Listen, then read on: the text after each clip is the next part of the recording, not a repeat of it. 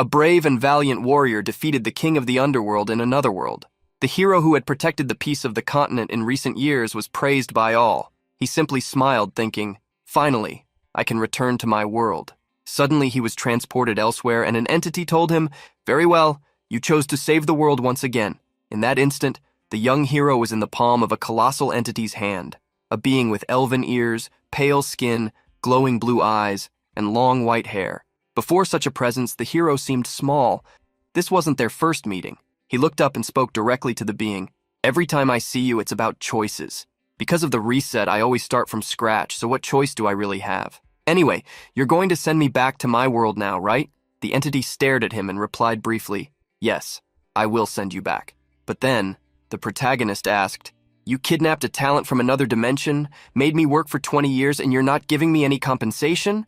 The hero added without hesitation.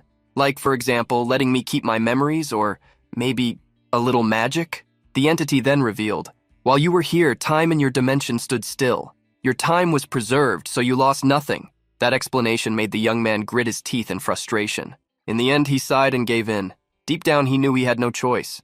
"Fine, then just send me back already," the entity calmly said once more. "Don't worry, compensation for the time and effort spent here will be given. Of course, you won't remember it." And so it offered the hero a gift, a fragment of a higher power. The entity said, "Here, I'll give you a piece of my power as a gift. Depending on your choices, the flow of the dimension will change, and the world will be shaped according to your will." The hero remained silent for a moment before asking, "So can't you at least give me a hint?" The answer was no. Outraged, he shouted, "Why does everything always end in nothing? At least let me keep my memories of the continent." The entity found amusement in the young man's desperation but did not scold him. Then it brought its finger close to the man and touched the hero, who was terrified for a brief moment. At last it said, "It's time to go." The young hero, still confused, protested, "Wait a second, I'm not done talking." But it was already too late. With the divine touch, the hero's body was enveloped in a sphere of shining light. His return had begun. The gigantic being watched him, smiling, and declared, "Return to the place where your journey began, to the world that will determine your destiny. I will continue watching your journey." The hero fell into an abyss until he completely lost consciousness. In moments, he awoke, no longer wearing his armor, his eyes wide open. The once-grown man was now a young boy. He lay in bed, awakened by a blinding light. Clumsily, the boy sat up and yawned deeply, thinking, "What is this? I feel strangely refreshed." Picking up his phone, he saw dozens of missed messages. It was his manager. The protagonist's shift started at 7 a.m. His manager had been frantically messaging him since early morning, but the boy had slept deeply, and now it was already past 9. Like a marathon runner, the boy jumped out of bed and sprinted to work as if his life depended on it. Upon arriving at the convenience store, he was harshly scolded. "Juyeon, if you keep showing up late like this, it'll be hard for us to keep working together." The protagonist bowed in apology. Deep down, he thought, "I just wanted one day of experience being poor. Why is my life always so messed up?"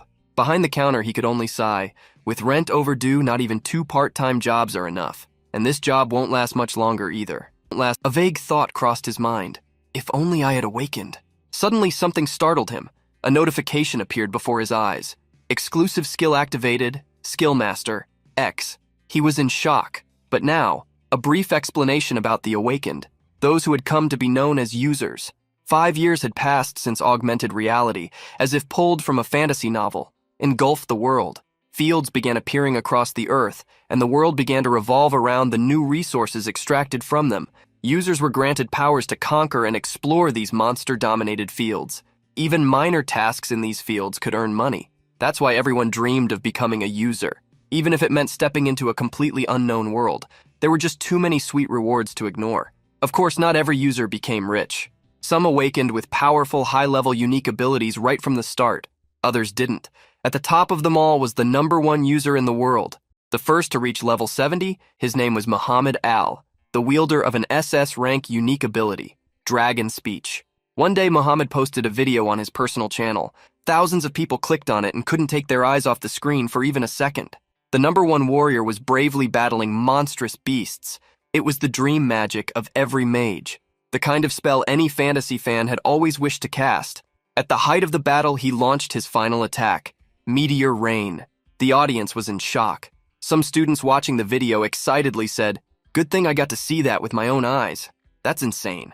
Is this an A rank field? Even at level 70, how can he do that alone? Massive meteors obliterated everything in their path. Not even city-destroying monsters could withstand the assault. By the end of the battle, only the warrior remained standing, surrounded by craters where the monsters had been reduced to ashes. How could a mere monster stand against the fury of nature? Then he spoke. The ability you just witnessed is Meteor Rain, SS rank. Exactly 1 week from the posting of this video, if you can show me a spell more splendid and powerful than this one, I'll give you this artifact as a gift, the Elemental Ring.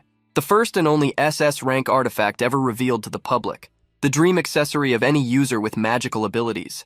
After the video ended, a woman threw her phone on the table in frustration. What an idiot. A man beside her asked, "Why? Just offering that prize is huge." She replied, "He's basically saying he won't give that prize to anyone." Then she shouted angrily, "Where in the world is there something more powerful than an SS rank ability? And look at this. He even made himself the judge of the spell. The judgment is subjective. That guy has no intention of handing over the elemental ring." She got even more agitated. So unfair. He's so annoying. Despite many being irritated by his arrogance, the video went viral. But to most people, it still felt like a distant reality, a story from another world. Until our protagonist, casually strolling through a monster field, stopped and turned on his camera. The wind was blowing gently. Several small round monsters began to flee in panic the moment they sensed what was coming. Juyan began rotating his index finger in the air, tracing invisible circles. Suddenly, the sky opened. Fireballs started to fall. Everything around was engulfed in flames. At the center, he stood still, coordinating a massive attack. A beautiful demonstration of power. Flames, blazing rocks, utter destruction. The green field vanished, reduced to ash. Standing atop a single floating rock, Juyan looked at the camera and said excitedly, "Mr. Muhammad Al, your skill was incredible, and this is my meteor rain." The video turned the internet upside down. Everyone watched the demonstration with wide eyes and gaping mouths. The power shown by that boy was enough to level a city in seconds, and the comments wouldn't stop pouring in. Among them, a few stood out. They said the impact was stunning, that the meteor rain looked like the first of its kind, and that even though the battlefield looked like an F-rank area, everything seemed more powerful than normal. Others noted that the ability looked identical to one already known, but visually far more powerful. In the end, one truth was undeniable. Muhammad Al had lost, but the most striking comment of all was this. Who was that young man in the video? Upon awakening, users generally receive a unique trait. This trait amplifies the effects of certain abilities and is often compared to classes in games. The most well-known traits are Dragon Speech, Miracle, Regeneration, and Lethal Blow. A user with Dragon Speech becomes a mage more powerful than a dragon. A user with Miracle becomes a healer capable of reviving even the dead. A user with Regeneration becomes a tank who can regrow limbs and keep fighting. A user with Lethal Blow becomes a warrior capable of defeating any enemy. But what about the Skill Master? Before his video went viral, Juyan, the protagonist, was alone searching for answers on his computer. When evaluating unique traits, I learned that the first thing to consider is the level. The higher the level, the better the effects. And the more sub-traits come with it, or so they say. He watched dozens of videos, read news and reports, until he realized something important. The known levels range from F to SS. While eating instant noodles, he decided to check his abilities. His status window displayed intriguing information. Unique trait, unknown, level X. The registered name was Cho Ju Hyun, currently level 1. His unique trait, titled Skill Master X, stood out due to its extraordinary potential. Though he had no active abilities yet and his skill points, SP, were at 0, he couldn't help but say, "This is definitely an insanely OP trait." But upon taking a closer look, his excitement faded. Cho Ju Hyun's stats were all at beginner level: Strength 1, Agility 1, Stamina 1, and Magic 1. He slumped over the desk, disheartened and thoughtful. A high-level trait should come with increased stats, right? Even an average person would have more than this. What's going on? Well, at least I have the trait. The information window revealed something even more impressive. The trait Skill Master, EX, allowed the user to use any ability. Additionally, there was a bonus effect called Passive Income, level 1, that granted 10 SP every 24 hours, always at midnight. Upon reading all of it, he muttered mentally, half-heartedly, "Is that it? Only 2 sub-skills, and besides, any user can learn abilities from books. I don't even know if this trait is good or bad." Then a new notification appeared. Tutorial mission. Try copying a skill. When attempting it, the ability Skill Copy, EX, would be activated. The reward, 20 SP and a video of the event. The skill's description was clear. Skill Copy, EX, allowed copying any skill, but with one limitation. Copied abilities would be deleted every day at midnight. At level 1, the user could attempt one copy per day with an activation cost of 500 SP. The boy reflected, a tutorial mission at Awakening. That's new to me. But soon he was discouraged again. To copy someone's skill, I'd need to go to a battlefield. With all my stats at 1, that would be suicide. Still, I'll research more about abilities.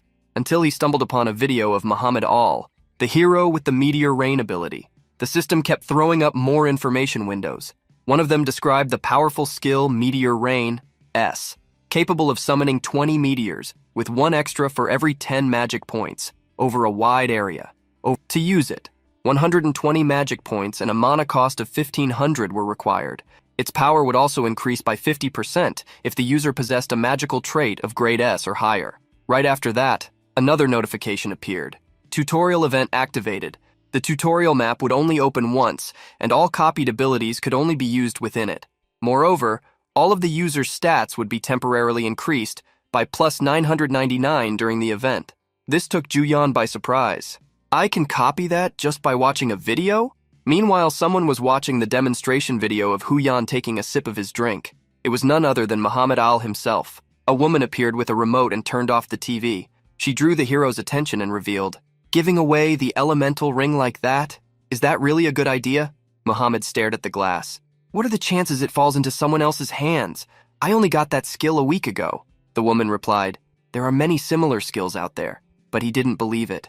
What if it's an SS grade skill, and with the exact same name? She countered, "There's no confirmed information, it might have been staged. There's no trace of that field, at least not of SS grade." Muhammad said firmly, "It's at least a unique SS trait." With arms half-crossed, sitting on the sofa, Muhammad stared at the ring. "For now, it's best if I don't get too close. Send a business card with the ring, say it's a gift, for someone I'd like to be friends with in the future." Meanwhile, Juyan was working at the convenience store, muttering while looking at his phone, "The views are insane. They even made a video for me." A little girl approached. "Mister, do you sell Taeyokping jelly?" But Juyan didn't notice and kept laughing to himself. "You can't even see my face. I'd be an idiot not to post it." The girl, still trying, attempted to climb up the counter. Even so, he thought, if I ever make it big, there won't be a more overpowered trait than this. Until a deep voice interrupted, "My daughter is asking if you have Taeyokping jelly." Startled, Juyan answered, "Ah, that's what she meant. Of course, we have it for sale." After the purchase, the customers left, and he slumped over the counter again. There's no way they'd actually give out an SS grade item, but then he smiled. "But if by any chance they do, I want to earn enough to live comfortably forever and become strong like Muhammad Al, admired by the whole world." He laughed out loud and declared, "Until recently, that was just an impossible dream. Now it feels like I can actually do something." His phone buzzed. A notification appeared. It was from Muhammad Al. "I'll give you the elemental ring with no strings attached." The internet exploded with comments once the news spread. "Al joined the chat," said one. "Is he really going to give it?" asked another. In the midst of the commotion, some doubted, "Has Muhammad gone crazy?" But that was quickly silenced by a firm response from the community. "Don't you know? Muhammad is a man of his word." Juyan's eyes widened at the next comment. "Last time he promised to give anything to whoever brought him an S-grade staff. When someone did, he paid 200 billion in cash." Now in shock, without knowing how or why, Juyan suddenly found himself standing in front of a woman.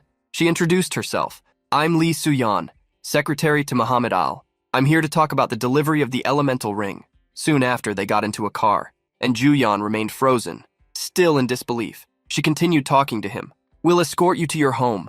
The master would like to meet you at least once." Later, lying in bed, the boy stared at the ring in his hand.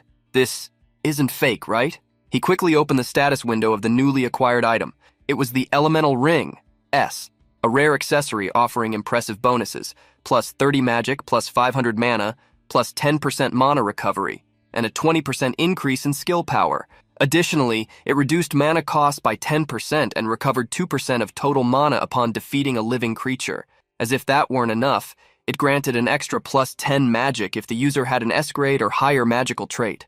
Juyan was stunned. These stats are absolutely insane. Jumping out of bed, he shouted, "This is no time to be lying around. My magic went up by 40 points. I need to go hunting right now." Then he realized, thinking to himself, "All my stats are at 1. This is too much. I need armor, but that requires money." Going to his computer, he thought, Maybe the views on that video I posted will be enough, but I still want to avoid revealing my identity through the channel verification. He sat in front of the screen and started thinking coldly about his next steps. Is there a good path forward? Suddenly his eyes widened as he read something that caught his attention. 3 days earlier, someone had posted on the free bulletin board, and everyone seemed to agree. Healers were annoying. They always complained about how hard the job was, but the real difficulty wasn't that. Healing skills were pure gold. Just providing emergency heals in front of a field could earn hundreds of thousands of won. Even those who always said the field pays more wouldn't go hunting without a healer at the entrance. They offered all kinds of services. C-rank healing, including bone fractures and status ailments of F rank or lower. Amputation healing cost 500,000 won, fracture healing 200,000, and if it was a status disease, 700,000. Juyan lit up with excitement at the thought. This is like winning the lottery, if even one person shows up a day. Without wasting time, he headed to the D-rank swamp field in Seoul Grand Park. But when he arrived, he found the place completely deserted. Looking at the empty scenery, he could only think. All the good spots have been taken, so this is all that's left. Next time I should at least bring something to pass the time. With that, he pulled out his phone to entertain himself. Meanwhile, someone appeared in the distance, running desperately while carrying a severely injured young woman. Her vital fluids were dripping along the way, leaving a trail behind them. Our protagonist, unaware of the scene, was smiling, enjoying his music and thinking, if I don't enter the field, there's no danger, right? Let's think positive. Nothing can happen outside a field. But that thought was interrupted when the man carrying the young woman stopped right in front of him. The man's gaze was piercing, direct. The girl in his arms was completely unconscious. Juyan froze, sweat dripping as he stared back at the armored man now towering over him. The man kept his eyes locked on Juyan, the wounded girl still in his arms. Juyan stared back from the ground in complete silence, until the warrior gave a direct order. Prepare your skill. Juyan's expression instantly hardened, surprised by how rude the approach had been. He thought, what the hell? No matter how urgent it is, showing up like that with no manners? Memories of rude customers at the convenience store came rushing back, people who showed up demanding things with unnecessary authority. He angrily recalled a specific customer who ordered condescendingly, "Give me red cigarettes." Thinking to himself, the protagonist grumbled, does this guy think I'm some convenience store clerk or something? Even if it's a copied skill, it's still a C-rank heal with great effects. His face hardened, full of displeasure. Juyan stood up and shouted with no patience, look here, that'll be 2 million up front. However, right after, he completely changed his tone, forcing a smile. Right this way, please. The man laid the girl on the ground. The smell of blood filled the air, almost making Juyan vomit. Kneeling, the warrior held the girl's severed arm. She had lost the limb in battle. The scene was brutal. It took guts to handle it.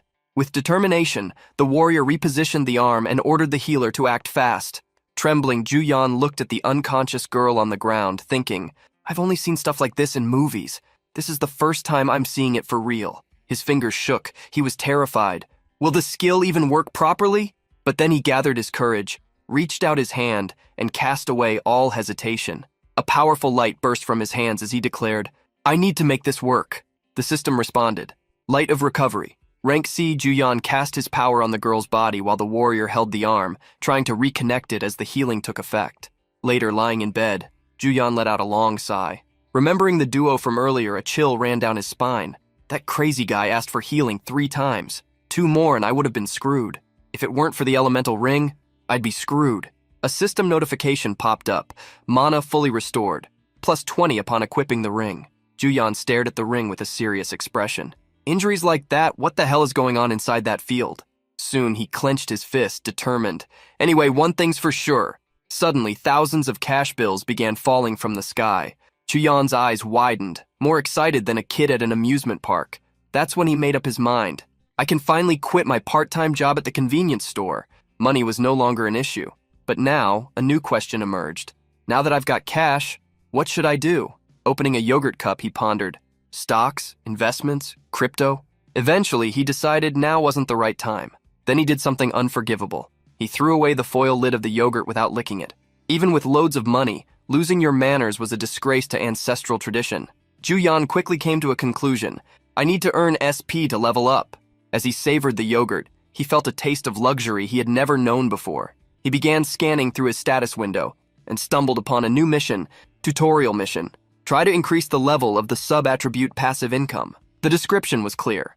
Passive income was a key method for acquiring skill points and essential for the growth of the skill master. He couldn't forget. Raising that sub-attribute was a top priority for progression. The reward for completing it was 100 SP and the activation of sub-attribute #2. Ju Yan kept munching his yogurt deep in thought.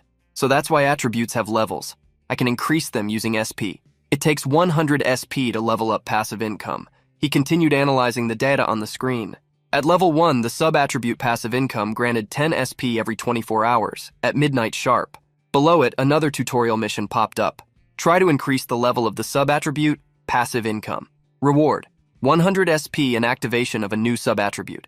Ju Yan realized the mission basically paid for itself, and even unlocked a new skill. He was stunned. I need to complete this mission. How much SP do I have right now? SP window. He checked and saw he had 70 SP available. Since he gained 10 SP per day, that was already passive income. Doing the math quickly, he figured, I can complete the mission in just 3 days. With a determined look, he already knew how he'd spend his free time. Just then, someone knocked at the door. He quickly turned his head. From outside, a voice said, Your room service has arrived. With yogurt still on his face, Ju Yan replied excitedly that he'd be right there. It felt like a vacation at a luxury hotel. But no, this was actually a research operation to discover new skill combinations to copy. He watched skill videos non-stop, with a banquet laid out before him. Crab, marinated beef, chicken, pizza. Everything he felt he deserved. While devouring a juicy roast, he analyzed the skills on screen. S-rank or higher skills are practically extinct. Even if I copy them, they disappear at midnight. So I need them recorded on video to use them whenever I want. He remembered Muhammad Al and thought gratefully, Muhammad Al, the guy who casually revealed an SS rank skill. That guy's a donation angel. He kept pondering. If I level up, maybe I'll be able to use copied skills permanently? Still watching videos, he organized everything. I need to separate the skills into usable now and save for later. Better make playlists. He browsed through various abilities. Body enhancement, teleportation, and while doing so, he thought, this is the best thing ever. That's how he spent the entire afternoon. After countless, no, hundreds of dishes, the boy looked like a giant piglet. He had eaten so much, he seemed to have devoured the whole world. He couldn't even swallow another pea. Whistling happily, he sang, Registered as a healer with the User Association. All done. He flopped onto the bed with a silly grin. Healing, buffs, magic. If I can use all this, how much will my value increase? He even had some naughty thoughts. Will a gorgeous beauty send me a love call? The next day, the young warrior girl, now fully recovered, came to visit our protagonist. As soon as she saw him, she said, I'm very grateful for that day. But our hero just stared at her, totally lost, with no clue who she was or why she was talking to him. She asked if he remembered her, and he replied suspiciously that he didn't. Ju Yan could only think, You're way too pretty to have anything to do with me. Awkwardly, she tried to jog his memory. A few days ago, my brother brought me to you for healing. Then it clicked. Ah, the one with the ripped-off arm. He couldn't help but think, I thought she was his girlfriend, considering how much he spent. But she's his sister? She thanked him again. I'm glad I could thank you. If not for you, I probably would have died. Then she asked quickly, Are you in any group? Her brother already looked annoyed. Without hesitation, Ju Yan replied that he wasn't. She continued, Any guild? Again, no. She looked thrilled. Ju Yan instantly sensed danger. If he wasn't careful, he'd get dragged into something. Once he confirmed he was solo, she made the offer. Our group needs a temporary healer. Ju Yan panicked internally. I'm not ready to head into the field yet. I have to say no. But the girl was a born warrior and turned on the charm. If you've got time, want to grab a coffee and chat? Give me your number and I'll text you. Ju Yan was already falling hard, nearly in love. But the flirty mood was shattered by a scream of pain that made them both look around. A man in armor was dragging a friend and yelling desperately, I got wrecked out there, help! I need a heal to remove negative effects. Ju Yan took the chance to escape and ran to help, casting his healing magic. The warrior thanked him and paid. Meanwhile, the girl didn't take her eyes off Ju Yan for a second. He felt like she was devouring him with her gaze.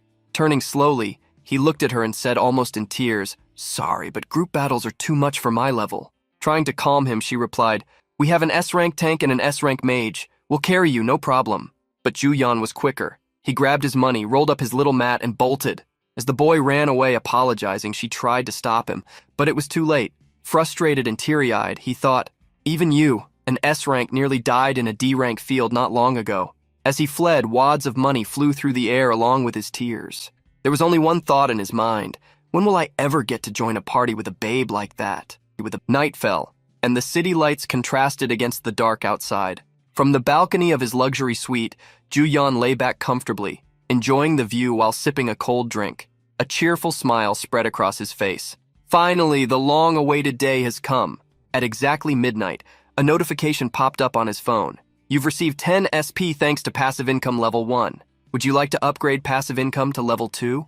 Without hesitation, he began the process, spending 100 SP. Several notifications appeared in sequence. Unique trait, evolved subtrait, passive income level 2, generates 50 SP every day at midnight. Ju-yeon's eyes sparkled with excitement. Whoa, the generated SP increased 5-fold. Now it's time to check the mission reward. The system displayed the following message. Tutorial mission complete. You received 100 SP. A unique trait has been activated. Random grant level 1. A random unique trait has been granted to the copied skill. Taking a sip of his soda, he reflected. A unique trait. It reflects the user's tendencies. Users could acquire the same skills through books, but the effectiveness varied greatly from person to person, mostly due to their unique traits. Without a related trait, the skill would perform worse than it did for the original user. He set his full glass of Coke down on the nearby table, thoughtful. Although the meteor in the tutorial map was an exception, are copied skills going to come with unique traits now too? That's cheating. But the word random began to bother him a little. In front of him, several windows popped up with new information. They analyzed one of the copied skills. Light of Recovery allowed Ju-yeon to perform near miraculous feats on the battlefield. It could regenerate severed limbs, heal fractures, restore 15% of HP, and remove status anomalies ranked E or lower. All of this cost 350 mana, although only 25 mana was required to activate it. However, the real game changer was its unique trait, which surprisingly increased critical attack power by 10%. It wasn't just a support skill, there was a hidden offensive edge to it. Within seconds, Ju-yeon looked at his phone, pondering. I'll have to test it myself to be sure. But what should I try first? He thought it was long past time to stop being just a hired healer. Then he glanced at another window. It was a tutorial mission requiring Ju-yeon to hunt monsters using a copied skill. This was the first step in mastering the system he had received. Completing this challenge would not only unlock part of the title Skill Master, but also increase his ability to copy a wider variety of skills as he leveled up. So far, he hadn't defeated any of the required 20 monsters, but the reward was tempting. 200 SP and the activation of a skill copier subtrait. Looking out at the cityscape, Ju-yeon muttered, Feels like someone's watching me in real time and sending these missions. Maybe it was that elf-like woman, the one who promised she'd keep watching him in his world. He then opened the saved skills playlist on his phone and declared, If it's time to hunt. He tapped on a specific video. It featured a little girl posted 10 months ago with 34.51 million views. He hesitated. Should I copy this skill just for practice? But soon he smiled with excitement. Whatever. Since it's random, I'm not expecting anything amazing. I'll just test it out. He activated the copy skill, successfully obtaining Fireball. Summons a fireball that can be launched within a 20-meter radius. Required mana, 10. Mana cost, 70. Flames surrounded Ju-yeon as he examined the new traits. Cognitive weakened enemies for 60 seconds, and rank F slow reduced mobility for the same duration. Surprised, he asked, Is there really someone behind these mission windows? The next day, Ju-yeon arrived at the entrance to the Daegwalyong sheep farm, wearing a modest brown coat to avoid drawing attention. Seeing a barrier, he thought, So this is the boundary between the field and reality? He took a deep breath to calm himself, still reflecting. It was frugal, but I spent everything I had on gear. It's going to be fine. His eyes widened with determination. All right then. Goodbye, hired healer. Hello, hunter. Later, online, comments about a video started popping up. Hey guys, have you heard of the fire psycho? That lunatic who massacred monsters with fireballs at the sheep farm? Yeah, that guy. A real psycho. He was smiling while burning them. I saw it too. First time in my life I felt bad for monsters. They tried to recruit him to a guild, but he declined. I guess he didn't like being called fire psycho. 3 guys showed up like vultures, offering bait disguised as perks. Join our guild and we'll give you VIP treatment. Ju-yeon read it all without a hint of excitement. That's not why I did it, after all. Surrounded by light, he said, I'm the one who turned down an offer from an S-rank beauty. But reality was much crueler. Ju-yeon was the one who walked away crying in disappointment. Remembering the hunting field, he thought, but was I actually smiling while hunting? He recalled attacking a medium-sized bull with 3 horns, launching fireballs, but the monsters seemed immune. No matter how much he hit them, they didn't fall. That's when Ju-yeon changed tactics and began laughing like a deranged psychopath. That's where all the comments came from. Now back in his luxurious apartment, he reflected, feeling a bit guilty. Well, I do remember getting really excited because the monsters were being wiped out so easily. Then a series of notifications appeared before him. Monsters defeated, 20 out of 20. Tutorial mission complete. You received 200 SP. Skill copier subtrait activated. Subtrait effect reduces the mana cost of copied skills by 10%. Total SP 800. Watching the video of his own hunt, he thought, I was about to stop because I was out of mana, but the mission reward reduced mana cost by 10%, so I kept going. Suddenly a post caught his attention. He exclaimed excitedly, "Oh, there's a boss raid post here too?" The post announced a raid against the Obsidian Bear, rank D, in Gangneung, emphasizing the need for high firepower and a good main DPS. Fortunately, they had a mage. The post also warned that getting too close to the bear triggered something important. The comments continued. The Fire Psycho joined the Obsidian Bear raid? Don't you have to be level 15 or lower to get the reward? Someone replied, he said it all depends on gear, and that he's level 5. In the end, no one judged the guy. The damage was insane, and everyone saw the bear go into berserk mode. Ju Yan looked at his hand, saying, it's true that it all depended on my gear. Thanks to it, I could spam fireballs non-stop. But then something hit him hard. He leaped from his chair, dropped to his knees, clenched fists, tears in his eyes, and cried out, I just remembered! The #1 player in the world, Milhamid God! I need to worship him again! A few days earlier, a crazy hunt was underway. A group of warriors struggled against a massive beast trying to coordinate. I'll hold aggro. Mages, stay in the back. Melee DPS, don't grab aggro. Amid the chaos, the protagonist received a notification. Tutorial quest, hunt a field boss monster. Field boss defeated. 0/1 reward, 500 SP. He stood at the rear, smiling with excitement. So you want me to hunt a boss? Before him, the beast raged, about to tear everyone apart, when a massive blast of fire struck its chest, knocking it back. Everyone turned to see who had done it. All eyes landed on Ju Yan, holding 2 blazing fireballs at his fingertips. And just like that, he began grilling Bear. The beast howled in pain, burning alive in the flames. Ju Yan seemed to enjoy watching the monster suffer. After a few more fireballs, the beast finally fell. The nearby warriors stared in shock. They couldn't believe it. The boss had gone down. But that was only the beginning. Suddenly the boss rose again, now twice its original size. It roared so loudly that several notification windows appeared. You are exposed to the Obsidian Bear's roar. All stats decrease by 3. Strength decreases by 2. The warriors froze. Their stats were dropping from fear. Agility down by 2. Evasion reduced by 2. Cries of despair rang out. It went berserk. It's a special phase. One warrior asked, but how much damage did we do? The others trembled, unable to reply. My strength dropped. I can't even lift my sword. Stay calm. The boss roared again, slashing its claws, but a swordsman barely blocked it. Even so, most of the warriors were paralyzed. A dense purple aura surrounded them, and in the middle of it all, Ju Yan stood still, staring at something. It was another notification. Additional tutorial quest. Copy a boss's special skill. 1 copy attempt available. Special skill copied. 1 reward, 200 SP. The copied skill was Obsidian Bear's Roar, unleashes a powerful roar if HP falls below 50% within 60 seconds. Ju Yan analyzed the boss, reading its stats carefully. All life forms within 30 meters with lower stats than the user suffer an additional -2 debuff. The user's stats are increased by +3 for each life form exposed to the roar. Amazed by the power, he whispered, skill copy. And then the system began displaying several windows in rapid succession. Copying Obsidian Bear's Roar, followed by applying Oblivion effect, then granting unique trait, and finally the most striking message. Unique trait, Oblivion randomly deletes 1 sub-option of the user's skill. As he watched the boss massacre the warriors around him, the boy thought, I can use this without any conditions? It doesn't even consume mana?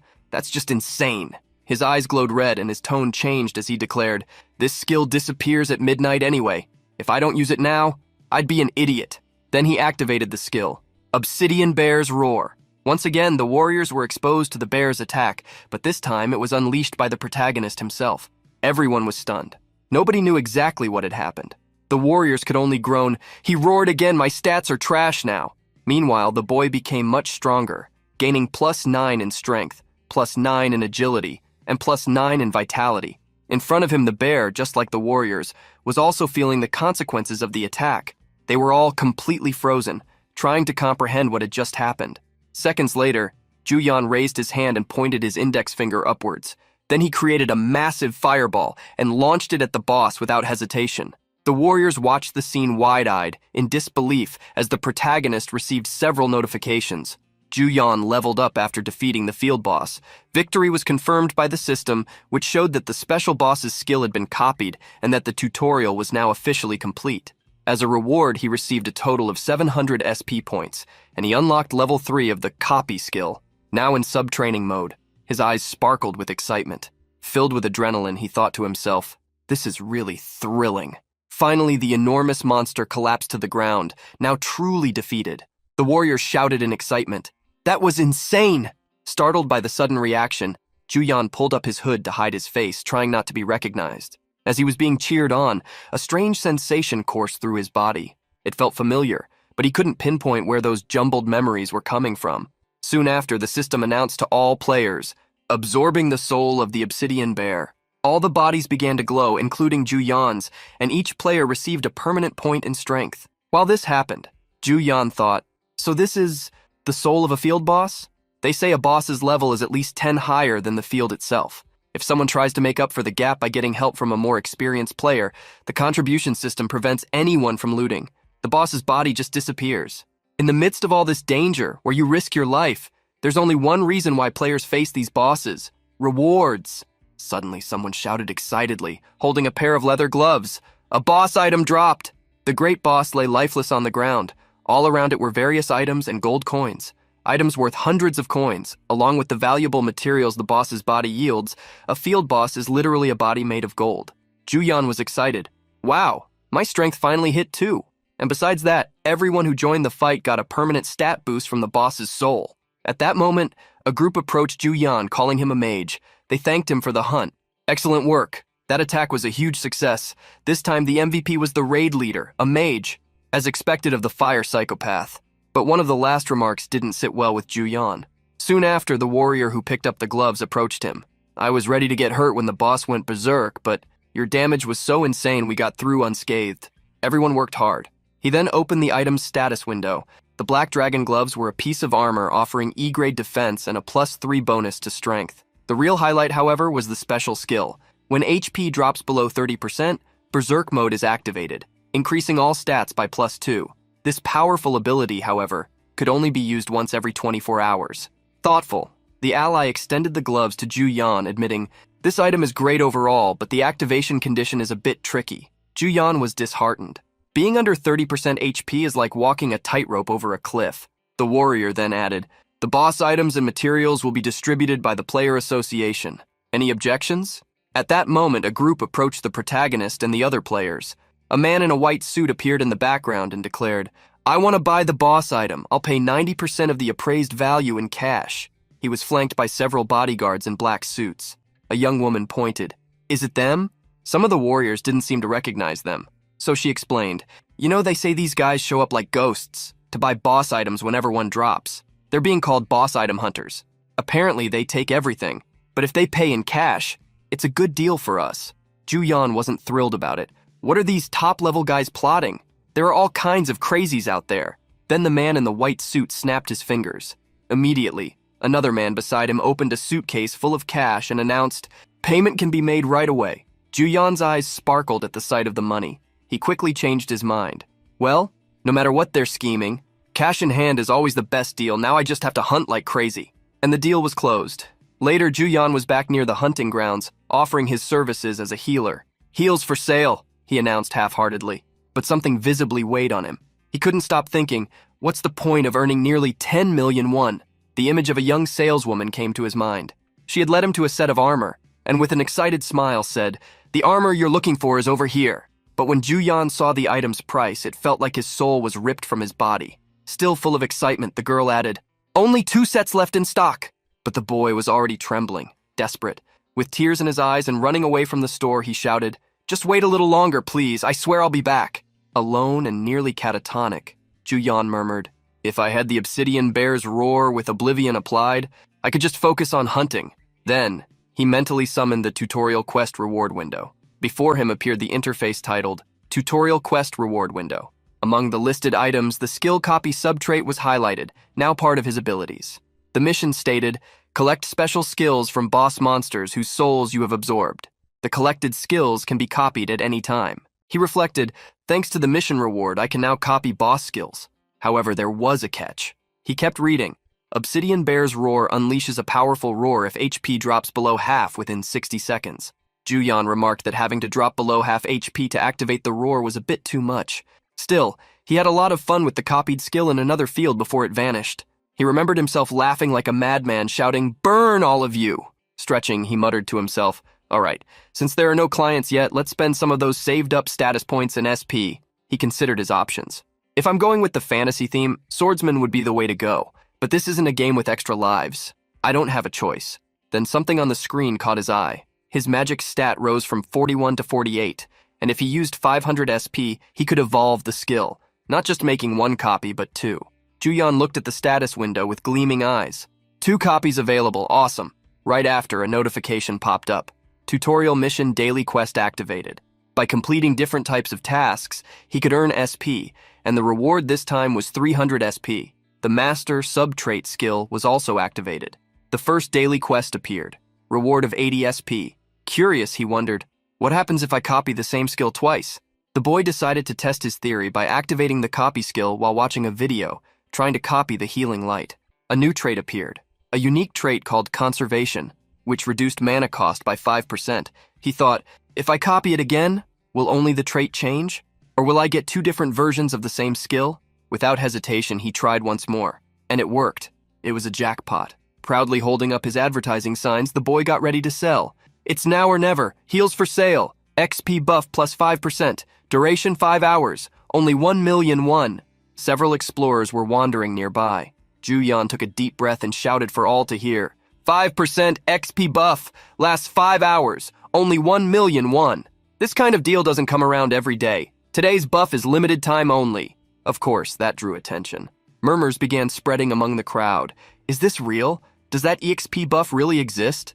Another pointed out, never heard of it before. What if he just takes the money and runs? On the outside, Juyan looked confident, smiling brightly, holding his sign like a trophy. But inside, he was screaming, "Don't hesitate, you idiots. I don't have time, so come at me like a starving pack and let me earn those millions already." Then someone approached, catching his attention. It was the girl he had healed days ago. With a gentle smile, she removed her hood and greeted him. "Long time no see, huh?" And without losing her teasing tone, she launched a direct strike at the protagonist's heart. "Still not in the mood to hunt with us?" Juyan could barely withstand the girl's radiant aura. He was nearly blinded.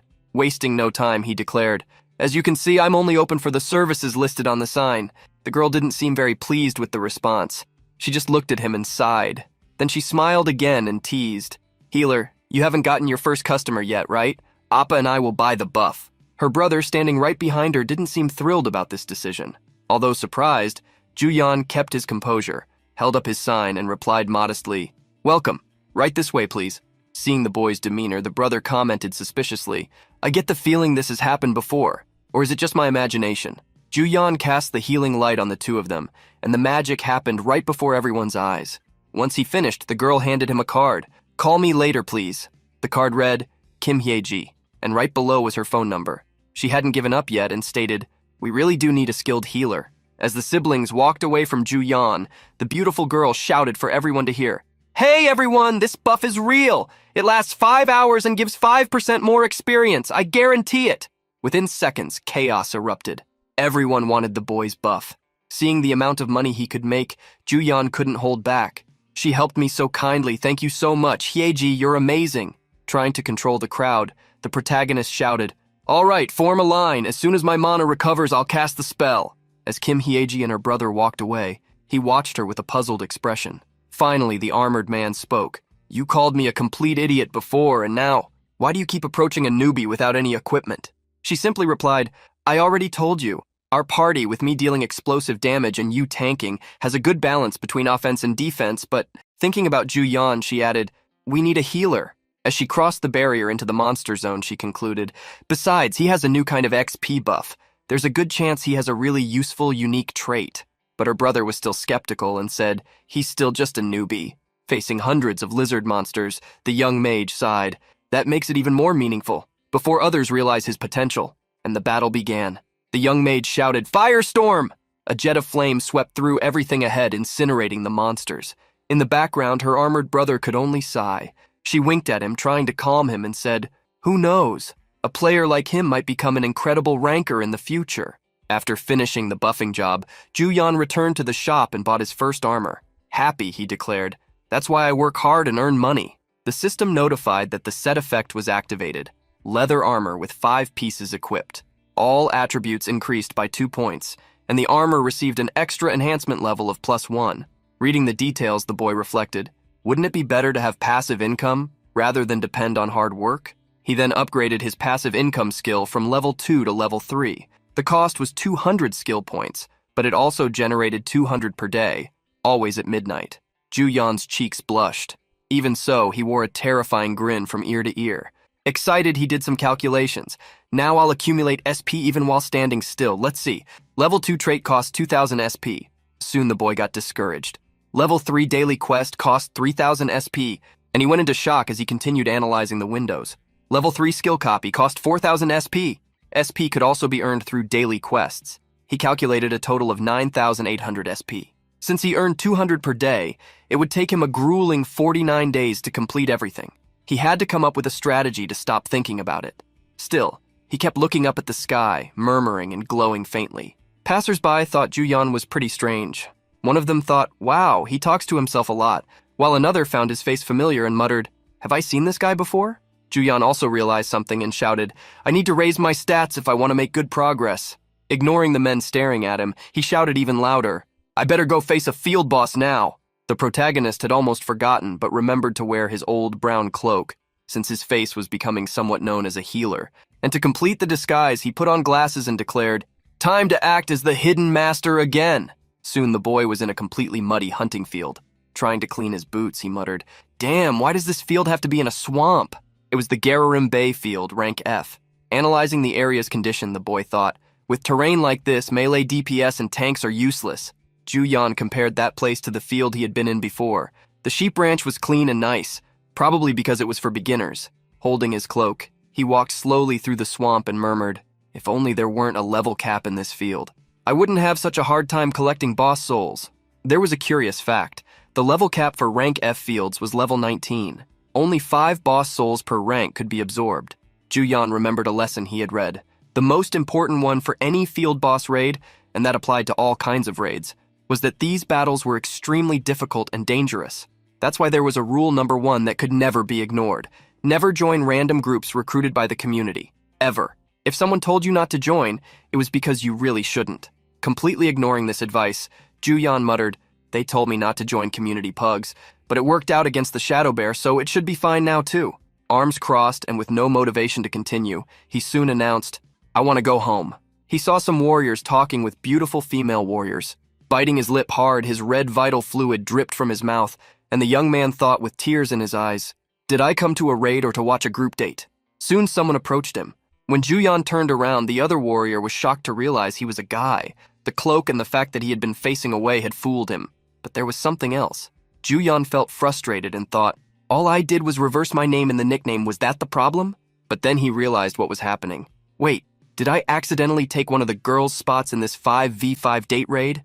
At that moment, the protagonist looked at that guy from earlier and realized why he had come after him. The boy couldn't even finish the thought.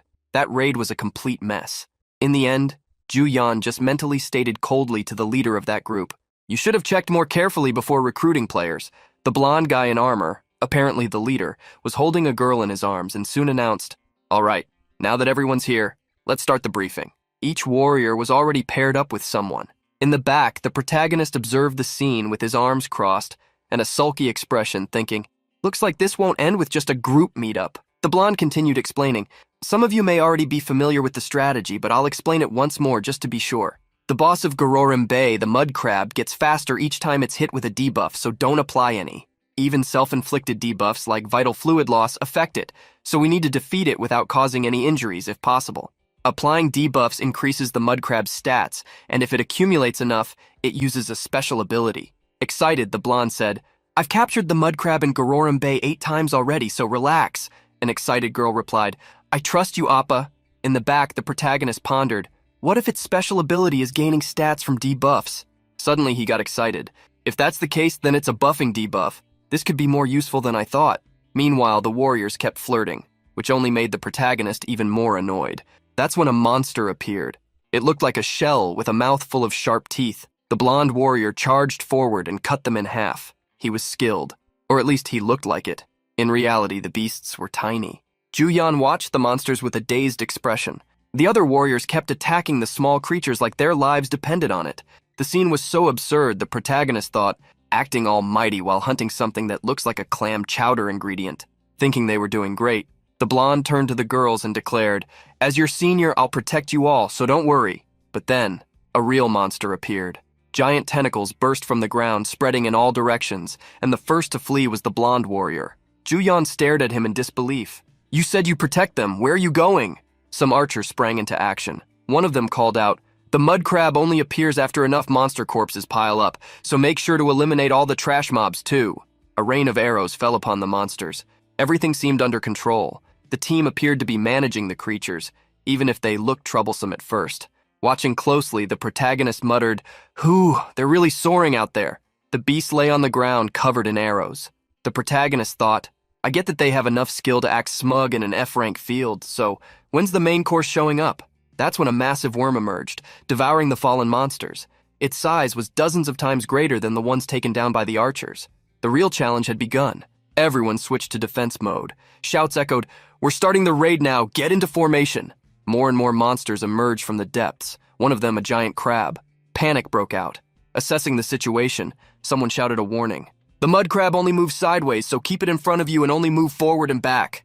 At that moment, Juyan's eyes locked on the creatures. He stood wide-eyed. Many incredible monsters had shown up. He closely analyzed their stats. The skill alteration resistance allowed him to resist changes caused by buffs and debuffs. For each effect stacked, all of his stats increased by 1 point. And if 5 or more effects stacked, he'd get an extra 5-point bonus to all stats. A big grin spread across his face. This was a jackpot. Several monsters began chasing the players. There were squids, crabs, stingrays. Chaos erupted as everyone started running. One of the players yelled, "Damn it! The crab is moving sideways! Fall back!" Although it only moved sideways, the crab kept changing direction, which terrified the players even more. While the warriors were retreating, the archers tried to slow down the monster's advance with a rain of arrows. Further back, the protagonist carefully observed the attack patterns of both monsters and players. He soon thought, if the skill's description doesn't list conditions or duration, then that means it's always active, a passive that increases stats as more buffs or debuffs are applied.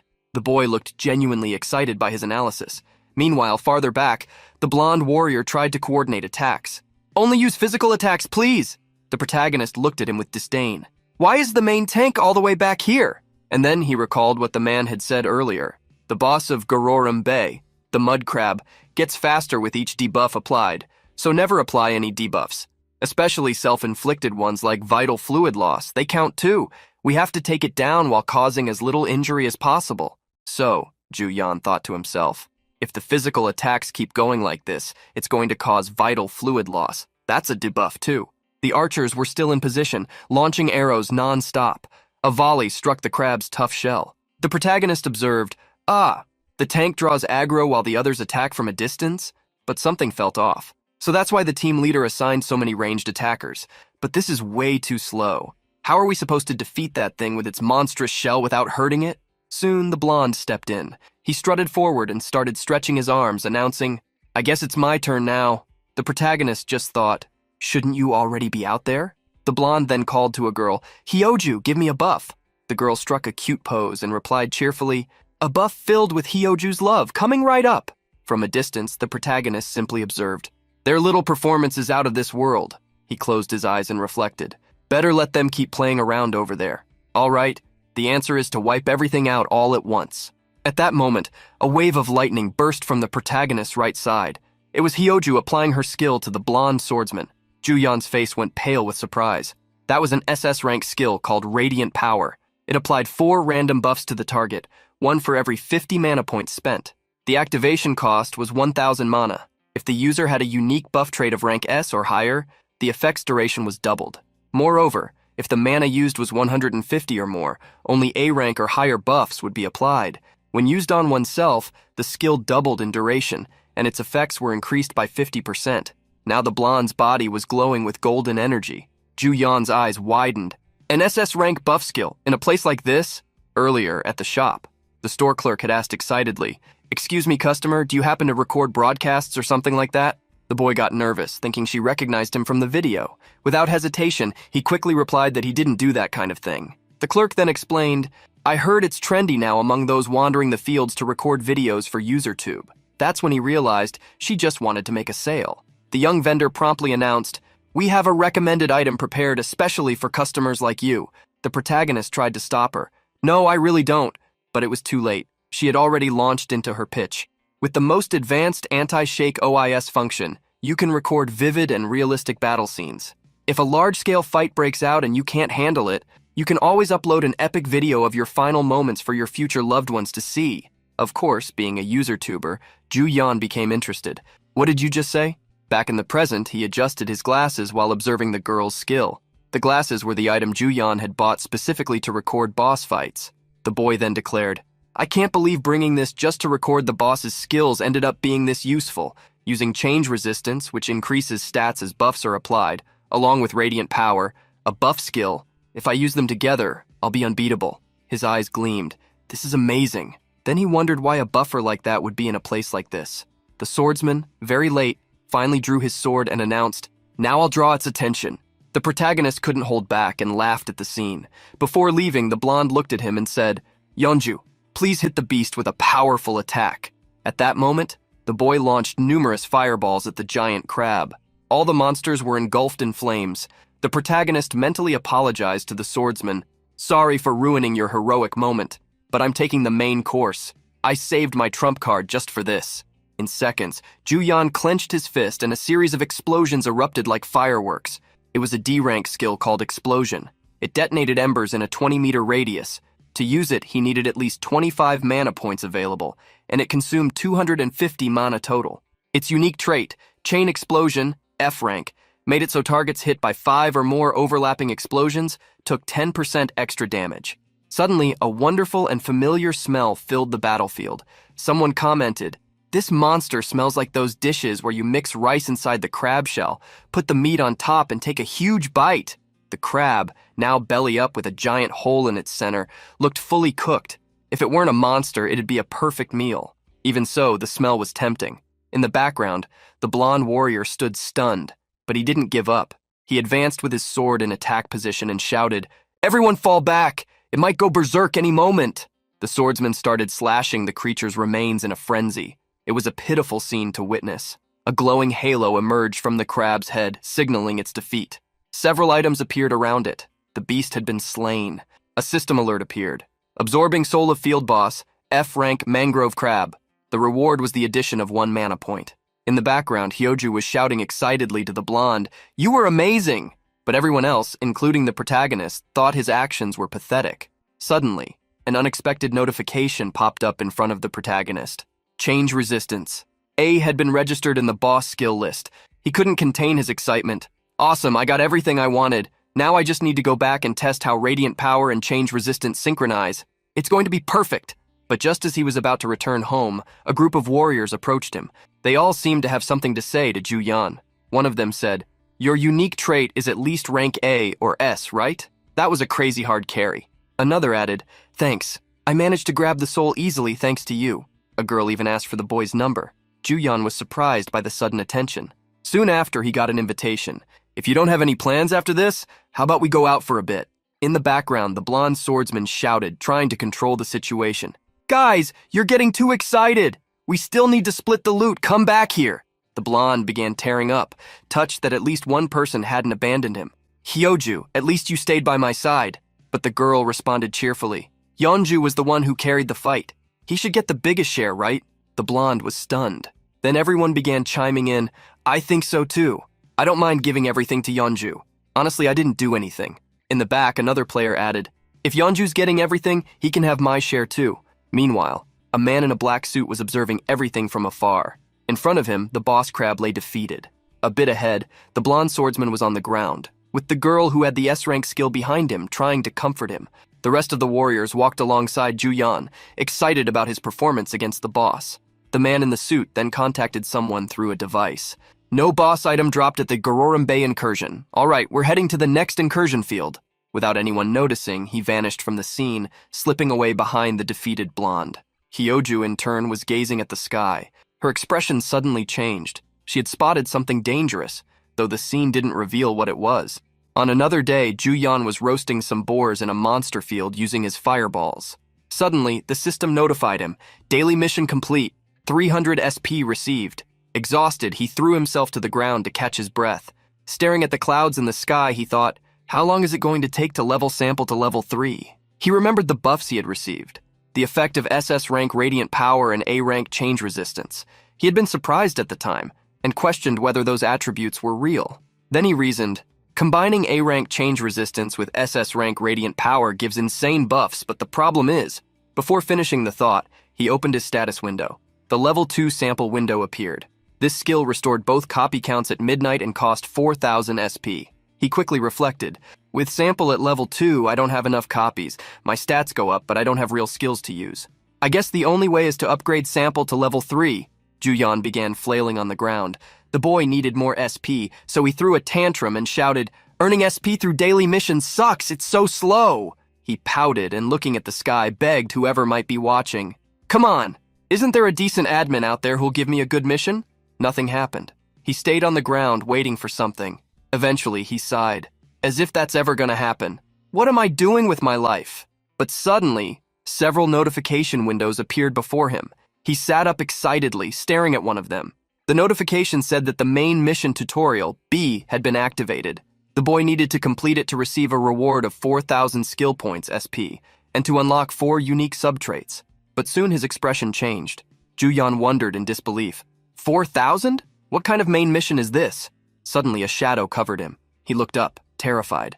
Even the city, previously bathed in sunlight, was enveloped in darkness. Countless monsters invaded the skies, throwing the population into panic. This was a special mission. Special Field Mission Rank F. Canal Sky Island. Entry level 1 to 39. Juyan remained sitting in the middle of the hunting field's grass, surrounded by notification windows. One of them announced the main mission, whose objective was to clear the Special Field Rank F. Among the rewards, he would receive 10,000 SP, a selection ticket for subtrait enhancement, and a random Skill Master reward box. Special fields are territories exclusively dominated by monsters. As they expand, the Earth's conversion into a battlefield accelerates. In moments, countless huge black beasts filled the skies. The final notification made the mission clear.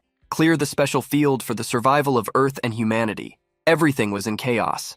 Breaking news covered events in real time. Urgent news! A large-scale special field class F, Canal Sky Island, has appeared over Seoul and Gyeonggi Province. The pillars of light are presumed to be portals leading to Canal Sky Island. The user association is under emergency control due to the Sky Island. Flights in Incheon and Gimpo have been suspended indefinitely. Residents living in the field's area of influence complain about the lack of sunlight. Heroes began being interviewed. I'm Kim, a Class C user. Since the field's entry level is only from 1 to 39, I think the association should expedite authorization to enter the portal. The updates did not stop. Interrupting all channels, a bombshell news invaded the screens. Urgent. Reports indicate special fields have appeared simultaneously in several locations worldwide. International cooperation between affected countries is underway. One report informed that this was the 3rd day the fields were under the user association's control, and that restricted access users were showing increasing dissatisfaction. Regarding Japan, nightly broadcasts highlighted the sudden appearance of a landmass half the size of South Korea next to Tokyo. People following the broadcast commented, "Since Japan's special field isn't a sky island, it must be nice not to worry about sunlight." But another angrily responded, "That's not the problem, you idiot." While 2 men argued, Juyan watched another alarming report about a special field class B. Several level 70 monsters were crossing into Tokyo. Colossal ogres appeared on screen, destroying everything in their path. The news suggested this could be the end of humanity. Juyan put away his phone. Waiting for the signal to cross the street, the 2 men continued talking. Level 70 is almost Class S, right? The entry level is from 41 to 70. Madness seemed to be everywhere. As soon as the pedestrian signal turned green on the other side of the street, a man answered a press conference surrounded by reporters. The user association is receiving active government support, so we can evaluate the fields as quickly as possible. The situation in other countries shows the special fields are extremely unfavorable. Juyan kept walking. hearing the man's words in the background. Therefore, after gathering enough information, we intend to devise a strategy to clear Canel Sky Island, including offering rewards. Trying to follow his routine, he went to an equipment shop. Observing the chaos around him, he could only think, what a mess. Later, while waiting to be served, Juyan evaluated his options before the system windows. Can I get some SP in advance? He read about unearned income, level 3. Granted the user 200 SP daily at midnight. The activation cost was 5,000 SP. Trust grant level 1 allowed a copied skill to randomly receive a unique category F skill. Cost 2,000 SP. And efficiency level 1 reduced mana consumption of copied skills by 10%. To activate it, an investment of 800 SP was needed. While reading the notifications, he thought, when I finish the main mission, I'll have 14,000 more SP. Combined with what I already have, that should be enough to raise all my detailed stats by 1 level. The protagonist was determined and clenched his fist, declaring, I absolutely have to complete this mission. I have no choice. Soon the saleswoman appeared holding a small box and thanked Juyan for his patience. Opening the box, a golden glow illuminated the protagonist's face. He couldn't help but think upon seeing the items. Wow, so this is what a 70 million won item looks like. Among the items was a skull-shaped ring, the Cursed Mana Ring, a dark accessory that increased mana by 100 points, but at the cost of reducing strength by 1 point. The other item was an equally sinister bracelet, the Cursed Mana Bracelet, also an accessory, granting a 100 mana bonus but decreasing agility by 1 point. The saleswoman, visibly excited, asked with a smile, so you're looking for the Cursed Mana Ring and Bracelet, 2 distinct accessories, right? Juyan nodded and, thoughtful, closed the small green box. The set will give me 200 extra mana, raising my total to 1510. Even if my attributes decrease a bit, focusing solely on magic seems safer. Suddenly an idea struck him. Now that I think about it, how much would armor cost? He asked the saleswoman directly. By any chance, what's the estimated price for a Class D to C armor set? Smiling as if about to hit her monthly target, she answered, 400 million won. While the young man processed the absurd amount, she still asked, would you like to buy the armor too? But Juyan discreetly stood up and declined. For now, he only needed the accessories. As he walked toward the exit, he couldn't help but think sarcastically, using the equivalent of a whole house's worth of money to fight is too much. At the back of the shop, the saleswoman politely said goodbye, thanking him for his preference. Wearing his cape, and now with a portable camera hanging from his neck, Juyan headed to the monster field barrier. Before the barrier, he stopped thoughtfully. Is this the entrance? Glasses are really uncomfortable, so I used the leftover money to buy a body camera. But maybe I shouldn't have waited so long to do that? At that moment, he remembered the saleswoman's smooth talk, always pushing products. With that thought, he sighed lightly, pushed the idea away, and took out his phone. Let me check the community reviews before entering. The comments were alarming. The attack power here is insane compared to the field's level. A high-level user I know was completely wiped out and had to retreat. Melee users, keep your distance. They don't call it Sky Island for nothing, half the monsters fly. Even ranged attackers are shaking since tanks can't attract flyers. Maybe because it's floating in the sky, the oxygen density is so low I get out of breath just running a bit. Juyan frowned, worried.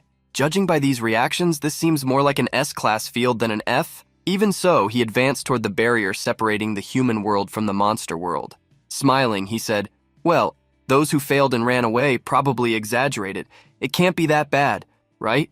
Crossing the barrier, his body was filled with bright lights, and in the blink of an eye, he was kneeling in a vast green field, surrounded by small, harmless green creatures resembling slimes. Enchanted by the scenery, he observed the monsters and murmured, they didn't even attack me. Makes me want to sit here and eat my lunchbox. Maybe this place is better than I thought. At that moment, a desperate scream interrupted him. A warrior had been captured by a griffin-like creature, its neck and part of its body covered in stones. While being carried, the warrior cried and begged for help. The creature released him, and the fall was fatal. Juyan watched everything, paralyzed.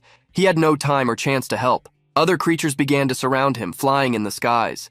In response, the protagonist conjured 2 fireballs, ready to defend himself if necessary. Thus, he said casually, I can only trust my fireballs. Challenging the flying monsters, the young man faced one of the beasts and warned, if you try to get close, I'll turn you into roasted chicken. In the background, Juyan heard the sound of an intense battle. Turning around, he saw a man with a giant blue shield protecting his ally from griffin attacks. Looking closer, he realized the monsters were all heading to the same point. It was the sibling duo. The tank was drawing the beast's attention, while Kim Hyeji hid behind him, waiting for the right moment to strike. At the exact moment, her staff burst into flames, and she unleashed the powerful firestorm attack, incinerating the griffins instantly. Juyan watched the scene, impressed. Wow, the damage was incredibly strong. The protagonist looked at Kim Hyeji, surprised. I already thought she was strong, but not this much. After wiping out the monsters, she continued walking behind her brother, stretching. That wasn't as hard as I thought. But her brother warned, "Okay, just please don't let your guard down and get hurt again." Meanwhile, Juyan reflected, "So far, I only copied Fireball. Should I copy that skill too?" Just then, a little green creature sneaked up behind him, and he didn't notice. Kim Hyeji, still talking to her brother, said, "Honestly, if there had been a healer back then, I wouldn't have been hurt so badly, right? The more I think about it, the more I regret. If I had recruited that healer I found earlier, hunting would be much easier now." Suddenly, a scream caught the young woman's attention. It was Juyan, with a green creature clinging to his leg. He couldn't hold back some desperate shouts. "Get off! Don't ride my leg!" The little creature already had half of his leg in its mouth. Desperate, he shook his leg wildly, trying to get free from the creature. Noticing the brothers' incredulous looks, a shiver ran down his spine. He looked at them, and they all exchanged awkward glances. Kim Hyeji recognized Juyan and raised her hands with an ironic smile. "Oh, what a pleasant surprise. You look a bit busy." Juyan bit his lips, frustrated. That unexpected reunion couldn't have been more embarrassing. Meanwhile, the little green creature happily clung to the poor protagonist's leg. Shortly after, the small creature cried as it was grabbed by Kim Hyeji's brother. On the other side, the protagonist also had tears in his eyes, silently thanking the armored warrior for his help. Without thinking twice, the warrior threw the little green monster over his shoulder, sending it flying to the moon.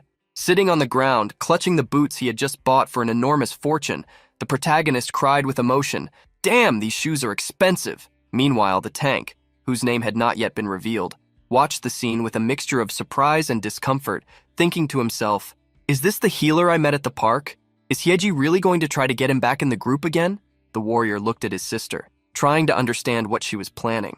But seeing her excited face, he was sure of one thing. She was really going to try to recruit him again. Hyeji approached the boy, leaving him speechless and completely cornered.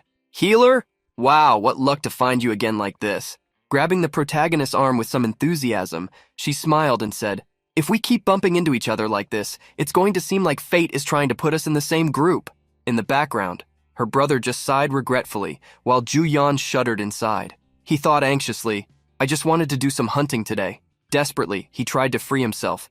"Hyeji, please, let go of my arm." But Kim Hyeji wouldn't give up. In fact, at that moment, the young woman basically announced she was definitely going to drag him along today.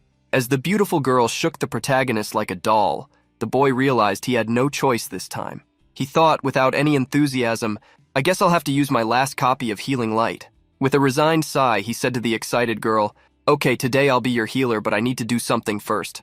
Actually, Juyan needed some time alone. He thought impatiently, "I need to step away a bit to copy a skill." Awkwardly, he announced to the siblings, "I'll be right back. I need to go to the bathroom." But inside, he was worried. If I want to copy a skill, I need to see the user. But I can't exactly say that. Realizing Kim Hyeji wouldn't let him go so easily, he tried again. "It's really an emergency, seriously." And inside, frustrated, Juyan could only lament, "Great, I'm starting to totally ruin my image." Later, the hunt began. The griffins, with their wild eyes and sharp instincts, started preparing to attack, wielding huge rocks as if they weighed nothing. Using their sharp claws, they held the stones with frightening ease, ready to throw them at any moment. Meanwhile, the group of siblings, accompanied by the protagonist, was completely surrounded, with the creatures flying around like predators waiting for the right moment to strike. The creatures hurled a huge rock at the tank, who held firm with his giant shield. Deep inside, Juyan thought, "If I get close, I'll be barbecue." Is this beast actually thinking now? Suddenly, a herd of rhinoceros monsters furiously charged toward the protagonist. Juyan was cornered, about to be hit head-on, but Kim Hyeji kept her promise. With a huge leap, she positioned herself in front of him and, before attacking, turned and winked at Juyan. Then she launched a powerful attack called Firewall against the furious rhinoceroses. Relentlessly, the young woman kept casting consecutive spells with her staff, shouting the incantations with determination. "Fire Spear! Fire Rain!" Each casting was more intense than the last, setting the surrounding field ablaze with uncontrollable fury. The beasts kept piling up, but in the end, everything was reduced to ashes. Her armored brother soon reprimanded her. "I told you not to advance alone." But Hyeji tried to justify herself. Why are you saying that again? We defeated them, so it's all good." Juyan just stood between the two, staring at the burnt remains of the rhinoceroses and griffins on the ground, murmuring to himself, "Well, there's no room left for me to shine here." Curious about Kim Hyeji's skills, Juyan asked her directly, "That was incredible. Do S-Class users usually have this many skills?" At that moment, the protagonist also thought, if S-Class is like this, how many skills would an X-Class user have? Excited, she gave a thumbs up. Most were learned by buying skill books. And at that moment, the protagonist realized, in the end, it all comes down to money anyway. After that, the group continued the hunt, now facing a huge two-headed crocodile in a lake. Deep down, Juyan was frustrated, with tears in his eyes. It was suffocating not being able to attack any monster while next to those two siblings. Unable to contain himself, he launched a huge fireball straight at the crocodile's head. The siblings were shocked by the magnitude of the attack and slowly turned to look at the boy they thought was just a healer. Juyan knew that normally his spells would be much smaller, at least 10 or even 20 times smaller than the one he had just launched. If it had been that way, it would have gone unnoticed, but that wasn't the case. Desperate, he watched the crocodile catch fire and thought, "What? Why did this fireball get so big?" Kim Hyeji approached, confronting him directly.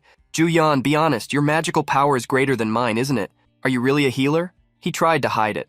It's just normal." But then he realized what had happened. Tisk. Because of that unique random trait, the skill was activated way stronger than I imagined. That was an overload. It doubled the mana consumption of the skill, and consequently increased the skill's additional damage by 20%, although the damage boost wasn't worth the excessive mana cost. Juyan kept trying to justify himself to the siblings. Although healers are already considered a respected class, we need to train defensive skills since they're essential for leveling up. Hyeji, frowning, insisted, "Then at least tell me how much mana you have." The boy looked away nervously. "Haha, I have a reasonable amount. Just reasonable." In reality, he had a lot of mana. Currently, he had 1,408 out of a total of 1,510. The armored brother looked at him suspiciously. Juyan could only think, "There's nothing wrong with having a lot of mana. I can still use this skill 13 more times, but now I'm healer Yu Juyan, not a mage. So, I need to be careful." Noticing the piercing, judging look from the brother, Juyan pointed and tried to break the mood. "Wow, look at that gaze, it cuts right through the soul." He also noticed the presence of several other warriors nearby, and concluded cautiously, "There are other users around here. I need to use my skills a bit more carefully." Meanwhile, the other warriors mercilessly slaughtered the defenseless green slime-like monsters. In fact, it looked more like a massacre. One of the small slimes, feeling cornered, stared at a warrior with tears in its eyes, begging for mercy, but it was no use. Soon it was eliminated without any pity as well. Tired of that repetitive hunting, one of the players questioned his teammate. "How much longer do I have to keep doing this crap?" While holding a blade, a warrior reprimanded him. "Hey, don't let your guard down and keep an eye on the flying monsters." But the other seemed not to care. "I am watching, damn it. I came all the way to Celestial Island just to finish off these ridiculous little creatures. My pride as a player is dying." Further ahead, two skilled young warriors were locked in a fierce battle against a colossal rhinoceros.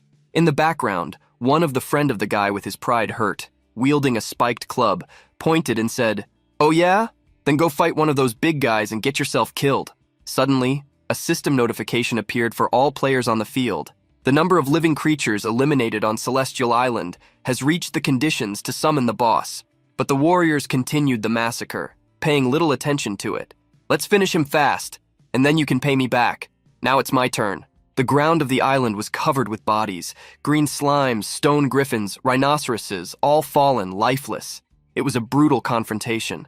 The warriors' excitement was visible. They advanced furiously, annihilating everything in their path, ignoring the system notifications. Until another notification appeared. "The Lord of Celestial Island has awakened." A colossal being with red eyes rose. It had a third, even larger and redder eye in the center of the golden helmet it wore. Its armor was also golden and gleaming. The players on the monster field didn't understand the situation. Enchanted and frightened, they stared at the creature, trying to figure out what it was. One of them looked to the sky and asked his friend, "Hey, is there something up there?" "Not several, just one, but what is that?"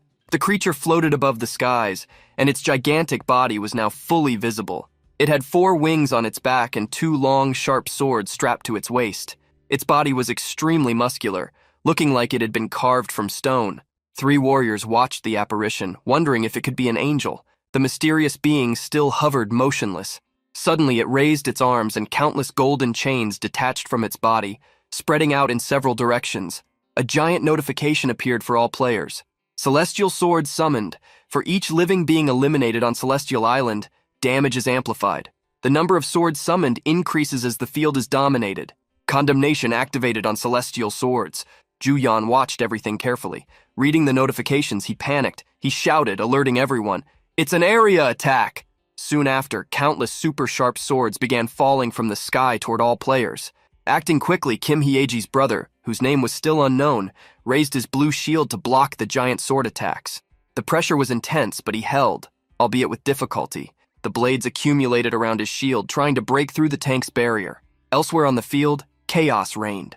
Warriors fell screaming, pleading for their lives. Some lost legs, others lost arms. It was a scene of pure despair. The protagonist group managed to withstand the attack, but the tank used almost all his energy. He bent over, trying to recover his breath and strength. Kim Hyeji approached, concerned, and asked if her brother was okay. Feeling pain all over his body, he replied with difficulty, "Blocking the swords gave me a debuff. Life, attack, defense. All my stats dropped. Looks like it's going to last about 10 minutes. While the warrior bent over in pain, with his sister by his side, the protagonist approached to start the healing process. "Forget about that creature for now. Let's heal you first." From his hands, an intense golden light emanated, while he also turned his gaze to the mysterious creature that had just awakened. That creature was level 59, and its name was Hanel, Sword of the Skies. That boss had the ability Medium Speed Enhancement, and also an attack called Angelic Descent. Its attributes were impressive: strength at 22 points, agility 39, vigor 28, and magical power 75. When faced with that monster, the protagonist instinctively clenched his teeth. A cold sweat ran down his face as a clear sign of concern. While still healing the warrior who served as the tank, he looked to the skies cautiously and said, "Do you think we should run away?" The siblings, Kim Hyeji and the blue shield warrior, looked at the boy, not knowing what to answer. They couldn't even imagine an adequate reaction before that colossal entity. Then a last system notification appeared exclusively for the protagonist. Secondary mission: B. Celestial Island, Hanel. Objective: eliminate Hanel, Lord of Celestial Island, and the invader who threatens Earth by destroying the special field. Special rewards will be granted for defeating a field boss with unique power. Reward: 5,000 SP points plus 1 Hanel skill at level 1. Back in the comfort of his luxurious room, Juyan read attentively the news about the field he had fled days ago. The Celestial Island boss had appeared yesterday at noon, and its arrival was directly linked to the number of monsters defeated in the region, as was the case with other bosses. When it appeared, it unleashed an area attack of devastating proportions, resulting in an immediate massacre. The shocking scenes were recorded by a user who was live streaming at the moment of the attack. Since then, the whereabouts and current status of the streamer remain unknown. Below the news, several comments flooded the screen. Someone began calling Hanel a dog. That bastard had thrown countless blades in all directions before disappearing. Comments said the number of victims exceeded 1,000. That was no longer an island in the sky, it was now a floating cemetery. One curious person even asked if anyone was present when the sword rain fell. Moments later, another responded, with a voice marked by trauma, that it was better not to even consider facing him. Then, amid the frightened comments, new news emerged. They said Hanel had reappeared. Further down, a video of another massacre caused by Hanel made everyone frantic. He floated in the air, and as he raised his hands, one of his wings turned black. Chaos spread across the monster field. Screams filled the environment. The desperation was palpable, and the warriors shouted in panic, "What is that? Is he going to throw more swords? I can't dodge this!" A rain began to fall, something strange for that setting. The warriors were intrigued. "Rain, is that all? Wait, the sword got incredibly heavy. Damn, another debuff." The swords became impossible to wield. In the corners, green slimes trembled, but there was something different. A purple aura surrounded them. Suddenly, their bodies began to open. Those beasts that had once seemed adorable transformed into gigantic green monsters, like predatory grasshoppers, their red eyes fixed on the players who could barely react. The beasts advanced, covering the field with the vital liquid they had inside the bodies of the human warriors. Juyan watched in shock and disgust. This can't be possible. He even strengthens monsters. It was smart of me to run away. If this were a game, I would have extra lives, but this is reality. With this debuff, besides SP, I'm going to need to increase my physical attributes too. His phone suddenly rang. He jumped, and looking at the screen, he murmured confusedly, Hyeji, when did I save this number? Even surprised, he answered. On the other end, the young woman's cheerful voice greeted him. Hello, Juyan, this is Kim Hyeji. Have you returned to Sky Island since the last time we teamed up? He replied no, and she added, I was thinking of going again anyway. While they talked, Juyan was still watching videos of monsters increasingly invading the hunting grounds. Hyeji continued, I'm still having trouble understanding the patterns of the boss. They say now, just like in Japan, the monsters from Sky Island are descending all the way to Seoul. It's a race against time. He just listened, staring silently at the phone screen, the speakerphone on. The young woman went on. Anyway, getting straight to the point, an attack squad against Hanel has been formed. Want to join? The proposal left him speechless, but his answer remained a mystery. A few days later, at Seoul Grand Park, Swampfield Class D, several warriors were gathered. They all appeared extremely skilled. A lower-ranked warrior asked his comrade, Hey, that guy is a Class A user. I saw him on UserTube. His friend promptly replied, Everyone here seems to be Class B or higher. In the back, some rookies whispered, What are these big shots doing in a Class D field? They say it's the attack squad against Hanel. This is just their warm-up. The atmosphere was tense and full of expectation. Among the warriors, with trembling eyes, was Ju Yan. Do I really belong here? I wore different clothes than I did as a mage, so it should be fine. I just took off the cloak. Then he heard someone calling him. It was Hyeji, waving next to her brother. Our protagonist exclaimed, Finally, someone I know! He approached and asked, pointing at himself. The condition to be here was to be at least Class B. Could a Class F like me really be in this group? The boy thought. I registered with the association as a Class F healer to hide my identity. But Hyeji completely ignored this and answered, Here we go again. What Class F healer uses a Class C healing skill? Debuff removal is essential in this mission, so we're accepting anyone without many conditions. Don't worry. But isn't it about time for the attack leader to arrive? At that moment, a man in armor appeared among the warriors. Everyone, even the most respected, fell silent before him. Hyeji excitedly commented that the brave warrior leader had finally arrived. Ju Yan was stunned. The leader of the mission to conquer the territory of Hanel. That was a Class S warrior from the #1 guild, Daehan, Lee Hae-sung. Lee Hae-sung brandished his huge sword and announced, I think it's important to check individual skills before the plan against Hanel. Let's start with a warm-up, shall we? As he wielded his giant sword, the man began to walk. Hyeji, excited, exclaimed, Now it's my turn to get revenge for that last battle. Ju Yan still stared at Lee Hae-sung in shock. Wow, he's so rude to the commanders, but no one says anything. Soon after, with tears in his eyes and unable to help himself, the boy exclaimed, He's so amazing. And so, everyone entered the monster field. The welcome? Red-crested lizards hungry for chaos and destruction. The group of lizards charged straight at Lee Hae-sung. The man was completely surrounded but maintained an imposing posture as if in total control. Beside the other warriors, Ju Yan watched the scene, completely mesmerized. No matter how much I think about it, it's so amazing. A chill ran down his spine. He shook his head, trying to snap back to reason. No, wake up! Holding a sword with those stats is just asking to be eliminated. He knew his condition well. With my base stats so low, I'm surviving because of the elemental ring. Following the magic route is clearly the best path. Still, he couldn't take his eyes off the close combat. Why? I shouldn't have any experience with swords, but strangely it feels so familiar. Shortly after, he healed the arm of an injured warrior with his dense golden light while suppressing his desires. But not now. I need to abandon this urge until I find a way to increase my physical stats. His eyes then turned to Kim Hyeji, who fought fiercely. Close combat is way too dangerous. As expected, ranged magic is ideal. But at that moment, something sharp cut through the air. Lee Hae-sung was tearing through the red-crested lizard monsters with extreme ease, as if they were insignificant creatures unworthy of his attention. Even advancing against a huge group, not a single monster's claws scratched his armor. Ju Yan, overwhelmed by an inexplicable sensation from his past life, thought, with my skills, hiding them would be a waste, wouldn't it? The fight was chaotic. Then a status window appeared. Lee Hae-sung was using a skill called Carnage Frenzy. When covered by the remains of defeated monsters, the user temporarily absorbs the attributes of his enemies. The effect remains active for 5 minutes after combat ends. If the user has a unique combat trait ranked S or higher, additional attributes are also absorbed.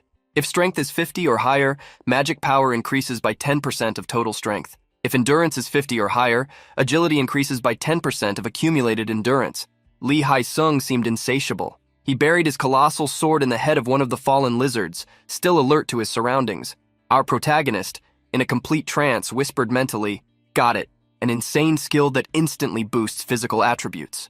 Shortly after, with a dark air, the warrior pushed aside the monster corpses as if they were nothing, but the calm quickly ended.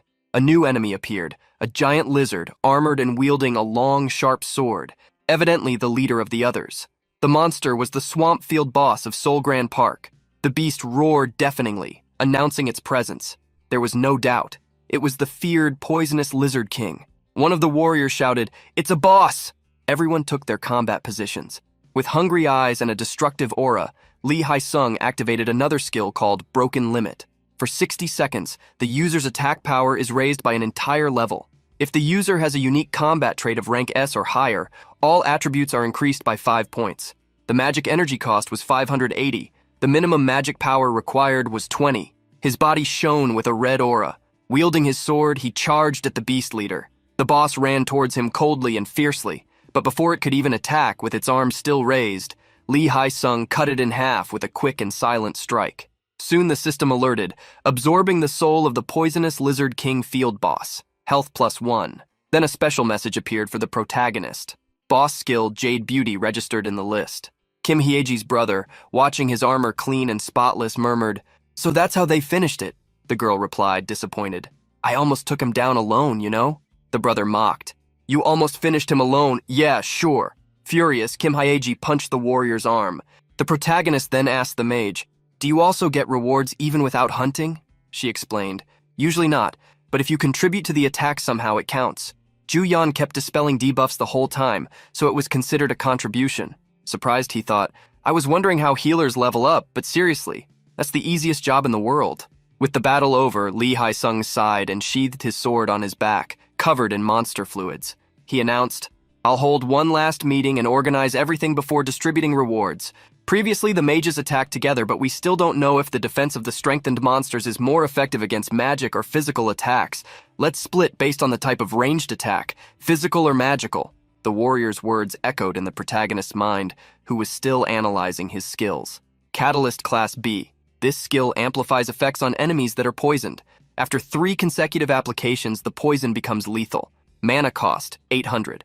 Magic power required, 40. His other skill, Broken Limit, when activated, increased attack power by 1 level for 60 seconds. For users with a unique combat trait of Class S or higher, all attributes were increased by 5 points. Mana cost, 580. Magic power required, 20. And finally, the last skill, Crimson Frenzy. Using this skill, the user enters a frenzy state when intoxicated by the fluids of defeated monsters, absorbing part of their attributes. The effect disappears 5 minutes after the end of combat.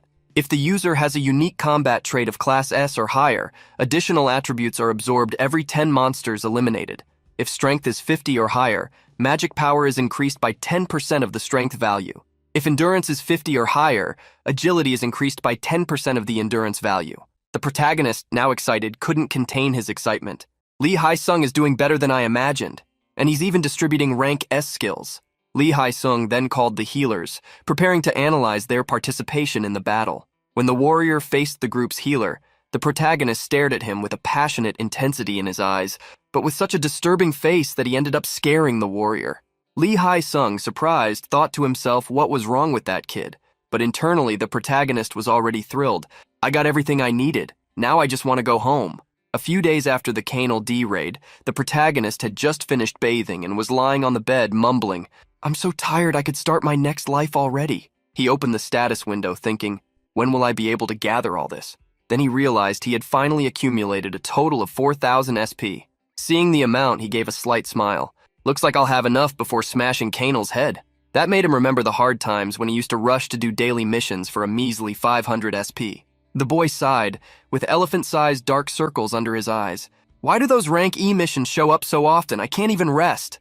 Still, he admitted, getting several E's in a row, that's really lucky, actually. With a jump, he got up excited. "All right, since the heavens are helping, how about leveling up the exemplary skill?" Without hesitation, he spent the 4,000 SP and upgraded the skill. Exemplary level 2 to level 3. Now his trait had changed. At midnight, the number of copies is recharged 3 times. The cost was 15,000 SP points. Thoughtful. the boy reflected. The original plan was to buff the attack with Shining Authority and Resistance to Change, then explode with burst damage. But since the Red Cape Santa gave me Carnage Frenzy, 3 copy slots aren't enough anymore. If Frenzy of Carnage, Shining Authority, and Resistance to Change still had offensive skills attached, the synergy would be insane. The young man sighed again. It would be great if I could copy 4 skills. But he quickly pushed that thought away and declared, anyway, now I can use 3. The skill known as Skill Copy EX allowed the user to temporarily reproduce others' techniques, but with a severe limitation. All copied skills are erased at midnight. At the moment, Juyan held under his control the powerful Shining Authority, ranked SS, and the classic Fireball, ranked C. There was still room for one more skill, and at that moment, he was in the process of copying Resistance to Change, a rank A skill. With everything ready, he headed to the monster field to test the new combo. Then he ran into a colossal beast. It looked like a brown werewolf wielding a giant axe. As always, Juyan wore his brown cloak, showing no sign of fear. His maniacal smile remained on his face as he summoned a fireball. Time to test this attack buff. Later, the internet went crazy. Does anyone remember Psychopath? That guy who went wrecking everything with a fireball in the rank F field? Yeah, they say he showed up in Gapyong this time. My friend was there. It was total chaos. A video posted just 10 minutes ago had already accumulated over 4 million views. The title caught immediate attention. Gapyong Field, Mountain Cobra completely destroyed by small attacks? Warriors in the field screamed, desperate. Is that a field boss? I'm not prepared for this. Looks like the boss is focused on someone else. A giant purple serpent chased a brown-cloaked warrior through the dense forest. When the creature was about to strike, the boy launched a colossal fireball straight at it. Within seconds, the serpent's body began to burst into flames. In the background, screams echoed, "What kind of fireball is that?" Seeing the protagonist running, everyone began to suspect, wait, could it be him? Juyan advanced with red eyes full of a thirst for chaos. The group panicked, noticing he was heading straight at them, but the boy simply ran by, ignoring the cameras and stunned stares. All they could think was, damn, what's his agility stat to run like that? Is he really a mage? None of them noticed the serpent was still alive, and now they were the new target. But before the monster could attack, boom! Another fireball exploded. Everyone looked back. The fire psycho had just saved them. Seconds later, the great purple serpent resumed chasing the protagonist, who ran desperately, screaming for his life. During the escape, he launched countless flaming fireballs at the creature, which writhed in agony. Amid the battle, the so-called fire psychopath shouted, "That should be enough already, so just lose already, damn it!" The warriors around watched, stunned at the boy's fight. One of them, still not believing what he saw, commented, "There's a crazy guy defeating the field boss with only drip damage. Is this for real?" Elsewhere, a car stopped, and a woman opened the door announcing, "The field inspection is complete. You have 1 hour and 24 minutes of free time until the next appointment." The person who had just arrived was Muhammad Al, the #1 warrior in the rankings. He was watching a video of the fire psychopath, while in the background, excited voices shouted, "The psychopath defeated the mountain serpent!" A smile formed on Muhammad Al's face as he watched the footage. His secretary then asked him, "Are you worried about the fire psychopath?" And he replied casually, "Of course. He's the one who got my precious ring." The woman watched him closely and said, "You seem pretty sure this person is Yu Juyan." Putting his phone aside, the warrior commented, "Interesting, huh? It hasn't been that long since I gave him that elemental ring." While recalling the fight, he pointed out, "This item should affect agility and resistance attributes, yet he dodges all attacks with small movements, like someone who already has a lot of combat experience." Then he changed the subject and asked the secretary, "What about the movements of the Raider Guild?" She promptly replied, "As expected, they've been spotted near the special fields." Finally, he gave an order. "Keep an eye on both the psychopath and the raiders. With so much attention on him, it's likely the pests will start to gather."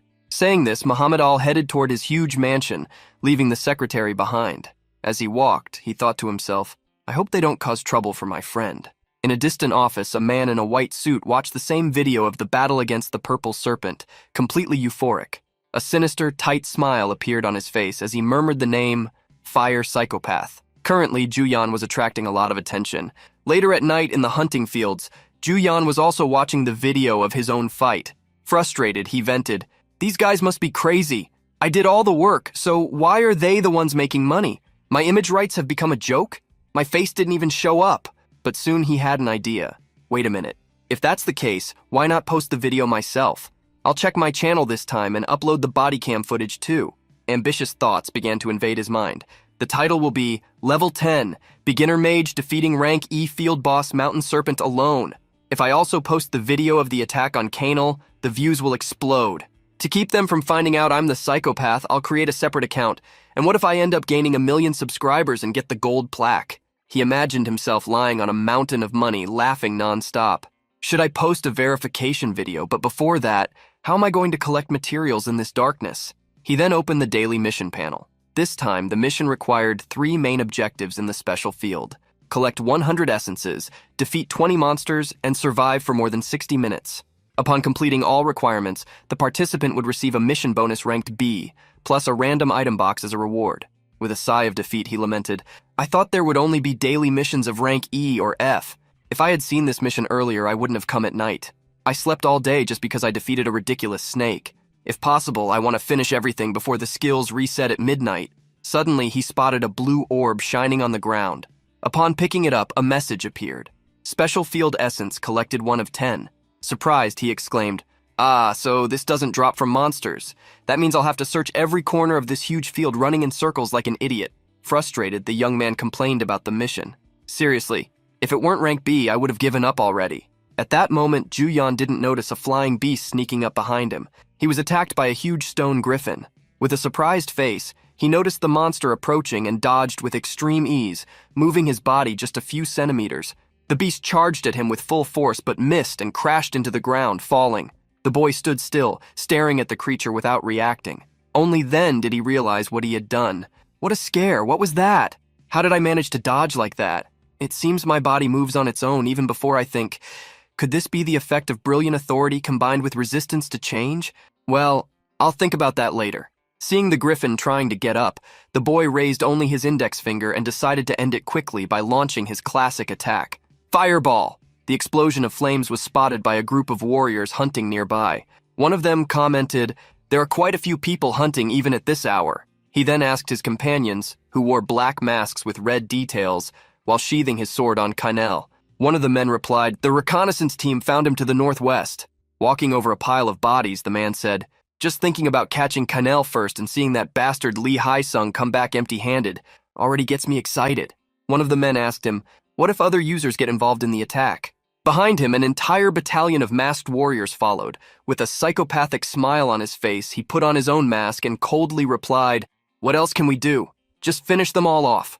Meanwhile, our protagonist celebrated completing one of his missions. The number of special field monsters eliminated was 20 out of 20. He cheered excitedly, "Ah, finally finished eliminating these monsters." Then he picked up a shining blue orb while announcing, "Good thing these essences are easier to find than I thought. Looks like I'll manage to find them all before midnight." Up to that moment, he had collected 9 out of 10 special field essences. The boy smiled excitedly. "It's been a while since I completed the challenge of surviving in the field for an hour." He thought to himself, "Now I just have to get one more and it's done." At that instant, something flew past behind him. He turned around, startled to understand what was happening, and saw Hanel raising his hands, about to unleash an attack, while being bombarded by numerous simultaneous hits. Scratching his head, Juyan murmured, "But wasn't our guild's attack supposed to be only tomorrow at dawn? Damn, we're screwed."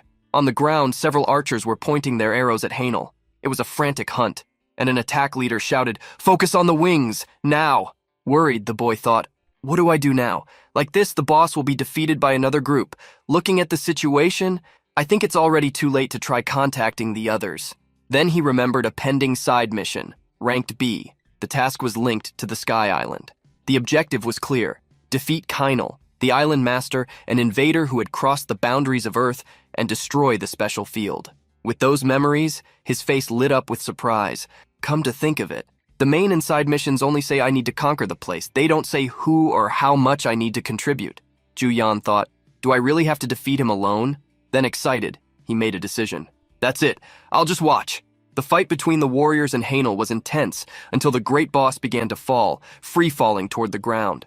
The warriors shouted excitedly, "Kanel has fallen! Now's our chance!" They ran toward the boss, surrounding him on all sides. Kanel's eyes were red with fury, but he seemed too weak to react. Meanwhile, hidden behind a bush at a considerable distance, the protagonist watched the night crusade, cheering as if it were a show. At that moment, the system issued a new announcement. Kanel's life had dropped below 50%. Unable to keep flying, one of his wings was completely corrupted. From then on, all of Kanel's attacks would apply the condemnation effect. The boss rose imposingly. His body was wrapped in a golden magic circle glowing all over. That was the third phase. With 2 swords in hand, the boss prepared himself. Compared to him, the humans looked tiny. The melee battle began, and with just one swing of the blades, several warriors were brutally thrown aside. Juyan continued sitting in the back, watching the fight from the best seats. Wow! Look at all that dust! Suddenly, he saw a blue orb right in front of him. He stood up excited to grab it. This mission is earning me easy money. Meanwhile, Kanal's 3 eyes began to emit an intense red light. He plunged the swords into the ground, causing an earthquake that tore the field in front of the human warriors. Everyone was thrown kilometers away, and some ended up falling very close to where Juyan was hiding. One of the men who fell was wearing a brown cloak identical to the protagonist's and was heading straight toward him. Holding the blue orb, the protagonist wondered, "Hey, why are you coming here?" Everyone fell to the ground brutally. 2 of the 3 men began to get up with difficulty, complaining, "Damn, what the hell was that? That hurt like hell, are you okay?" Then the other argued, "First, let's see if there are more people lying around and regroup quickly." Meanwhile, oblivious to the others, a boy wearing a brown cloak identical to Juyan's lay on the ground, dazed. Next to him, a mask had fallen off, which caught the attention of one of the warriors, who began questioning who the protagonist was. Watching the boy get up, the man grumbled, "That idiot lost his mind. Doesn't he know he can't lose the mask?" Juyan scratched his head, confused. Then a mask fell at his feet. The other man shouted, irritated, "What are you doing? Hurry up!" With little choice, the protagonist muttered, "Since it's come to this, for now, as long as we're not discovered, it's fine, right?" He looked back and said, "I don't know who you are, but thanks." He ran toward the warriors, who were already moving away. In the background, the true member of the group, also wearing a brown cloak, lay unconscious, foaming at the mouth. And then the system announced, "Random item, not collected, was sent to the temporary inventory. Rank B mission buff applied." Meanwhile, the battle against Hanel intensified. A warrior, leader of the masked group, advanced towards him, and they began exchanging fierce sword strikes. Suddenly, countless blue fireballs were launched from afar at Hanel. The flames hit the boss squarely, causing the other warriors to retreat, confused. They began to question in shock. Where are these fireballs coming from? They weren't there before. In the background, the protagonist held a giant blue fireball on the tip of his index finger. He watched the fight with regret, thinking, "Someone's going through chaos at the front line. Just staying back, dealing damage, and leeching XP makes me feel like trash."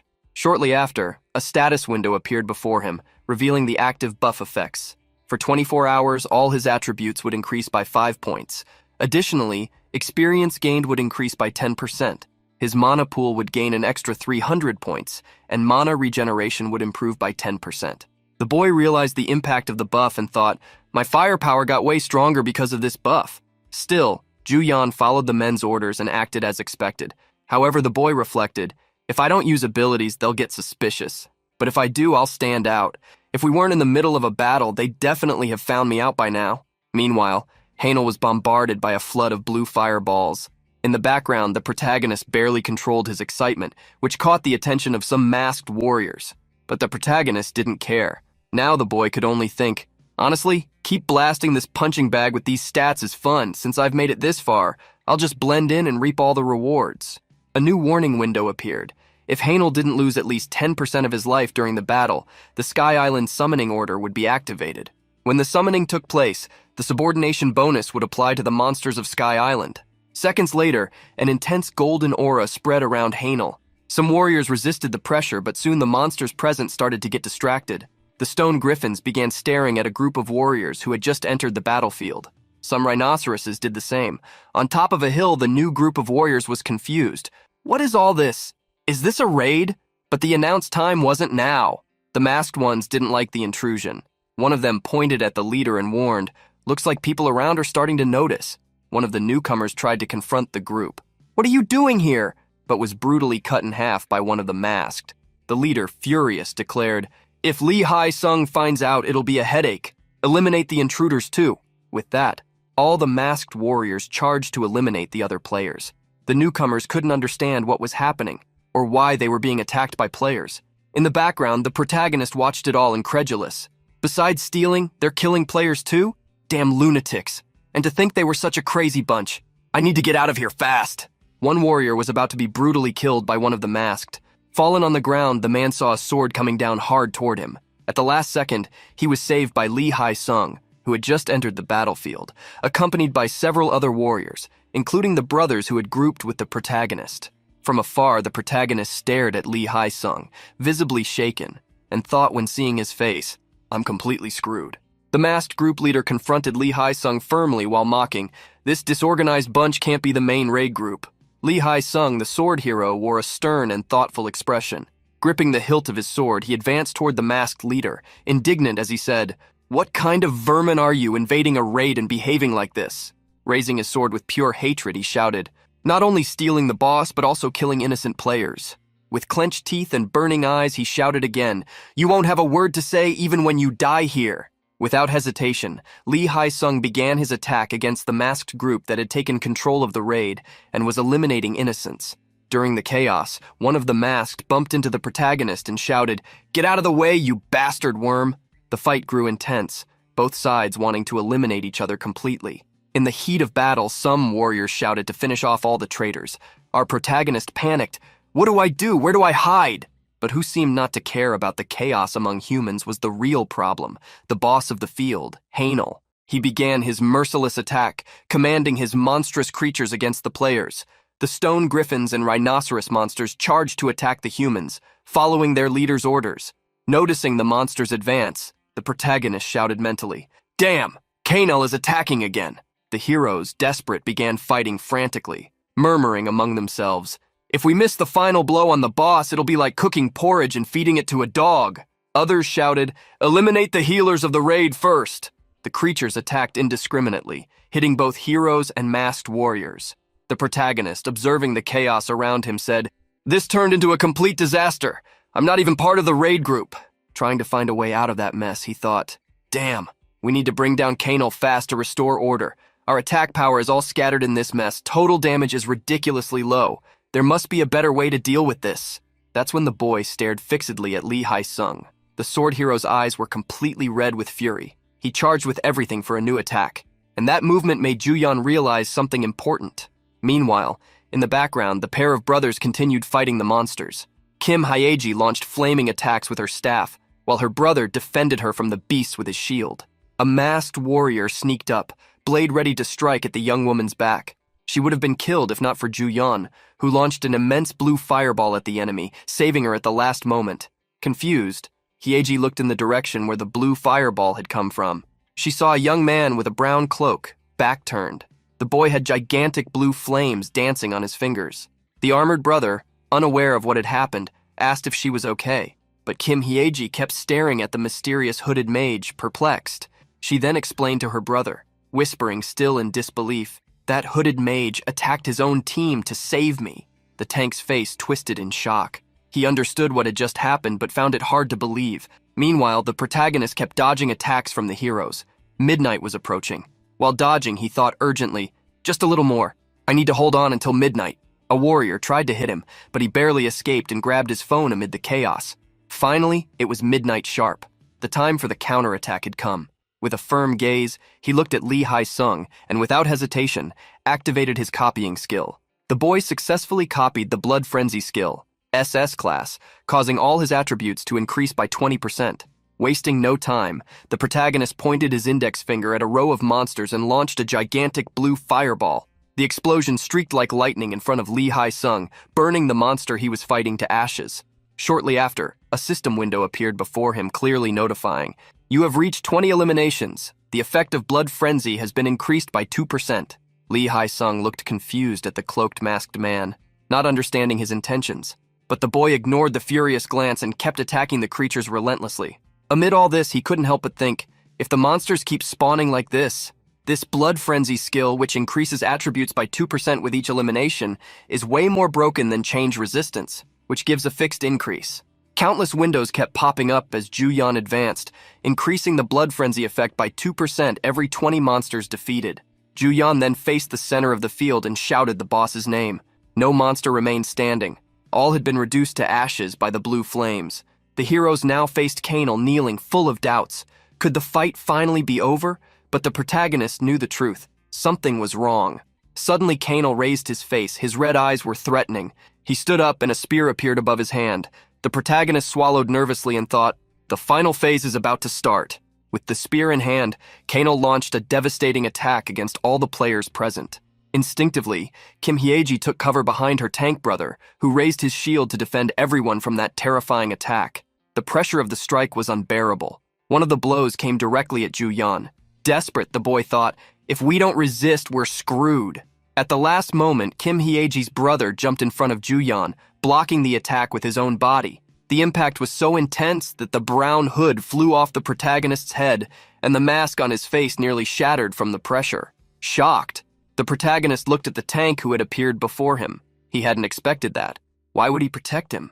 The warrior only stared firmly and said with a determined look, "You owe me one. I'll collect later." The ground around Kano was completely destroyed after his devastating attack. The boss, intrigued, turned his gaze toward something. The tank brother had managed to withstand the blow, but it was evident the pressure was too much for his body. Staggering, the man fell to his knees. Behind him, Ju Yan was already preparing. He was concentrating a massive attack, a fireball made of blue flames, the size of a football field. The tension in the air was so thick that the boy's mask shattered into fragments. Above him, a colossal flaming sphere hovered like a meteor about to fall. Kanel was right in front. It would be impossible to miss. There was no way the boss could dodge or contain the power about to be unleashed.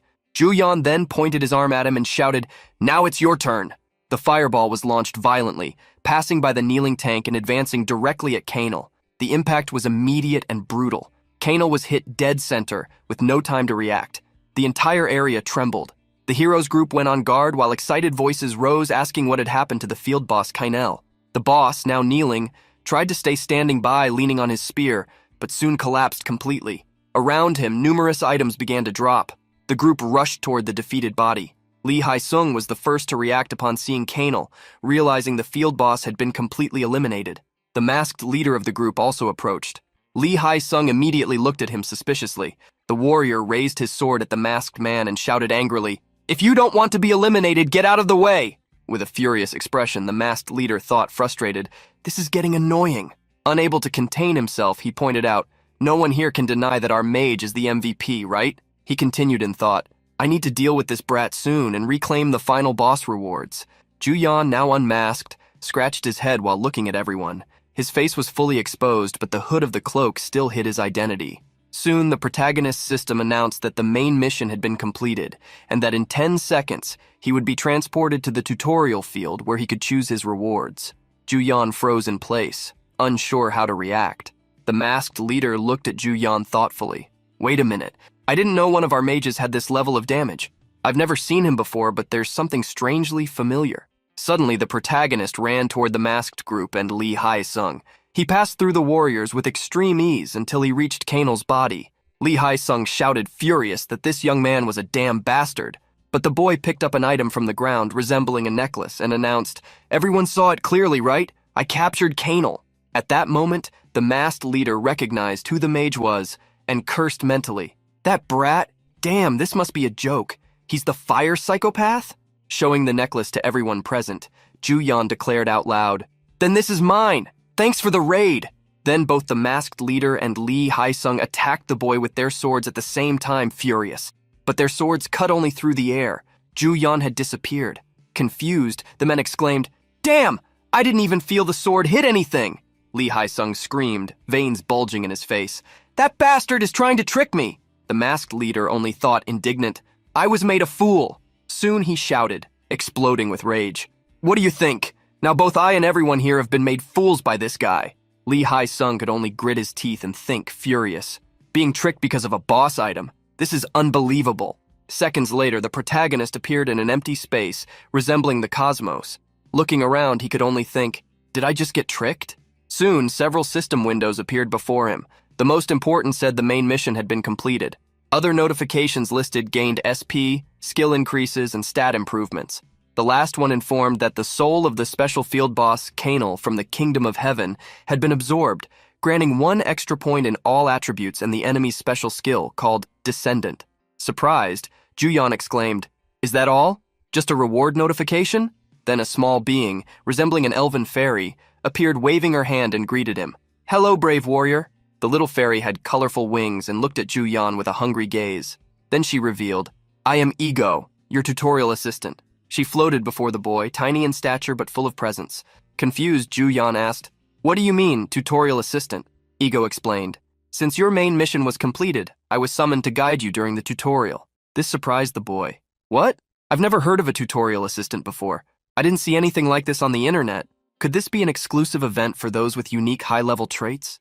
Interrupting his thoughts, Ego asked, "Shall I begin collecting your rewards?" The boy thanked her and nodded. She moved her hand and a new window appeared.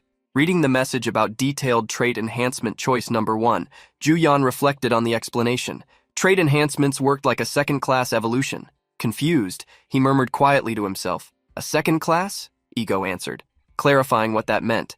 "Yes, that's right, a second class. You can see it as detailed traits added to the skills you already have." He still didn't fully understand what was happening, but Ego continued. "You can choose one of your skills and enhance its detailed traits." 2 windows opened before him, showing a sequence of already acquired skills and traits. In the first were Skill Mastery, ranked Special Grade, Income Level 3, Daily Mission Level 2, and an unlocked trait, Blessing Level 2. The second window showed Skill Copy, also ranked Special Grade, Sample Level 3, Efficiency Level 1, and finally, the trait called Boss Collector. Ego then asked, "Which would you like to choose?" The young man began to reflect. "If I enhance income, I'll increase the SP gained from attacks, which would be good in the long run, but right now I'm too weak. If this raid had happened before midnight and the skills hadn't reset, I would never have captured Canal." Thus he concluded, "For now, increasing the number of available skills is the best move." With that, he revealed his choice. "I will choose Sample," from the Skill Copy ability. The system confirmed the update. The sample skill had been upgraded to level 3. Immediately after, a new window appeared, explaining the modification in detail. From that moment on, both at midnight and at noon, he would receive 2 skill copies at a time. Furthermore, whenever he used the skill copy ability, there was a chance to recharge one of the copies and also to raise the level of the copied skill by 1. Reading the notification, the boy murmured, "Only 2 copies at a time is a bit disappointing, but 4 per day." His eyes widened. "Wait, if I'm lucky, maybe I can get up to 8 copies? Ego then asked, "Would you like to check the other unclaimed rewards as well?" Juyan immediately looked at her and replied, "Yes." So Ego continued revealing the details. "This is the daily mission reward item, the level C random item box. The reward received was a rank C sword, known as the Fire Explosion Sword. Classified as a sword-type weapon, it had attack power appropriate for its category, and granted the user a 7-point increase in strength and 3 points in magic. The sword also increased the fire attribute mana infusion by 7% with the power of its skills. The protagonist became thoughtful upon receiving this item. For some reason, even getting this sword, I can't seem to get rid of the fire attribute. While opening a small brown box, he reflected to himself that this was the Skill Master's reward box, rank C, obtained by completing the main mission. The bonus mission of the same level required defeating the main boss twice, eliminating 100 monsters and using 5,000 SP points. As a reward, he would receive 10,000 SP points and 3 units of rank D intelligence potion. The young man became extremely excited and exclaimed in disbelief, "But this isn't an item, it's a mission? The amount of SP is absurd. What an amazing deal!" The next reward was the addition of a new sub-attribute to his unique attribute. It was the 4th sub-attribute. Blue is best, ranked D. With it, every copied skill would gain an additional random option of F rank. Juyan analyzed the options while Ego floated beside him. Soon he exclaimed, "An extra line of options added to the skill? Not bad." Then he lifted the necklace dropped by the boss and stated, "But what I'm really waiting for now is this." Thus the boy examined the item's stats. It was the Cursed Necklace of Canal, a rank SS rarity item. Just equipping it increased all attributes by 5 points. Additionally, it provided a boost of 33 points to magic, 333 more mana, 13% mana regeneration, and reduced mana cost when using skills by 13%. As if that wasn't enough, the skill power also gained a 13% boost. The most impressive effect, however, was triggered in critical moments. If health points dropped below 20%, mana recovery would surge, increasing by an incredible 200%. A powerful and dangerous accessory. Upon reading the item's stats, the boy began to cry with joy. These stats are insane. Super excited, he turned to a notification that appeared behind him and wondered, if the boss's item is this strong, then how strong must the boss's own skill be? The newly acquired special skill was called Descendant, ranked A. Its effect triggered automatically when health points fell below 10%. At that critical moment, the fallen angel Canal descended onto the battlefield, granting a temporary 50% increase to all stats based on the user's total magic. Moreover, all attacks would carry the corruption effect, ranked C. As soon as the descent occurred, both HP and MP were fully restored. The transformation lasted 10 minutes, but because it was so powerful, required a 30-day cooldown. Juyan recalled the boss and said, "Kano, you were just light. Is this the final phase skill I saw back then?" He then sighed, "Phew, what a relief. I managed to defeat him with explosive damage during the chaotic battle," but he was shocked when reading the continuation. "How am I supposed to defeat the ultra-strong fallen angel Kano after he descends?" Wiping the sweat from his forehead, he concluded, "Anyway, this is an emergency skill with a 30-day cooldown, so I have to be careful." After that, the boy turned his attention to another analysis, determined to make some changes. "All right, now that my SP is over 20,000 points," without hesitation, he decided to invest 15,000 SP points to enhance one of his most valuable skills, Copy, rank X, along with a sub-attribute. The result was the evolution of the sample effect to level 4. Now he received 3 automatic copies every day, exactly at midnight and noon. Additionally, whenever he used the skill copy ability, there was a chance to recharge an extra copy, and the copied skill would also be strengthened, instantly rising 1 level. After that, he was happy with the upgrades and stated, "As expected, I'll start with sample just to be safe. The rest can come later." Then he continued spending large amounts of SP, upgrading his skills without hesitation. He used 800 SP points, then 2,000, and then another 3,000, focusing on improving both the skill copy ability, rank X, and the sub-attributes of his unique attribute. With that, the second and third sub-attributes were strengthened, and a new effect appeared. Efficiency level 2 reduces the mana cost of copied skills by 20%. Next, he confidently stated, "Investing in efficiency brings better results," and the little fairy Ego celebrated beside him, excited about the boy's progress. Soon after, he upgraded another skill, Blessed, to level 2. This skill added a random, unique attribute of level E to the copied skill. With a confident smile and an exaggerated pose, Juyan declared, "Evolve attributes for more robustness." Soon, a window appeared before his eyes, informing him that the daily mission had evolved to level 2. From then on, every day at midnight, he would receive a mission of at least level E. Feeling victorious, he spoke aloud as if in front of an invisible audience. Steady growth begins with the daily missions. Nearby, Ego boosted the boy's morale by shaking pom-poms like a cheerleader and soon said, "You're amazing." Exhausted, the young man collapsed to the floor, murmuring, "Finally, it's over. So there's nothing else to do here, right?" But Ego corrected him, "No. Until now, you were only receiving rewards. From now on, the real tutorial begins." This made Juyan worried. Ego asked seriously, "Do you remember the last phrase of the main mission, Brave Warrior?" The boy tried to recall, "Wait, what was the last phrase of the main mission again?" Then he remembered, "Try to conquer the special field for the survival of Earth and humanity." He repeated aloud, confused, "Wait, what does that mean? The survival of Earth and humans?" It was then that the little fairy, in a somber tone, revealed the truth. "Yes, your world is about to be destroyed by invaders from another dimension." Back in the city, a reporter was covering an interview while analyzing the area where Kanal's Sky Island used to be. She informed everyone, the Sky Island, Kanal, naturally disappeared after the boss was defeated. The citizens of that region regained the clear sky. The portal connecting to the Sky Island vanished, but now there is a spatial distortion phenomenon occurring, and we cannot rule out the possibility of the field mutating again. The army was guarding the area. No one could enter without permission. Lee Hai-sung, the leader of the group that defeated Kanal, gave an interview to reporters. He declared, "Although this may have already leaked via video, we suffered setbacks because of a group that maliciously stole the boss. Despite that, the Kanal raid was successfully completed. Immediately after the raid, those unidentified individuals fled." A curious reporter asked, "What was the reward for the special field boss?"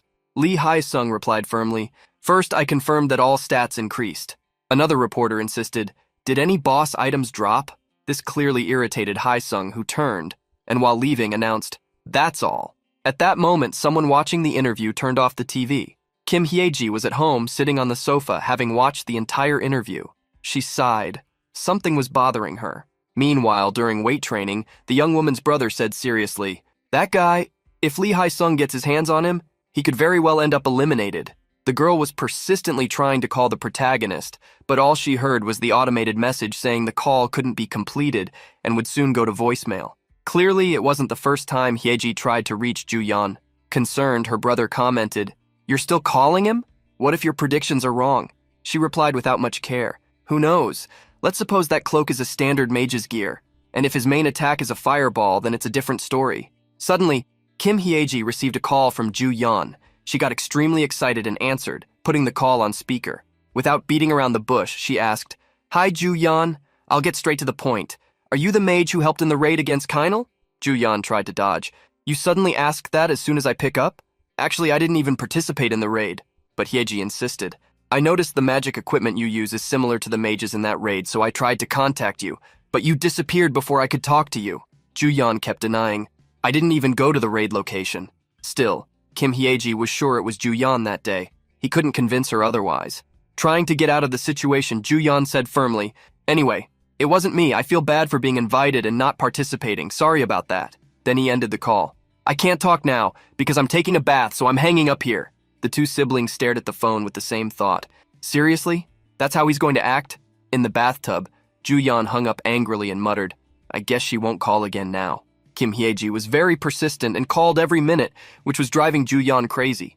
Eventually, he called back just to make her stop bothering him. As he remembered what happened, the young man thought, "I'm already getting irritated by these weird conversations popping up everywhere." The protagonist recalled what Ego the fairy had said.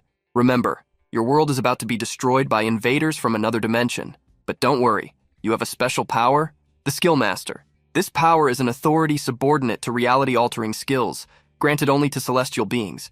It's a divine gift made for you." Confused, Ju Yeon questioned, "Why do I have this kind of power? Am I some kind of deity? But I followed the military life properly. This doesn't make sense." Ego replied lightly, "It's confusing, but don't think too much about it." She recalled how Ju Yeon had fought bravely in another world and explained, "You've done many things so far and received rewards for them. Now there's only one last choice left." Ju Yeon was sweating cold. What choice could that be? Ego continued, "The power you possess is not yet the true strength of the divine fragments. A hero is someone who carries the burden of saving the world, and this power can remain dormant or bloom, depending on your choice.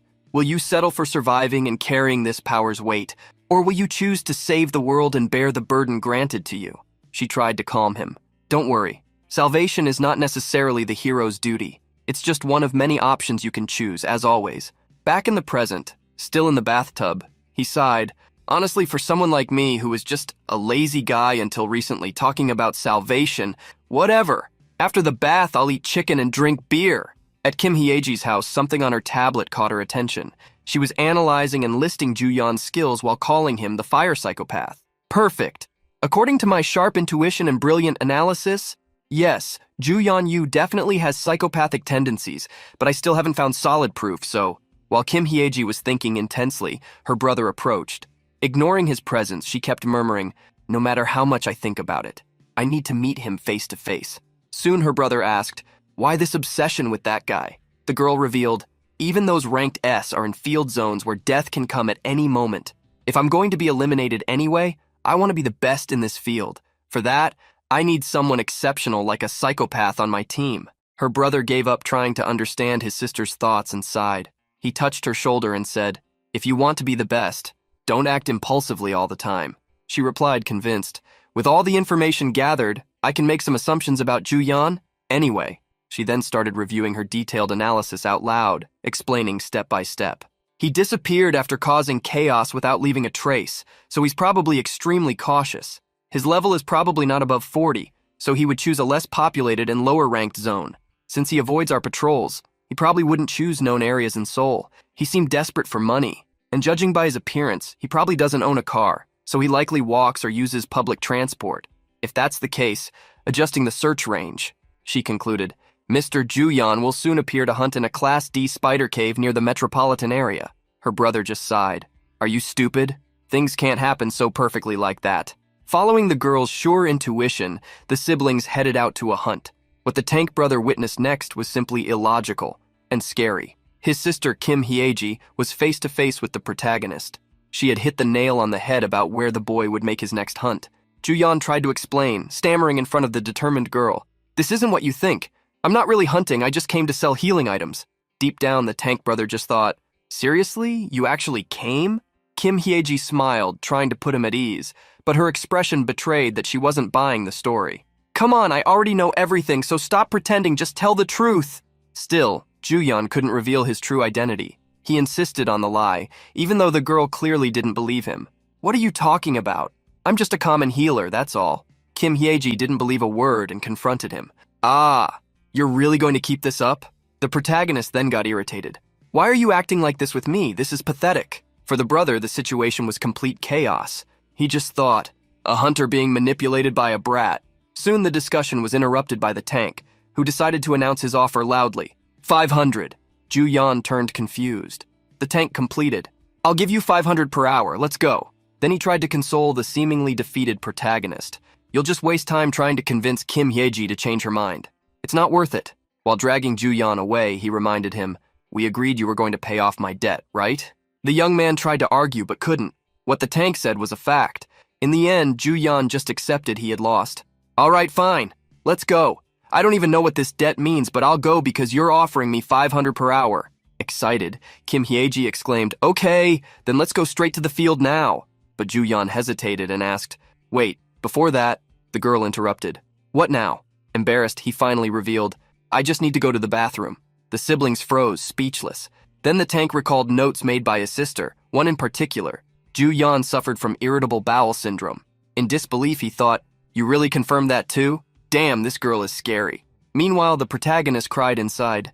This time they definitely labeled me the poop crazy guy. So the group set off to hunt in a cave. Kim Hyeji didn't leave the protagonist alone for a second. She bombarded him with questions. "Seriously, just tell me already. The mage who disappeared after helping the raid on Kainal. And that psychopath? Aren't you Juyan?" Even with the girl clinging to his arm, Juyan gave a weak excuse, pretending he couldn't hear well. But Hyeji was persistent, very persistent, which started to worry the boy. The area they were in was known as Class D Hunting Field Spider's Hole. Hyeji kept trying to convince him to tell the truth.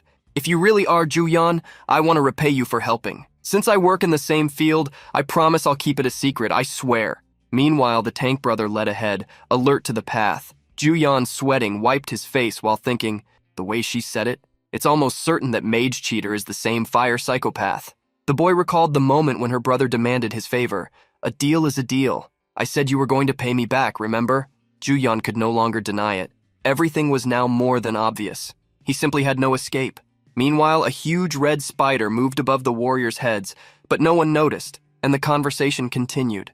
Finally, Juyan gave in. "Don't tell this to anyone else." The girl's eyes widened in surprise. "Wow, seriously? No wonder you seem to have more mana than me." Even after the revelation, she still wanted to understand more, but the protagonist stayed skeptical and explained, "It's all because of the equipment bonuses. The equipment is the key." Excited, Hyeji still questioned, "Sure, but if you're a mage, what skill books did you use for buffs or healing?" While the conversation went on, the brother, who was leading the group, began to sense something strange in the cave. Tired of the chatter, he turned to the two. "This is a high-level Class D field, full of monsters. Aren't you tired of playing around yet?" Behind him, there was a vast expanse of spider webs. Hyeji finally fell silent, and Juyan inwardly cheered. Eager to test his new weapon, Juyan drew his new fiery red sword and announced, "All right, since you're paying me 500 per hour, I'll get to work and clear the way." The sword exuded a dense red aura. That was the flaming fire sword with magic power +3. Hyeji, surprised, exclaimed, "Huh? So he's also a magic sword user? I didn't know that." The young man quickly replied, "Actually, I couldn't buy a staff, so I took this. Because of the magic power. It's better than nothing." With a serious look, Juyan raised his sword. "Since it's come to this, let's test the skills to see what this is capable of." Hyeji watched excitedly but confused as the red sword turned bluish. "Huh? Instead of fire, it's ice?" Meanwhile, Juyan thought, one of the advantages of being a skill master is being able to use all kinds of skills. Then he extended his hand and cast his ice spear skill. This skill summons a sharp spear made entirely of ice, capable of hitting enemies within a radius of up to 20 meters. It requires 10 mana points to activate and consumes 70 mana points per use. Then the boy thought excitedly as he saw his new attack. "Now I can also combine multiple skills." He then added a new trait to his technique, the poison trait. This technique poisons the target but requires a conductive medium to be applied. Its effect lasts 180 seconds, requires 30 mana points to activate, and consumes 80 per use.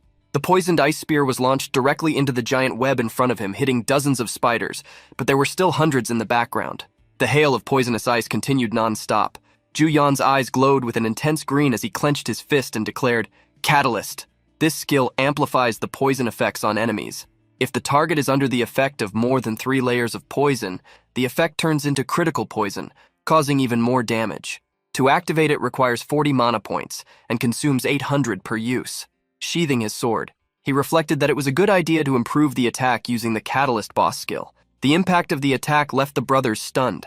Before them, countless poisonous spiders lay lifeless, scattered on the ground. Analyzing the attack power, Juyan thought, ice magic isn't bad either. But if I get caught off guard, I'm done for. Better avoid using fireball for a while. Kim Hyeji was stunned. Amid her shock, she shouted, "You're not a fire mage?" The boy admitted, "Yes, but the damage from fireball seems kind of weak compared to other spells." The girl, not understanding his explanation, looked at him with a mixture of doubt and excitement, questioning what, or who, Juyan really was. After the big hunt, everyone went to celebrate with a barbecue. The place was packed, and the smell of good food filled the entire area. Kim Hyeji was super excited, holding a big cup of happiness with a smile from ear to ear, when she exclaimed, 27? Oh wait, he's a friend, let's talk. Everyone toasted enthusiastically. While eating and drinking with his companions, the protagonist seemed dazed, muttering, "I was about to run away when the hunt ended." Juyan recalled the attack in the cave, when he struck the queen spider with a huge poisoned ice stake. At that moment, the system alerted him about absorbing the soul of the rank D queen spider field boss. Satisfied, he thought, "Good! I defeated the boss with a single strike," and then mentally added, "The skill test was a success." He was about to head home when something caught his attention. In the background, the brothers were reading a red notification, clearly confused. Due to insufficient contribution, it was not possible to obtain the soul of the rank D queen spider field boss. They stared at the protagonist in disbelief. The soul didn't drop for anyone else, only for Juyan. That's when Kim Hyeji commented in a frighteningly judgmental tone, "Even though you earned 500 per hour, you were the only one who really contributed, and ended up keeping the entire boss soul just for yourself. Wow. Don't you think you should apologize? Maybe you could buy us a wine, how about that?" The boy panicked, avoiding her gaze, and tried to change the subject. "That's it. Let's eat meat, lots of meat." But inside, the protagonist thought, right, I was in a group hunt. At present, Kim Hyeji stared fixedly at Juyan, and he could only think, better relax and have another drink. Putting her empty cup on the table, Kim Hyeji called Juyan's name frantically. She pointed at him and announced, "I have a proposal that will turn your bones back into flesh." Her face completely red, clearly drunk, Kim Hyeji staggered while speaking loudly. The protagonist observed the scene and thought, "We were friends. Then I became her older brother. Now it's all a mess." Juyan recalled the raid he did with the masked players, while the girl babbled, "In the field, monsters aren't the only danger. Often there's PvP with other players, just like what happened in Kanal." Kim Hyeji continued, "Sure, some say that when you get strong enough, everything works out. But when we hunt field bosses, we don't hunt alone." She poured more drink into the protagonist's cup as she went on. "Even if we see them as humans rather than monsters, the situation would be similar." Trembling a lot, she spilled the drink on the table, making the protagonist visibly nervous. After spilling the entire bottle, she exclaimed, "You can't be messing around. Hunting alone is way too dangerous. How would you handle a high-level field without a tank or schedule? Besides, you'd still have to manage taxes from selling items. Do you have any idea what a headache that causes?" The group's tank, impassive, kept eating. Meanwhile, Hyeji rummaged through her bag, pulled out a stack of papers, and excitedly handed them to the protagonist, revealing, "I'll take care of this for you. You just need to focus on hunting in peace." Shocked, the protagonist asked, "Are you really trying to sign a contract with me?" She confirmed, "There aren't many reliable users in this field." She recalled the last raid against Heinel and added, "But you're strong, and we share a secret." Excited, Kim Hyeji announced, "Monsters drop items when killed. People leave their names. If you can't reach the top alone, then do it with help. I hate being an extra more than dying out there." Almost shoving the contract in the boy's face, she revealed, "If you sign, you'll get an exclusive apartment for hunters, with the most beautiful woman in the world living next door." Her brother realized Kim Hyeji was trying to recruit him with all her might. Suspicious, the protagonist asked, "I think I know the answer, but who would be the most beautiful woman in the world?" Convinced, Hyeji replied that of course it was her. The group fell silent, waiting for Juyan's answer. Finally, he said, "The conditions are too good. I can't refuse." Before he could change his mind, Hyeji shouted, "Then let's sign it already." The girl was radiant. Her brother, embarrassed, scolded her. "Sit down and eat, you're embarrassing yourself." In the end, Juyan signed the contract. Hyeji then explained, The field schedule will prioritize requests from Group A. I'll handle everything outside the hunt, including your routine. She held up a card and revealed, buy whatever you need with this card. I'll manage all the money from your hunts. If you have any questions, just call me. The boy took the card, still confused, looking around as if he were in an absurd dream. The protagonist was already in his new apartment with a view of the entire city and looked around enchanted.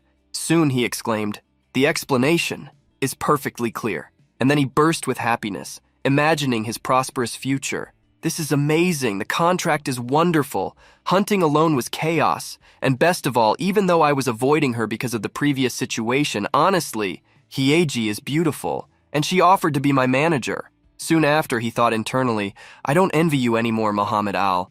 Ever since I got this skill, everything's been going well. Right after, he saw some notifications appear before him. It was midnight, and he had been rewarded. He was informed that the Chaos Combat skill, originally rank SS, was successfully copied, and shortly after evolved to rank EX, further increasing its power. Excited by the result, he shouted enthusiastically, successful high-level gacha. Now I don't even need to look at Lee Haisung's face anymore. Finally, it's time to test the ice spear. At that moment, he remembered what Hyeji said when she handed him the contract.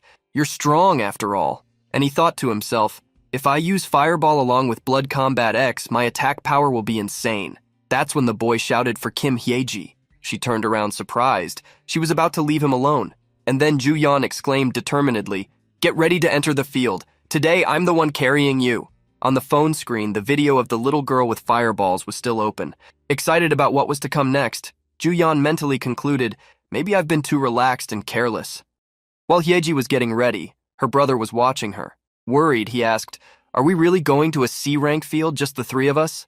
Hyeji, who had reached level 36, was excited to go there, as she wanted to see at least once how they would perform. Ju Yan, who arrived while the conversation was happening, quickly reassured them. Anyway, the recommended level is between 31 and 40. There won't be any problem, bro. In truth, he was the one the protagonist was most worried about. Hyeji's brother frowned, since that level range was only what the system recommended. Depending on the group and how it was organized, the ideal level could vary significantly. Despite his concerns, the protagonist wasn't worried. I have a plan, and I'll sweep all the experience points for you. With the latest skills he had obtained, Ju Yan knew there was nothing they couldn't do. Sometime later, the group arrived at the C-rank field, the Unak Natural Recreation Forest. This was an infamous field due to its plant-type monsters. Since they were adapted to the forest, there were many mutants. For this reason, it was ideal for a group to proceed with 2 area of effect damage dealers. However, Ju Yan wanted to try something different. As soon as he arrived at the recreation field, he launched a massive fireball that crashed down on a wooden monster. Hyeji was impressed by the attack, and Ju Yan was pleased. This was the perfect attribute to face such monsters. With his unique fireball trait receiving a 10% enhancement effect, Ju Yan was practically dancing with satisfaction. Ju Yan's plan was to copy only the energy combat enhancement to deal with the growing number of monsters, and as a precaution, he also kept a backup skill copied. Lastly, he wanted to test whether he could copy his combat technique through the body camera. When 2 magic circles appeared beside Ju Yan, flames burst out like a wave, drowning the monsters in fire. This was the flashy ability he had prepared to serve as his finishing move. While Ju Yan was immersed in thoughts about how many skills he could copy, he was being watched by his teammates, who noticed his maniacal smile. Hyeji felt a bit uneasy, and upon seeing Ju Yan laughing as he wiped out the monsters, she quickly ran to her brother's side. Now they understood why people called Ju Yan a psychopath. The hunt continued normally. Ju Yan created fireballs as hot as the sun to deal with the monsters. While the group hunted, a man in a suit was observing them from a distance, speaking through an earpiece. The image he saw was transmitted to a computer, and his voice was heard by someone watching the footage. Target location confirmed. Skills and appearance match. A knife spun through the air, striking the computer screen in an instant. Enraged, the owner of the knife vented his fury. Barely any time has passed and he dares to show up. He's completely lost his sense of fear. Since he offered himself up, shouldn't I grant his wish? Unaware that someone was planning to hunt him down, Ju Yan continued his advance through the forest, starting large fires whenever he encountered a wooden monster. After some time hunting, the mutant trees had turned into charcoal, while various gems and items were scattered across the ground. Excitedly collecting the gems, Ju Yan checked and saw his level had gone up from 15 to 17. Something caught his attention among the ashes. It looked solid. He pulled it out, thinking it was an item, but when he realized he was holding a skeleton, the smile on his face turned to shock. Hyeji and her brother heard the scream echo in the distance and quickly turned around. Approaching Juyeon, they asked what had happened. Sitting on the ground, the protagonist was trembling and stuttering. "It's a body! I let my guard down thinking no one was here. Did I accidentally hit someone?" Hyeji reassured him. There was no way someone could turn into a skeleton just because of a fire skill. Observing the remains on the ground, she came to a conclusion. There's no way someone would come to a battlefield without armor or equipment. Looks like he was attacked by other people and had his items taken. Finishing her analysis, Hyeji sighed and commented that it would be better to report the finding to the cleanup squad. Hyeji's calm demeanor surprised the protagonist, but there was a reason for it. She had seen this happen many times. It was actually common in hunting fields. Since they couldn't determine whether this was the work of a cult, it would be difficult to track down the culprit. Hearing the entire explanation, the protagonist swallowed hard. This was all new to him. Seeing how experienced the girl seemed, he asked if she had ever been attacked before. Hyeji confirmed that she had and remembered the incident. A bald man with an axe had charged at her unexpectedly as he was part of her own team. Juyeon grew increasingly surprised by her words. "We were hunting, and they tried to attack me from behind. It's easy to know who your enemies are when you're facing monsters because all of them are enemies. But humans are different.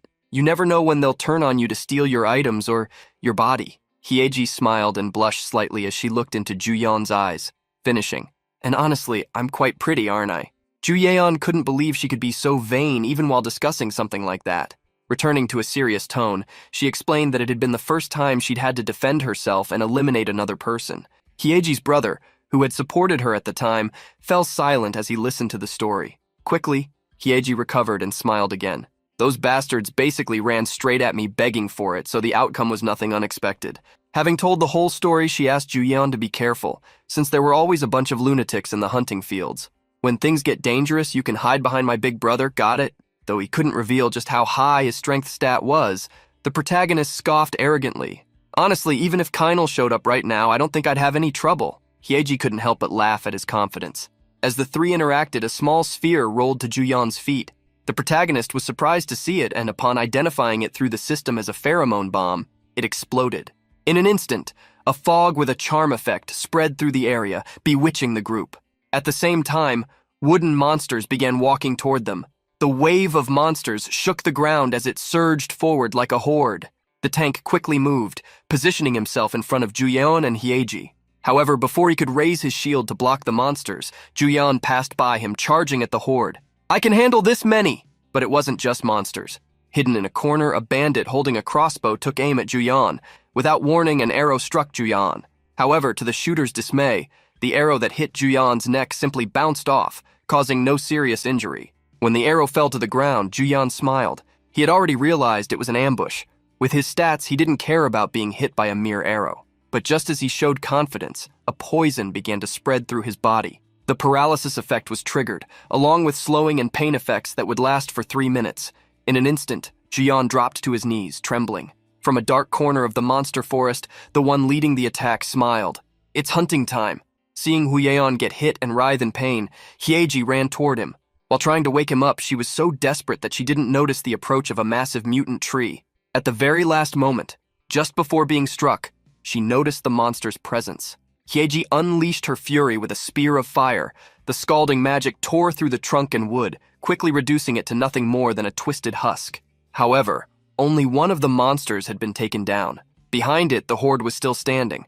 Hyeji clenched her teeth. There was an unusual number of monsters for that area. In this situation, they wouldn't be able to hold them off while protecting Juyeon, so a decision had to be made immediately. Hyeji's brother hoisted Juyeon over his shoulder, and with his other hand, raised his large shield to clear a path. With the large tanker leading the way, the group advanced through the mutant trees. Hyeji supported him however she could, casting her fire spells without worrying about how much energy she was using. But as they moved forward a bit more, another sphere rolled toward them. Hyeji's brother reacted quickly and raised his shield, but she was even faster. With a storm of fire, she destroyed the grenade before it could explode. The man who had thrown it glared at them in irritation. "Where do you think you're going? Trying to run away without fighting?" Behind him, several mercenaries stood ready to act at his command. Hyeji's brother frowned and asked the man's identity, but he didn't answer. Instead, he pointed to Juyeon, who was being carried on the man's shoulder. "I'm someone who has business with your cargo. Leave him and I might let you go." In response to those words, Hyeji immediately hurled a fire spear without even replying. but the man she targeted swiftly swung his sword and shattered the spell. Hyeji instantly recognized the technique he used to neutralize her attack and questioned him. "You were in the raid against Kanal, weren't you?" The man smiled upon being recognized. "You're pretty, but pretty clueless. Looks like I'll have to eliminate you too." With a dark glare, a murderous aura surged around him, making his intentions clear. At his signal, one of his henchmen pulled out another pheromone bomb. As soon as the sphere hit the ground, it exploded, releasing the attraction toxin. This gas was exactly what drew the mutant trees, and soon a new horde formed. Hyeji and her brother clenched their teeth as they saw the danger approaching once again. In an instant, the ferocious monsters were right in front of them, charging at full speed. Holding Juyeon with one arm, the tanker shoved one of the monsters away with his shield. Hyeji also gave it her all, using her fire magic to deal with those that got too close. Meanwhile, Juyeon groaned in pain. Even though the others were doing their best, his body wouldn't move as he wished. His skin felt like it was burning. He didn't understand how things had escalated to that point, or if this would be his end. As he tried to grasp what was happening, he was jolted awake when a drop of red liquid landed on his face. The tanker carrying him had fallen to his knees, and Hyeji, exhausted, was wounded in the shoulder. Yet in front of them, the horde of monsters had been defeated. Juyeon didn't understand how that had happened, or why. Then he remembered Hyeji's words when she told him he could hide behind her brother if things got dangerous. She wasn't lying. When she saw him trembling, Hyeji realized Juyeon had regained consciousness. Surprised to see him trying to get up, she tried to stop him. "Juyeon, are you back to your senses? Can you really walk?" Hyeji was confused when Juyeon pulled out a cell phone. The protagonist ignored her question and instead made a request. He wanted them to keep what was about to happen an absolute secret. Watching how the group had handled the monsters, the bandit sneered. "You're holding up pretty well, even carrying that dead weight, huh? As a reward, I'll make sure it doesn't hurt." Hyeji clenched her teeth and cursed at the bandit. Seeing Juyeon rise, the man was also surprised. He had been wondering how much longer the mage would stay knocked out. With a mocking grin, he continued, "Judging by how you look, you're all beat up, aren't you?" The protagonist, drenched in sweat from the pain, silently acknowledged everything he had endured. Seeing Juyeon's expression, the bandit laughed even harder. "You can't wait for what's coming next, can you?" Ignoring the threat, Juyeon raised his hand silently toward the sky. The bandit, on guard, expected a fireball. He quickly conjured a shield around himself and his subordinates. In a deep voice, Juyeon asked only one question. "Are you sure you're ready?" Immediately, countless magic circles appeared in the sky, one after another. Everyone looked up, stunned in disbelief. Like a dark lord of the stars, Juyeon had conjured magic circles that shone like suns. In that moment, everyone realized this was the attack of the mage who had received Muhammad Al's ring, but realizing that didn't give them any chance to escape. With a blank stare, the protagonist unleashed his ability, Meteor Rain. At his command, massive fire-wreathed boulders rained down from the magic circles.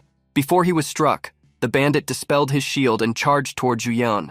He didn't believe the mage would be willing to sacrifice himself and his allies with his own attack. In a desperate move, he launched a crazed strike at Juyeon, but before he could get close, Juyeon muttered something. Inner fury. The moment the spell activated, chaos erupted within the bandit's body, freezing him in place.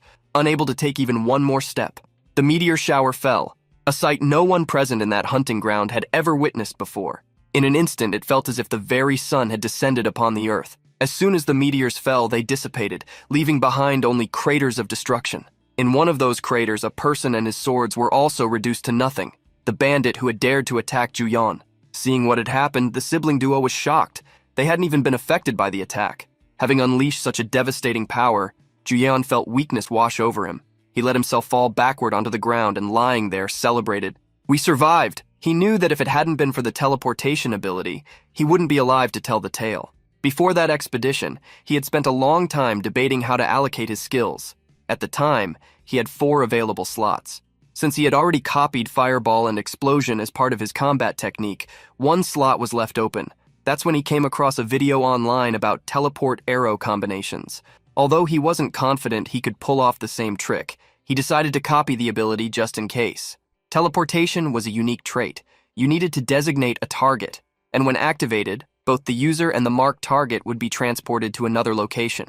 The description sounded confusing, but Juyeon soon realized it was essentially mass teleportation, so he decided to place the ability in his last available slot. Seeing how well prepared he had been, he couldn't hold back his joy and even jumped on his bed like a child. Now, lying on the ground, he simply asked the siblings not to question him any further. Hyeji, however, wasn't particularly curious. Her intention was far more shameless. Let's grab the items those idiots dropped. After collecting the loot, the trio headed up a hill. Once they were far away, a different group arrived at the site where the battle had taken place and was stunned by the aftermath. Faced with so many craters, they were shocked and asked, "What the hell happened here? This is insane. Look at the size of these holes. Did Muhammad Al pass through here?" Even though he had saved his own life, Juyan was still on the verge of tears. After displaying such a powerful ability, he felt it was only a matter of time before he was discovered. Thanks to the intense battle, he had reached level 20. A new unique trait had been unlocked, the sub-trait of skill storage. When they returned home, Juyeon shared a few truths with the siblings. Hyeji was the most surprised when she heard about the skill master. Juyeon told them the truth. He had a class that allowed him to copy any skill. Hyeji was shocked, and a realization dawned on her. So that's why you can use healing, damage, and buffs all at the same time? Her understanding went deeper, and she pointed to herself. You can even copy my skills? Unfortunately for her, Juyeon confirmed that he could. Hyeji then pointed to her brother and asked if Juyeon could copy his skills too. The protagonist also confirmed this, though he mentioned they'd be difficult to use without the proper equipment. As if she had found a priceless treasure, Hyeji approached Juyeon with shining eyes. Does this even make sense? How many skills can you copy? The protagonist stopped her from continuing, saying that detail was still a secret. Hyeji's brother wasn't too concerned about Juyeon's class. He wanted to get to the main issue. Do you know anything about the people who attacked us? Thinking for a moment, the protagonist suggested they might be the same people who were in the Kainel raid. Hyeji also told her brother she had a lead on who they were. With a sharp look, she said, "They must be from the Raider Guild." To explain further, Hyeji asked Juyeon if he had heard of a group that collected items from boss monsters. The protagonist had, in fact, come across such a group before. Hyeji revealed that some time ago, this group, the Raider Guild, had tried to recruit them, offering the rights to use boss monster items in return. The protagonist didn't fully understand how that guild was linked to the people attacking others. Hyeji quickly got to the point. Among the items we got from those who attacked us, there were several boss-tier items. Those have extremely low drop rates, so it would be hard for more than one group to gather that many. This is an organization with roots all over the planet. We still don't know who their leader is, but now that you've made enemies of this group, you need to be careful. Hearing the warning, the protagonist was so frightened his gaze darkened. Later, after they had split up, he lay down on his bed, trying to relax. Thinking over what had happened in recent days, he realized he had been through countless accidents. His identity had almost been exposed several times. Afraid of being found out, he knew he had to become stronger before that happened. He needed to secure high-rank abilities. Opening the stats window, Juyeon saw he had accumulated 30,000 points. This amount had been steadily built up through daily missions. He had always tried to be prepared in case something happened. Using a portion of his resources, he spent 5,000 points and upgraded his sub-trait. His passive income reached level 4, and now he earned 1,000 points every 24 hours, counted from the day's reset. He hoped the points would accumulate while he rested in bed, but he knew that wasn't very efficient. As a reward, Juyeon decided to spend all remaining points on the ability that had helped solve the crisis. Using 25,000 points, he raised the main trait to level 3. Now, the ability granted 2 random rank D unique traits for a copied skill. One of those traits could be selected and manually applied. Since even E-rank traits brought massive efficiency boosts, the potential of D-rank traits thrilled him. Opening the sub-trait window, the protagonist wanted to check the best options available. He now had the skill storage sub-trait. He could use a copy counter to store a skill. Stored skills would retain their main traits and their effects would remain until replaced. When a new skill was stored, a copy counter would be consumed, and its recharge cooldown wouldn't apply. Sighing, Juyeon held back tears, imagining how he could have kept the combat skill had this trait emerged earlier. Copying skills via video wasn't all that efficient. After thinking for a while, Juyeon decided which skill to store. Extending his hand, energy flowed through his arm as he chose Change Resistance. Once the decision was made, a copy counter was used, and the skill was stored, preserving the applied effects as well. Since he could use that skill endlessly while it remained in storage, it was easy to decide which ones to keep. After Change Resistance, Juyeon figured he should store Radiant Power from Hyeji and the powerful combat skill. Since he didn't yet have them at a high rank, Juyeon planned to keep trying to obtain them randomly while resting for a few days. Juyeon intended to rest, but the next thing he knew, he was sitting with Hyeji and her brother in front of Muhammad Al. Seeing Muhammad greet him personally for the first time, Juyeon nearly cried. Just as he had decided to take a temporary break, a guest had shown up. And not just anyone, him. Accompanied by his secretary, Muhammad crossed his arms and commented, "You stirred up quite a commotion. The rumors that the mage from the canal battle and the psychopath are you have been contained, to keep them from spreading." The protagonist was about to thank Muhammad for the favor when Hyeji beat him to it. "Thank you, but why are you here?" Seeing how the girl took the lead, Muhammad replied kindly, "No need to be so cautious. I just wanted to hear what my friends thought." With arms still crossed, Muhammad confirmed what the group had already suspected. Those who attacked them were part of a global-scale guild called Raider. Hyeji was a little surprised that Muhammad already knew that. Soon, the high-ranking hunter continued. "Coincidentally, I'm already at war with that guild.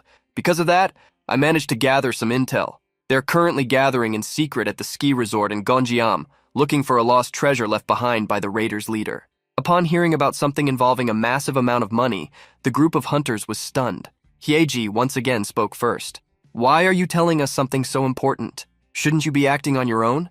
Muhammad ended up frustrating her with his answer. "I'm sorry I can't help directly, but any of my movements would draw too much attention." As the conversation continued, his secretary informed him that his next scheduled appointment was approaching.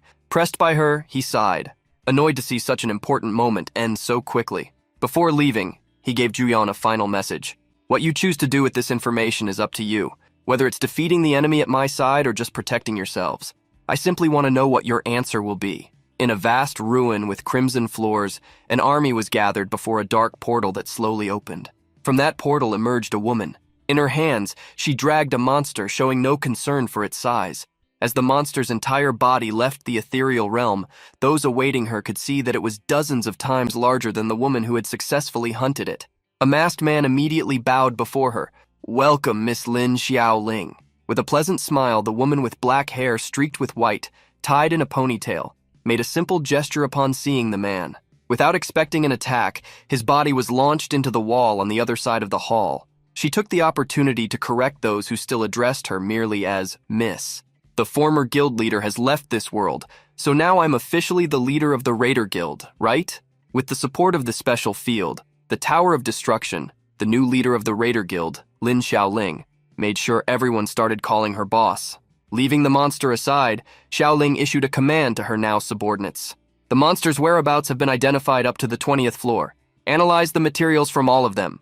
Shifting the topic, Xiaoling asked how the suppression of the faction loyal to the old man opposing her was going. Her subordinate promptly reported that 98% of the old generation's followers had already been eliminated, and the remaining ones were scheduled for removal. Xiaoling was extremely pleased with the report and thought further. The old man's treasure hidden in Korea should still be untouched. Retrieve it as planned. The Dark Xiaoling had only one thing in mind: to end the era where anyone could make money without skills and usher in the era of the superpowered. Those who conquer the special fields and obtain the boss monster's items will grasp the world's true power. And in that new realm, I will sit on the throne. Unaware of Xiaoling's thoughts, Juyeon was enjoying the snow with a bright smile. "This is my first time at a ski resort. This is amazing!" The scenery of the Gonium ski resort field was breathtaking. There, the snow never melted, and movement was restricted by snowstorms. Due to roadblocks, the popularity of the hunting field, which could have been a fun spot, was extremely low. Excited about the location, Hyeji quickly made a plan. "Let's finish the hunt fast so we can come back and enjoy this place." In contrast to her excitement, her brother had a grim look. "I don't know if it was a wise decision for just the three of us to come here." Before the trip, Sangwook had been shocked to hear his sister wanted to go after the Raider Guild first. She had in fact sold items taken from bandits who attacked them, under her real name. He was appalled to realize how carelessly his sister might have made herself a target, but she couldn't stop smiling, even in this situation, because now she and Juyeon shared the same fate. He slapped his own face, upset for having let his guard down instead of taking care of things himself. Now that they were already in the hunting field, Hyeji reassured her brother, "Come on, what's there to worry about? The three of us are veterans who've already been through tough times." Not only Sangwook, but Juyeon himself was surprised to hear her include him as a veteran. Since he had already faced a boss raid and battled a group that hunted players, Hyeji could no longer call him a rookie. As they were leaving the resort, Hyeji explained the situation. When they were stopped by someone holding a katana, two men with threatening appearances were there to drive them away. "This hunting field is under the control of the Enjoy Guild, so leave if you don't want trouble." Confused, Hyeji asked if they were association users or something like that. Before she could step closer to keep questioning them, one of the men drew his katana. Instantly, Hyeji sensed their intent. With a mocking look, the man holding the sword threatened, "Screw the association. This place belongs to our guild." At that moment, Juyan's heart began to race, and his expression darkened. He might not be a hero, but the thought of protecting what mattered to him filled his mind. The man blocking their path continued to mock Hyeji. "If you're that upset, why don't you give me a hug? Maybe I'll make an exception." Sangwook clenched his teeth at the provocation. He was about to act when Juyan pulled his hood up over his face. In the protagonist's hand, a small flame appeared, like the fury burning in his heart. "That bastard dared to point a sword at one of mine." The small flame turned into a massive fireball controlled by Juyan's finger. Seeing it, many members of the guild nearby were shocked and quickly recognized him. "It's that psycho!" Juyan had no reason to stay still, not when he had the power to crush those who threatened him. With a grim look, he questioned the man with the sword. "Shouldn't control come with power? Then how about I show you what it feels like to be controlled?" The man tried to retreat when he saw the fireball, arguing that their guild had arrived first. But before he could keep barking, the fireball exploded into flames and rage launched by Juyan. Having barely dodged it, the man grew furious. "That lunatic really threw a fireball, damn bastard!" But before he could complain another second, Juyan glared at him darkly. "If you show up in front of me again, you'll face the consequences." Seeing how Juyan acted, Hyeji felt he was a little different than usual. Following behind, she tried to tease him. "Wow, you, Juyan, that dominance was amazing." Hearing the praise, the protagonist turned back with a shy smile. "Really? I guess I might have been a bit, yeah." Surprised and confused, Hyeji watched his personality change again in mere seconds. Even Juyeon was a bit puzzled. It was his first time intimidating someone, but he had done so well, he started wondering if that was his true talent. In the inner areas of the snowy fields, a group from the Enjoy Guild was locked in a tough battle against wolves and werewolves. After winning the fight, one man laughed in celebration. "Ha ha ha! There's no one else here to share the damage. This is so refreshing. We should have taken control of this hunting field sooner." However, in the middle of his celebration, a massive fireball, like a blazing sun, fell from the sky. Leaping back, he barely avoided the attack, completely baffled. "Who the hell launched that?" In response to his question, a person wearing a white hood appeared. "Who do you think? Just someone who came here to hunt." The man got angry and shouted at the hooded figure. "Didn't you see the warning outside? This field is under our guild's control." But only a grim smile appeared on the man's lips in response. Scratching his head, the Enjoy Guild leader ordered his men to back off. "Don't waste your time. There are several level 40 guys here. Just go to another hunting field." The man walked toward the Enjoy Guild group and removed his hood, revealing gray hair and a middle-aged face. With a somber glare, he challenged them. "Let's see who ends up leaving." Unexpectedly, a group of people emerged from the snow, attacking with sharp blades. The Enjoy Guild tried to flee, but the attackers didn't let them get far. The gray-haired man scoffed as his team eliminated the group. "So many useless fools." A man beside him wearing a green hood apologized. "Sorry I didn't find out sooner. Apparently a guild called Enjoy started controlling this field." Unbothered by the issue, the man gave an order to the scout. "Divide the team into 2 groups to hunt down anyone in their way. That way they wouldn't be disturbed." Looking ahead, he stared at the tall mountain rising in the distance. To the deepest, highest part of the hunting field, that was their destination, where they would find the imitation bracelet. Unaware of what had happened inside the hunting field, Juyeon and Hyeji laughed joyfully as they enjoyed the snow. However, the girl's brother wore a somber expression.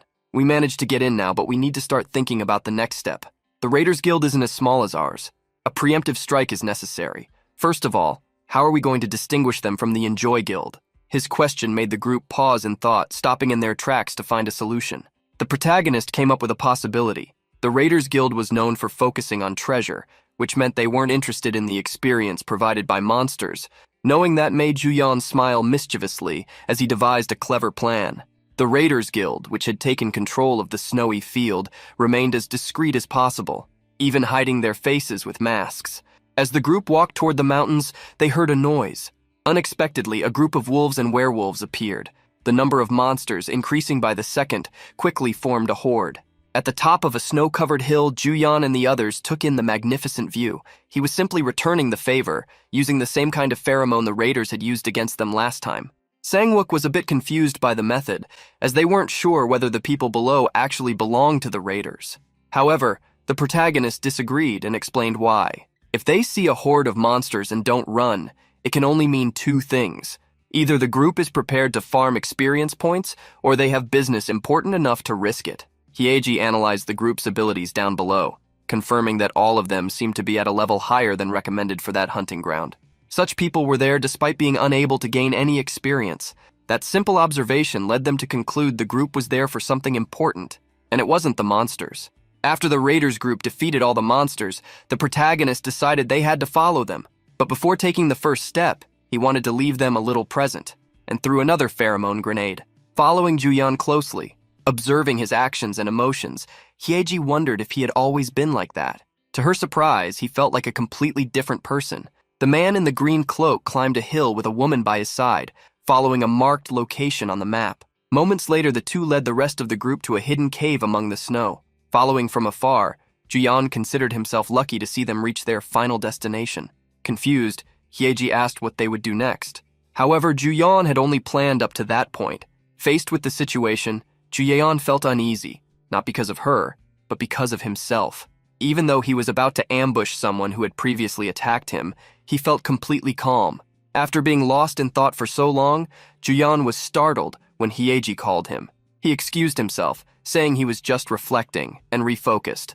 Knowing there was no time to waste, he pulled out a crossbow, a weapon they had obtained in the previous battle against the raiders. At the cave entrance, two people were talking, surprised by the appearance of monsters. Afraid of the fight, they were still relieved to have volunteered to go to a place where they could hide. While they continued talking, Juyan carefully lined up his aim. The sound of the crossbow firing alerted one of the raiders, the exact one Juyan had targeted. The first arrow hit its mark, but the second missed, as the warrior was now on alert. When his companion fell, the remaining raider looked around nervously. "Who's there?" It was at that moment that he started trembling. He couldn't understand what was happening. He remembered dodging the second shot. However, the bow of weakness had a few characteristics. If the target's HP, agility, or strength were below 30, it would respectively cause stun, slow, and pain.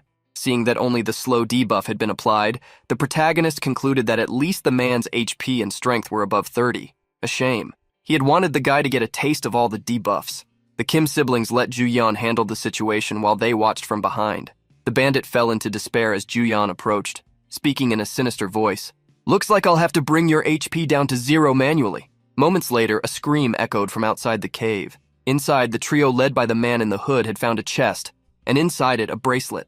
The tanker of that group picked up a communicator, trying to contact the scouting team, but all that came through was static. Immediately, the man reported to his leader, "We lost contact with the ones at the cave entrance." Realizing the rear team had been attacked, the group cast their spells, preparing for battle. "We must protect the treasure at all costs." With the tanker at the front, the trio quickly reached the cave entrance, where they found both teammates lying on the ground. Before they could even check on the pair, Hyeji appeared with her staff, casting a firestorm. Several attacks, like flaming hail, crashed against the tanker's shield, which had a magic nullifying barrier. Hyeji raised an eyebrow, surprised to see that. At that moment, a lightning bolt streaked across the snowy field, hitting her brother. The man in the green hood reacted quickly, ordering his partner, "The tanker's being neutralized. Take down the mages before the paralysis wears off." The woman swiftly moved out from behind her own tanker. Seeing that action left Juyan disappointed. "Just because the tanker can't move, you think we're helpless?" Without wasting another second, Juyan activated radiant power. Then, the energy of the limit breaker surged through his body like crackling lightning. Several buffs were instantly applied to Juyan. His magic was boosted, along with his HP, attack, critical damage, and defense penetration. As his attack rank increased by 1 level, he conjured numerous fireballs, a wide smile on his face. Seeing the young man summon fireballs, the man in the green cloak mocked him. "Still using fireballs? What an idiot. Against this shield, E-rank spells won't work."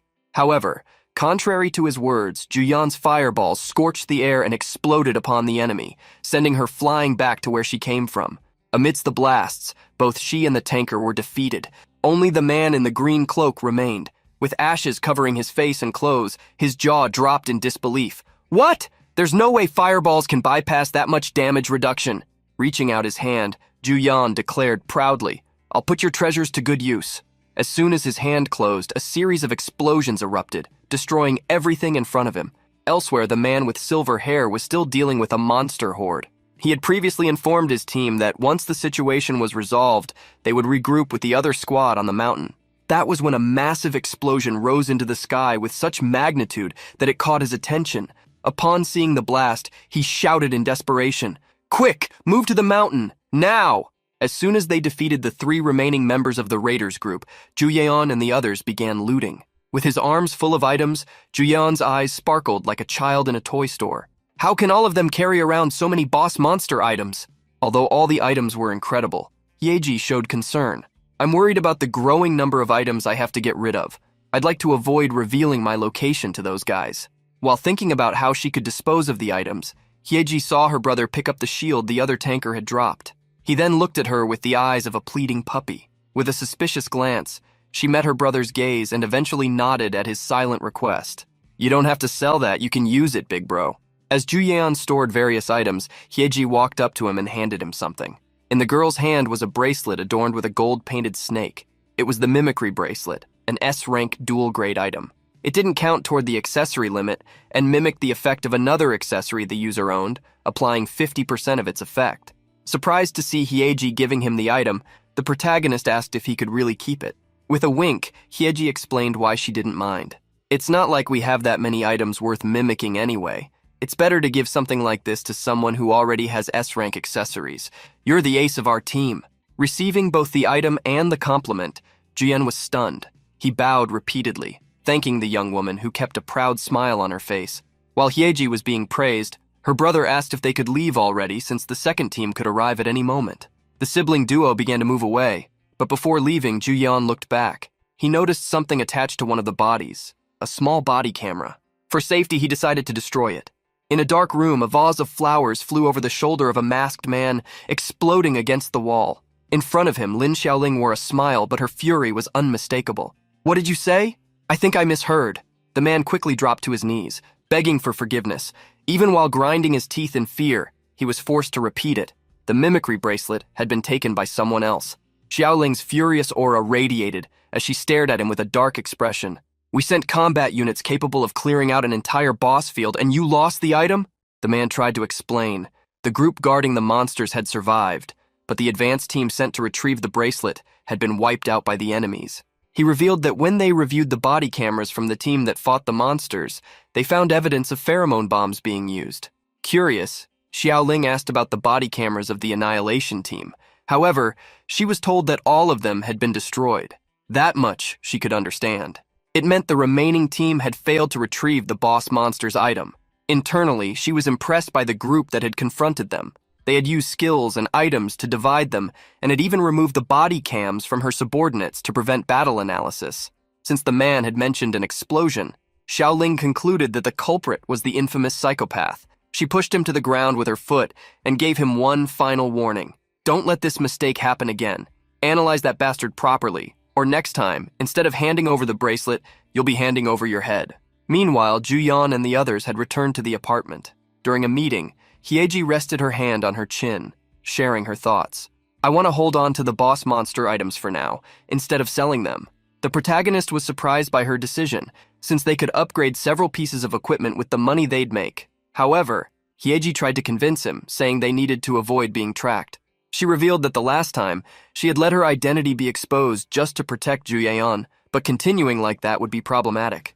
While her brother grumbled about her decisions, Hyeji kept explaining to Juyeon, reassuring him that this didn't mean they'd stop hunting.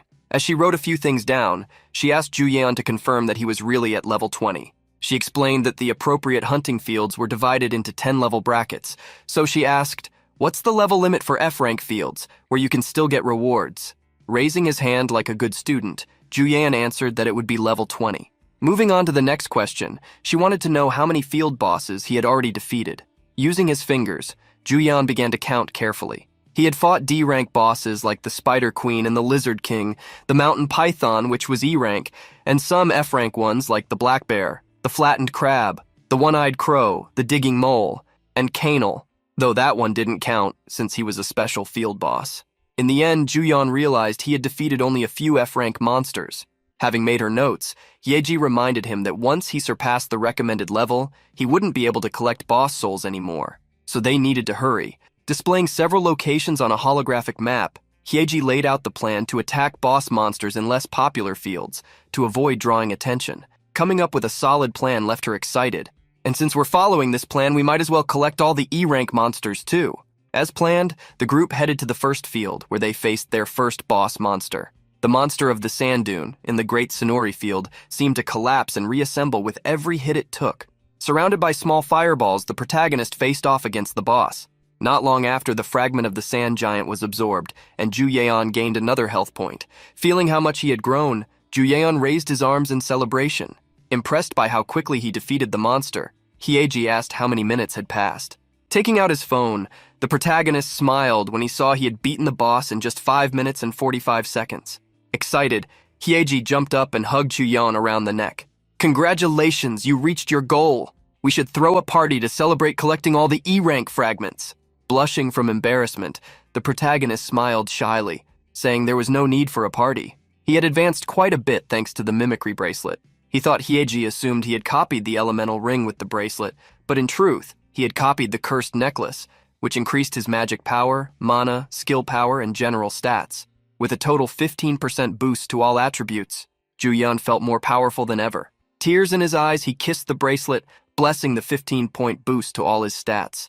Feeling on top of the world, Ju Yeon declared, "If I keep improving like this, I might become stronger than Muhammad Al." While the siblings watched him, the protagonist hummed to himself, running toward more monsters in the distance. As the protagonist enjoyed himself, Ego, the tutorial assistant, watched him. She extended her hand, touching the pool of water through which she observed him. The protagonist had been waiting for a mission that could earn him a lot of points, and as expected, a mission appeared. It required him to attempt to conquer a special E-rank field, defeat the invaders who had discovered a new camp, and eliminate the plague ravaging that land. The land of plague devoured and corrupted everything around it, just by existing. As a reward, Ju Yeon would receive a large number of points, along with the chance to choose one trait and one skill to enhance. As always, he had gotten exactly what he wanted at the perfect moment. Seeing Ju Yeon staring off into space, Hyeji asked curiously if he had unlocked a new ability or something like that. Keeping his secret, the protagonist answered quickly, "Something like that. I just got a mission that will make me stronger if I complete it." Hyeji was surprised, and a little jealous. Looking at the number of points he'd received, Ju Yeon grinned from ear to ear. As expected of a main quest.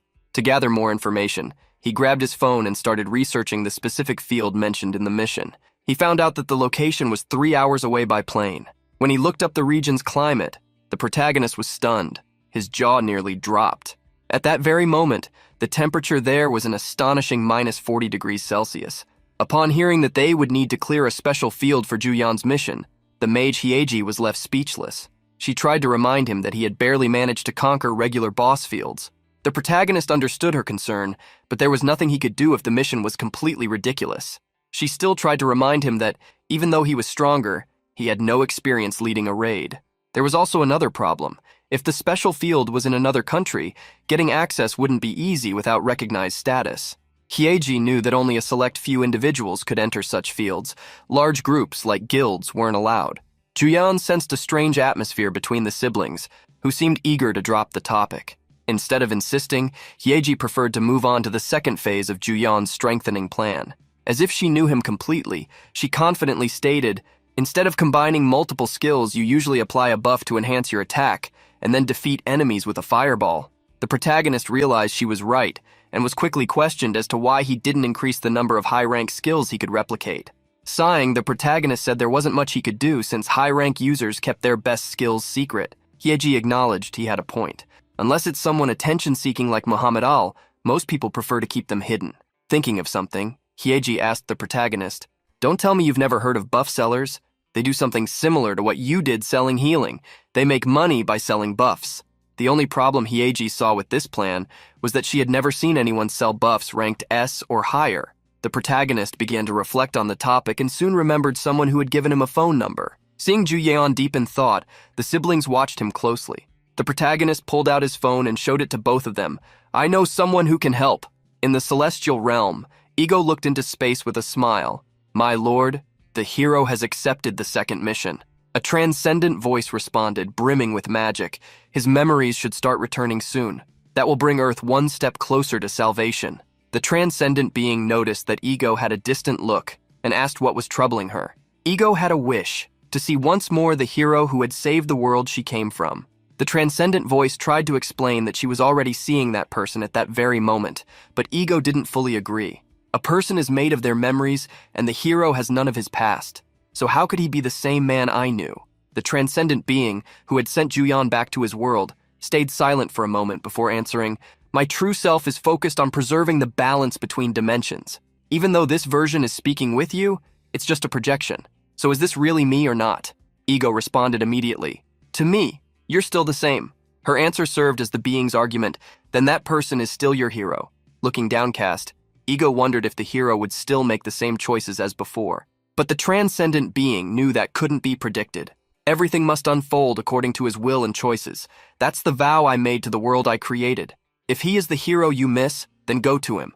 Whether you want to help him or not, that's your choice, so you must decide for yourself. Hearing the being's words, Ego maintained a melancholic gaze until she made a decision. Her clothes began to transform. Shoes and long socks clothed her legs, and she soon transformed into the cheerful Hyoju who answered the phone. "Juyeon, it's been a while." After traveling, Juyeon and his group waited patiently for their guest's arrival. Arms crossed, Hyeji was a little annoyed. Coming all the way to Seoul Grand Park without even asking for travel compensation? Charging would be standard. This seems suspicious to me. Confident and proud, the protagonist rubbed his nose. That just shows how much people love me. Not only Hyeji, but her brother also began to find the whole situation suspicious. Suddenly, Hyoju appeared, cheerfully hugging Juyeon's arm. "Oppa! It's been so long since you last greeted me." Hyeji frowned upon seeing how the girl, who had appeared out of nowhere, was treating Juyeon. The protagonist blushed deeply, flustered at being hugged by a pretty girl, and scratched the back of his neck. "I ended up getting really busy, okay?" Pulling Juyeon closer, Hyoju acted shyly. "I was starting to forget your face, you know?" Trying to separate the two, Hyeji introduced herself. "Hello! I've heard a lot about you from Juyeon. You're a double S-rank buffer, right?" Hyoju smiled cheerfully, hiding her tiger-like temperament. "Ah, so you're a friend of Juyeon Oppa." Like an angry lioness, Hyeji hid her jealousy and retorted, "Maybe I'm someone a little more special than that?" Trying to avoid Hyeji's rudeness, the protagonist attempted to introduce her to Hyoju. "Let's just say she manages me." Upon hearing that, Hyeji got so irritated that she slapped him hard on the back. Sangwook caught the protagonist before he could fall and joined the conversation. "As we were saying, I need an enchantment-type buff." Turning to him, Hyoju asked what kind of buff he needed and how much he could pay. Helping Juyeon to stand, Sangwook asked Hyoju to deal directly with him, the sponsor. Seeing that Juyeon would leave the conversation to Hyoju, Hyeji realized she should have thought more carefully about what to do. The protagonist pondered for a moment and began to stammer. "It has to be double S rank with a solid and immediate boost. Something you cast once and it grants a series of combined effects, like a set of market discounts. You know, something amazing maybe?" The atmosphere became a bit awkward due to Juyeon's confusing explanation. However, Hyoju acted as if she fully understood. Soon, a golden power appeared around her body, and large white wings spread out from her back. With a blessed golden glow, the ability Celestial Harmony was cast. A blessing sung by angels to uphold the heavens, it granted a powerful divine effect. All stats, except magical power, increased by 10%. A defense bonus and an additional magical power bonus, both 5%, were also granted. If magical power reached 100 points, one level of defense was raised. If magical power reached 150 points, one level of attack was also increased. Possessing a buff trait of double S rank or higher increased the effect duration by 200%.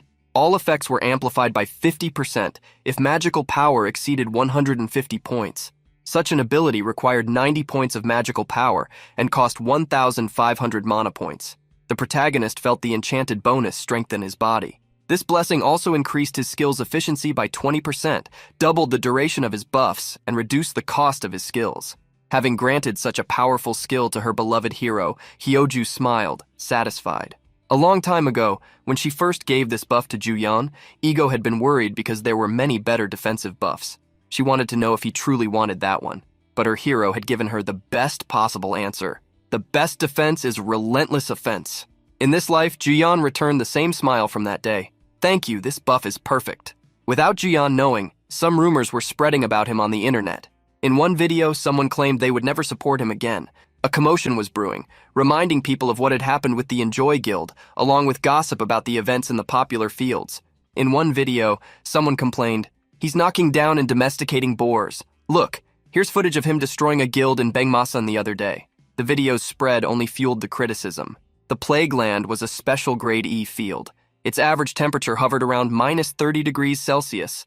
The harsh climate made prolonged stays impossible, and the vast expanse made locating the field boss even more difficult, causing countless users to sacrifice themselves. Over time, the nation devised a special measure. The protagonist, sitting on a rock in a place that reminded him of spring, completely different from the location he intended to go, was confused to discover he would have to wait until the field boss appeared. Approaching, Hyeji explained the reason. In special fields after a certain time, even the common monsters try to leave their borders. Do you think the field boss would just sit around waiting for humans? Sangwook continued the explanation. If the attempts to conquer the field keep failing, that ends up being not ideal. Placing his new huge shield on the ground, he frowned. Anyway, I'm against entering a special field without proper preparation. No matter how important the mission is, don't forget you only have one life. Frustrated, the protagonist asked when he should complete the mission. All he seemed able to do was copy and allocate skills.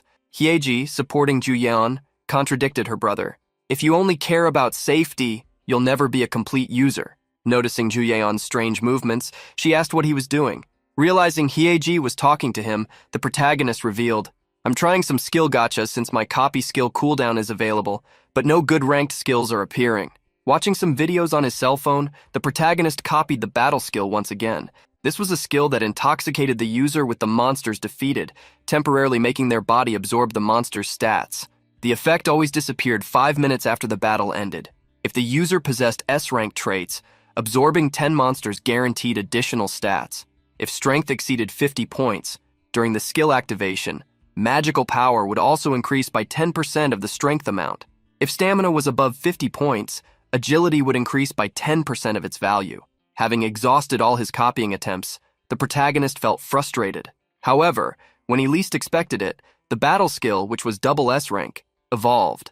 It became an X rank copy. Sangwook was talking with Hyeji, explaining that if they were about to enter such a dangerous place, the main damage dealer needed to be as strong as possible. At that moment, the protagonist jumped for joy.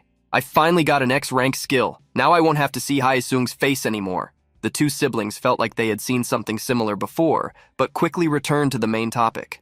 As foreigners, they still weren't allowed to enter fields in other countries. That's when Hyeji received a call. With a smile on her face, she answered upon seeing the contact, catching the two boys' attention. They grew even more curious as she started acting affectionately. Wow, really? Of course. Yes, I'll definitely deliver it to Hyeon. As soon as she hung up, a dark aura surrounded Hyeji when she revealed she had received an urgent call from Haesung of the Korean Guild. Her expression quickly turned into a proud smile as she shared the news. The special field plague land has been opened to foreigners. The raid team is recruiting and mages are being sought. Seeing she would probably be left out, Sangwook started arguing with her. While letting the two argue, the protagonist was confused about some things. Hyeji had mentioned mages, but Juyeon had been especially called as a priest. Putting aside the X-rank skill he had just obtained, the protagonist dropped the subject and focused on his preparation. In a large theater, numerous users began to gather, each sitting in their assigned seat. Sitting next to the pair of siblings, Juyeon revealed how impressed he was to see they had even rented the entire building. Hyeji couldn't help but smile at the comment. This time, everyone is an elite member who doesn't need testing, so there's no reason to rent a field for the meeting like last time. Recalling what had happened before, the protagonist teased, "But you didn't do anything last time, right? So why did they call you?" Just as the siblings were about to start fighting, a man climbed the stairs to the theater stage. "Do you think S-rank users are common? Nice to meet you. I'm Haesung, leader of the raid for the Plague Land expedition." The users prepared for the briefing. Haesung explained the raid's agenda would last 10 days, starting that day. They would depart as soon as the survival supplies arrived. All of you are high-level members selected carefully from Sky Island. Trust my judgment and bring your best skills.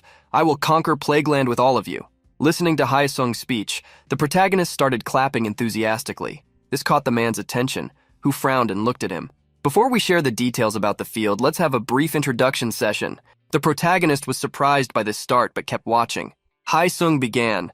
I am a melee damage dealer, I'm level 39, and my unique trait is critical hit. A man in the audience raised his hand next. I'm Miryang-soo Kim, an A-rank buffer. The protagonist was startled by people introducing themselves and thought to himself, what is this, a school reunion? What worried Juyeon the most was the feeling that Haesung was looking directly at him. A muscular man stood up with a friendly smile. I've admired Haesung's leadership since the Kaibil War. I really wanted to join the best raid leader again.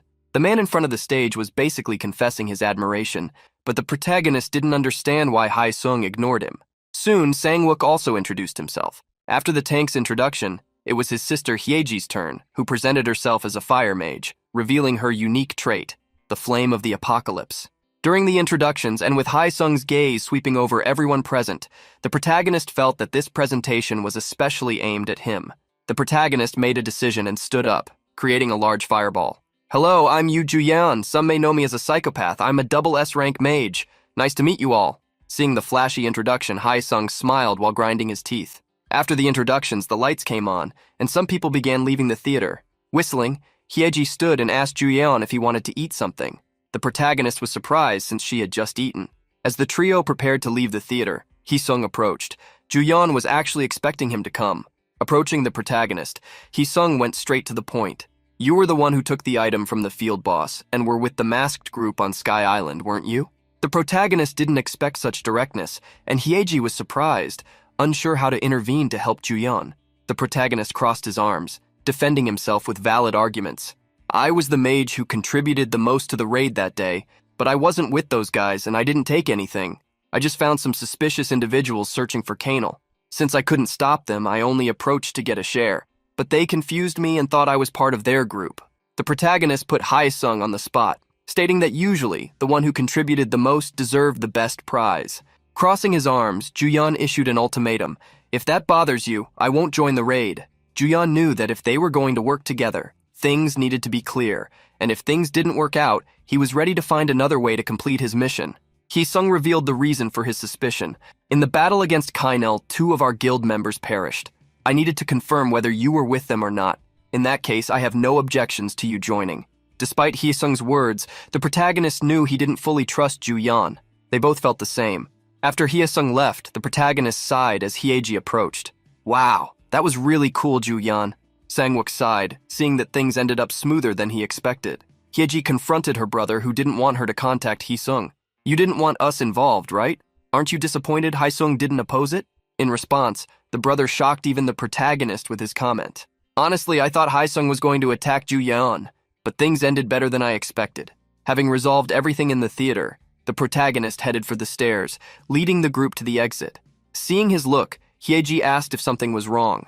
With a downcast look, the protagonist revealed what worried him.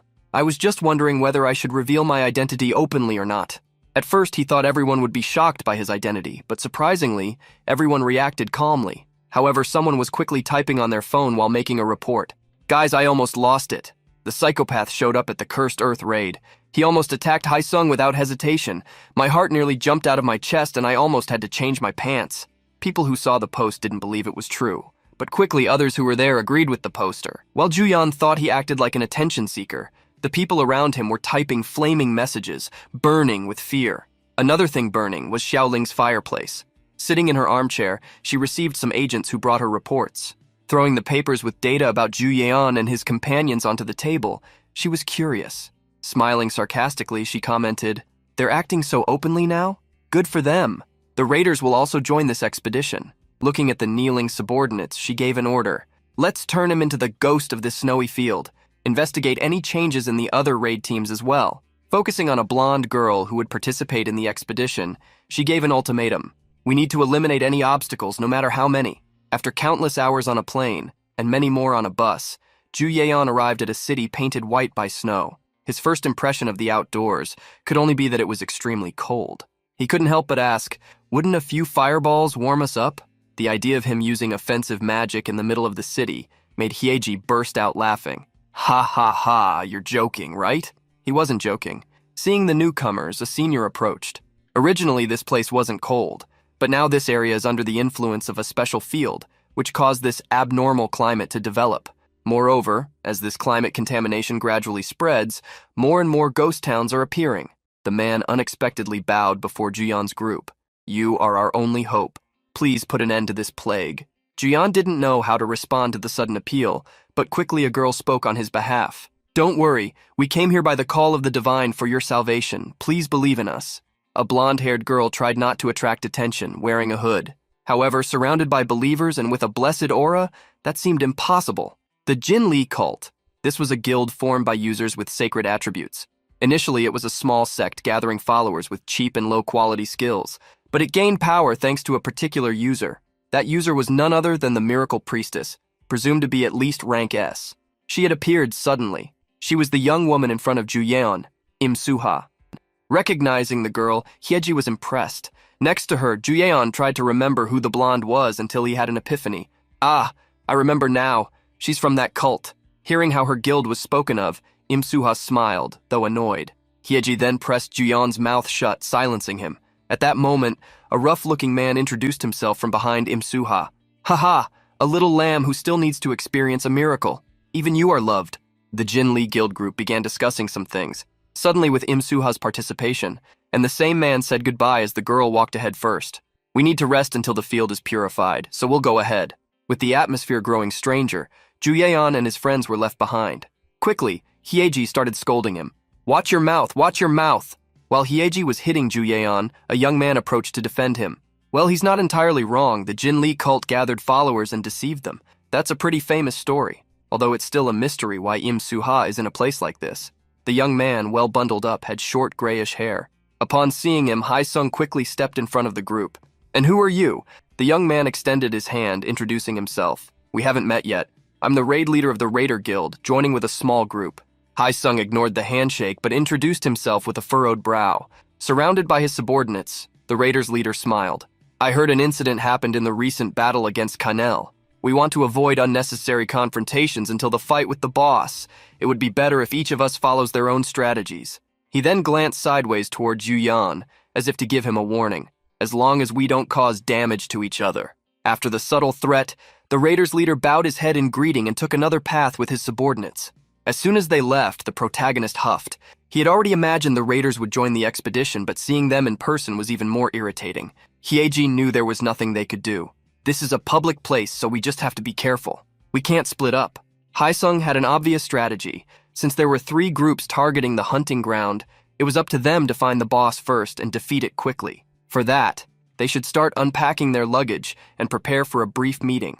On the D-Day of the expedition, the group led by Haesung stood before a portal. They did one last equipment check just to be sure, and under his leadership, began to step through.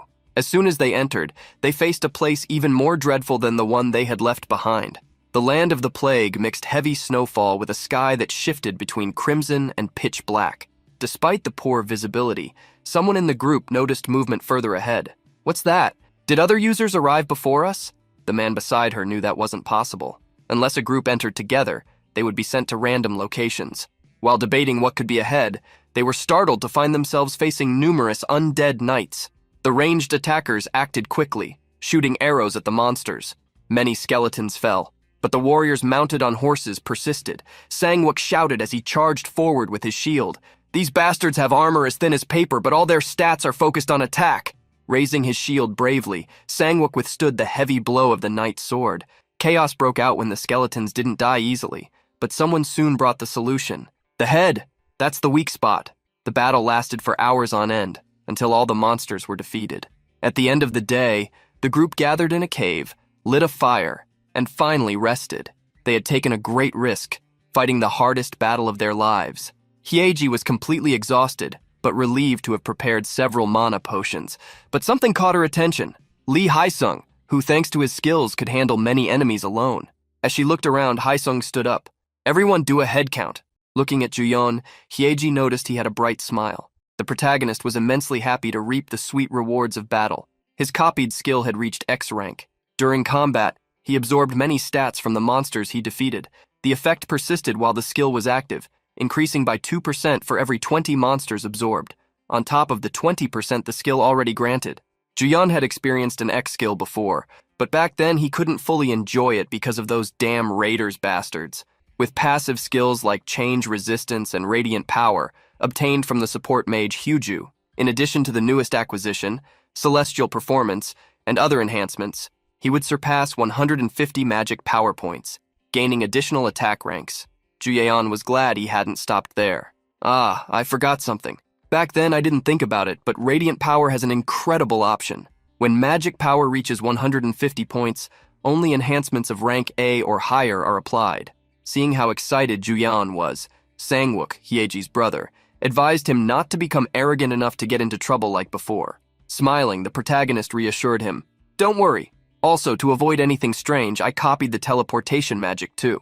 While the trio talked, Hyesung looked at them sternly. "May I have your attention, please?" The expedition leader continued explaining after gaining everyone's attention. "As you've seen, this field has extremely dangerous zones. And since the monsters move in groups, even the outcome of a single battle consumes a lot of weapons and items." As Hyesung explained the goal, to find and defeat the boss monster, Juyeon yawned. It was then that the leader said something interesting. "Therefore, we will operate a scout team to locate the boss. Any volunteers?" Juyeon brightened upon hearing the proposal. Beside him, Yeji didn't even notice she wasn't at all uninterested either. Knowing Juyeon and his own sister, Sangwook already imagined both of them would volunteer. 2 days ago, upon arriving at a room, Yu Juyeon complained about how he felt like he had almost frozen. Hyeji gestured for him to sit in an armchair so they could rest. "We need to have a meeting about our ability configurations." When Juyeon joined her, Hyeji revealed she wanted to know about his strength. Normally, users consider the concept of the hunting ground important. At lower levels, they go to places that give them a good amount of experience, and when their levels increase, they go to better fields. However, the higher the field level, the more abilities become the key to survival. Hyeji reminded Juyeon about the Sky Island, where the monsters were experts in flying. Juyeon recalled that battle, agreeing that people who fought hand-to-hand couldn't do much. Hyeji agreed with him, treating it as a disadvantage for some, but an advantage for others. Therefore, being specialized in more than one type meant that, even with a low level, someone could be super effective against certain enemies. Kim Sangwook joined the conversation, completing his sister's words. Yu Juyeon's unique ability, which allows him to switch abilities, means we will always be able to enter any hunting ground with incredible optimization. The sibling duo praised and were envious of Yu Juyeon. Hyeji explained that the Plague Land was a place where zombie-type monsters appeared. Fire-type abilities worked against them, but they weren't super effective. While Juyeon took out his phone to check something,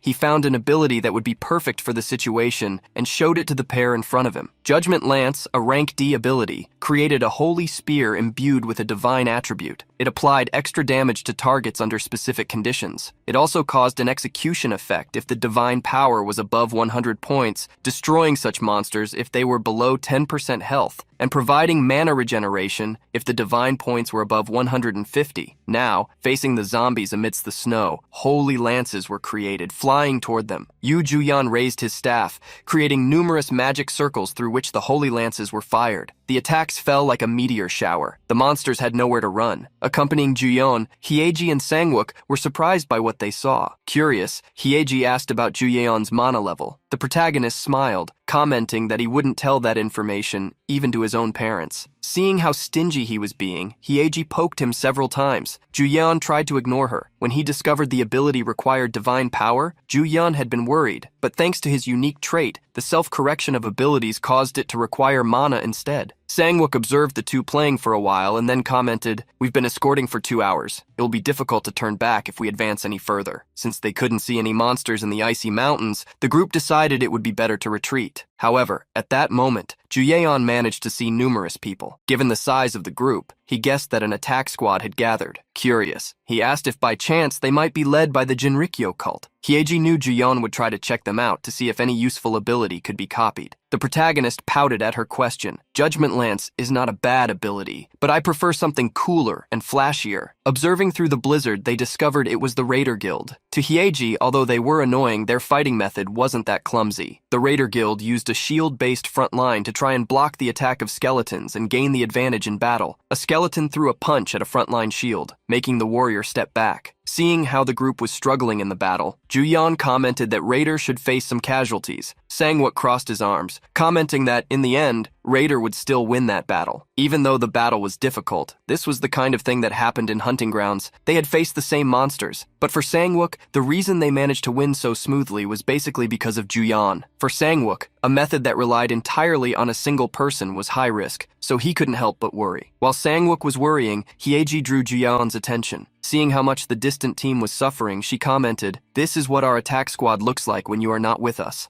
Since there wasn't much more to see, Hyeji called Juyeon to retreat. Juyeon, however, interrupted her when he saw something strange happening on the battlefield. Plague Slave, an S-rank ability, resurrected the fallen as plague slaves and turned them into a race of undead. If not exterminated in the Plague Land, they would recover 100% of their health in 10 minutes, become immune to pain, and although they would lose 90% of their health, several of the humans who had been taken down by the monsters rose as zombies, attacking their former comrades. Juyeon and the others were shocked to see the turn of events on the battlefield. They quickly returned to the worm, likely a base communication point. What happened? And reported the situation to Hisung. Juyeon confirmed what they had seen. Even monsters that were defeated came back to life after a certain amount of time. Hisung asked what happened to the Raider Guild, and Sangwook took the floor, revealing that the damage had been severe. But after dealing with the bodies to prevent them from turning into resurrected monsters, Raider left the area. Hisung thought for a moment, understanding that they needed to destroy the monsters' bodies with fire or crush them to ensure they didn't come back to life. While they were talking, another team arrived at the cave where they were gathering. A pair was talking to each other. They hadn't found anything. There was a lava zone, but they couldn't pass through it due to a lack of appropriate equipment. Hearing the report, Hyesung asked them to continue exploring for a few more days. Thus, 3 days passed. Hyesung now felt that the search area was expanding too much. It would be problematic if things were delayed any further. It was then that a man ran toward Hyesung. "We found something." The man showed a remotely recorded footage. The image was not detailed, but it showed an unusual monster, something that looked like a bull wearing armor. The protagonist managed to see the image and was surprised, accepting that this must be the field boss of the cursed area. Hyesung possessed one of the rarest double S rank unique traits, one that unleashed the highest attack power, blood combat. However, this trait came with a heavy disadvantage. Using the Holy Lances, Juyeon provided support while Hyesung advanced. The support was given so that Hyesung could deliver the final blow to the monsters, which was the requirement for his trait to function. 5 hours before the duo went to the battlefield, Hyesung had finished analyzing the suspicious monster recorded in the footage. Many other monsters seemed to obey his command, and judging by the armor he wore, the boss was presumed to have high defense. Hyeji asked for the floor. How about having all the range damage dealers focus on reducing the boss's HP and defense? Her own brother opposed the proposal because there weren't enough tanks to hold back the other monsters while the firepower was focused on the boss. While some wanted speed and others focused on safety, Hyesung pondered. He made a decision. "I will handle the boss. I will increase my strength by hunting the other monsters for 5 hours. Then we will take rotation breaks while the hunt continues,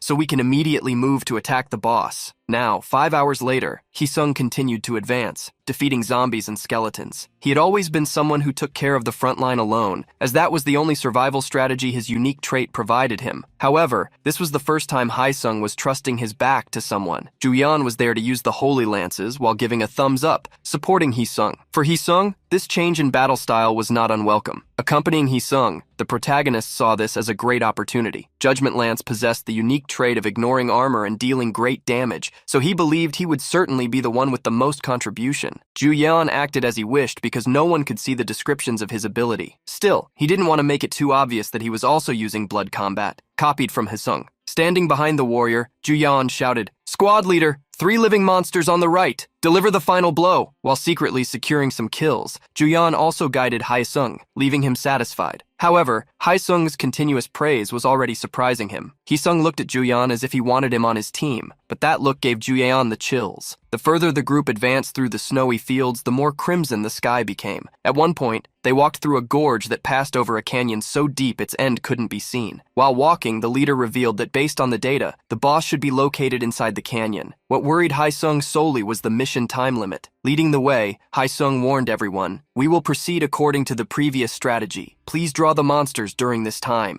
He then pointed his sword at the gorge bridge and warned, "The boss will be stopped here and defeated." Soon, zombies began to be drawn in and eliminated by the group. With so many monsters defeated, Juyeon believed the boss monster would appear shortly. Just as he thought, everyone felt the ground shake. A curtain of smoke appeared in the canyon. 3 people who had drawn the boss monster ran out. Among them, Hyesung shouted, "He's coming, get ready!" The group got excited by the news, until they saw the giant bull. The monster, hundreds of times larger than a person, emerged, chasing Hyesung. The size of the monster instilled fear in everyone. Warning that they needed to leave the narrow zone, Hyesung ordered everyone to retreat. Everyone began to fall back to escape. While running, Hyesung also had to deal with zombies pursuing him. However, suddenly the bull stopped. It seemed to refuse to cross the bridge spanning the gorge. Nevertheless, the bull's red eyes intensified. It raised its head, roaring so loud the air trembled. The sound waves created by the bull hit everyone's ears, and they writhed in pain from the attack. As soon as the attack ceased,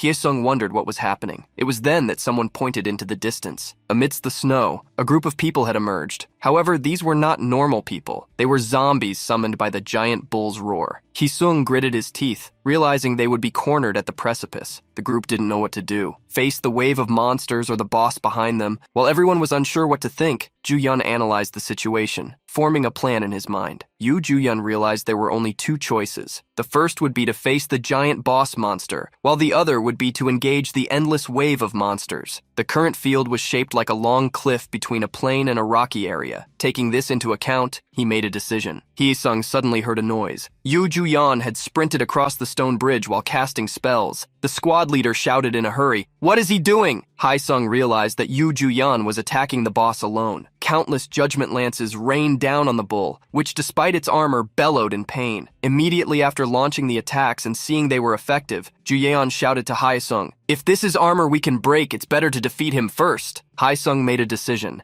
and hastily ordered everyone to move towards the boss's area. Immediately, everyone crossed the bridge while the zombies began to approach. One of the people further back saw the zombies approaching them, but an explosion fell from the sky, destroying the monsters. Part of the bridge was destroyed, and the zombies fell through it. Ju-yeon had saved the man, but became worried about what he saw ahead. The large bull was extremely intimidating. Hye-sung took the lead in the battle, telling everyone that the strategy remained the same. Even if his size is large, he is still a monster. The patterns will be the same. Hye-sung ordered the tanks to stay behind to block the zombies' path. He then ordered the melee fighters with high agility to draw the boss's attention. The large bull was quickly provoked by these people, and on its first charge, they dodged, causing it to hit a stone wall. As soon as the bull entered an open area, the mages prepared their spells. A rain of spells, mostly judgment lances, was launched. The boss, due to its size, had become an easy target for the damage dealt by the mages. Hye-sung became excited seeing that the attacks were working. He hoped they would at least maintain the pace. As soon as the first round of attacks ended, the bull stood up. It charged toward the squad, but some warriors blocked its path by creating a magical shield barrier. Sang-wook on the front line felt something strange and quickly reported to the team. Unexpectedly, the bull had managed to corner them and force them with their backs to the precipice. Another tank was shocked to discover that the monster was intelligent enough to make them move to a dangerous spot. Amidst the group's discussion, the bull managed to push one of the tanks, throwing him over the precipice. As soon as the bull started moving again, the rest began to run. Hye-sung didn't want to lose team members, so he hastily advanced, holding his heavy sword. Hye-sung's sword clashed with the bull, which tried to headbutt him with the force of its horned armor. Reminding everyone that monsters moved, Hye-sung announced that he would start using his abilities now. At the same time, Ju-yeon raised his hand to create a judgment lance. A rain of holy lances suddenly began to fall on the fighting bull. With the continuous barrage of attacks hitting it, the bull became extremely enraged. Since the most exposed part of the bull was its face and neck,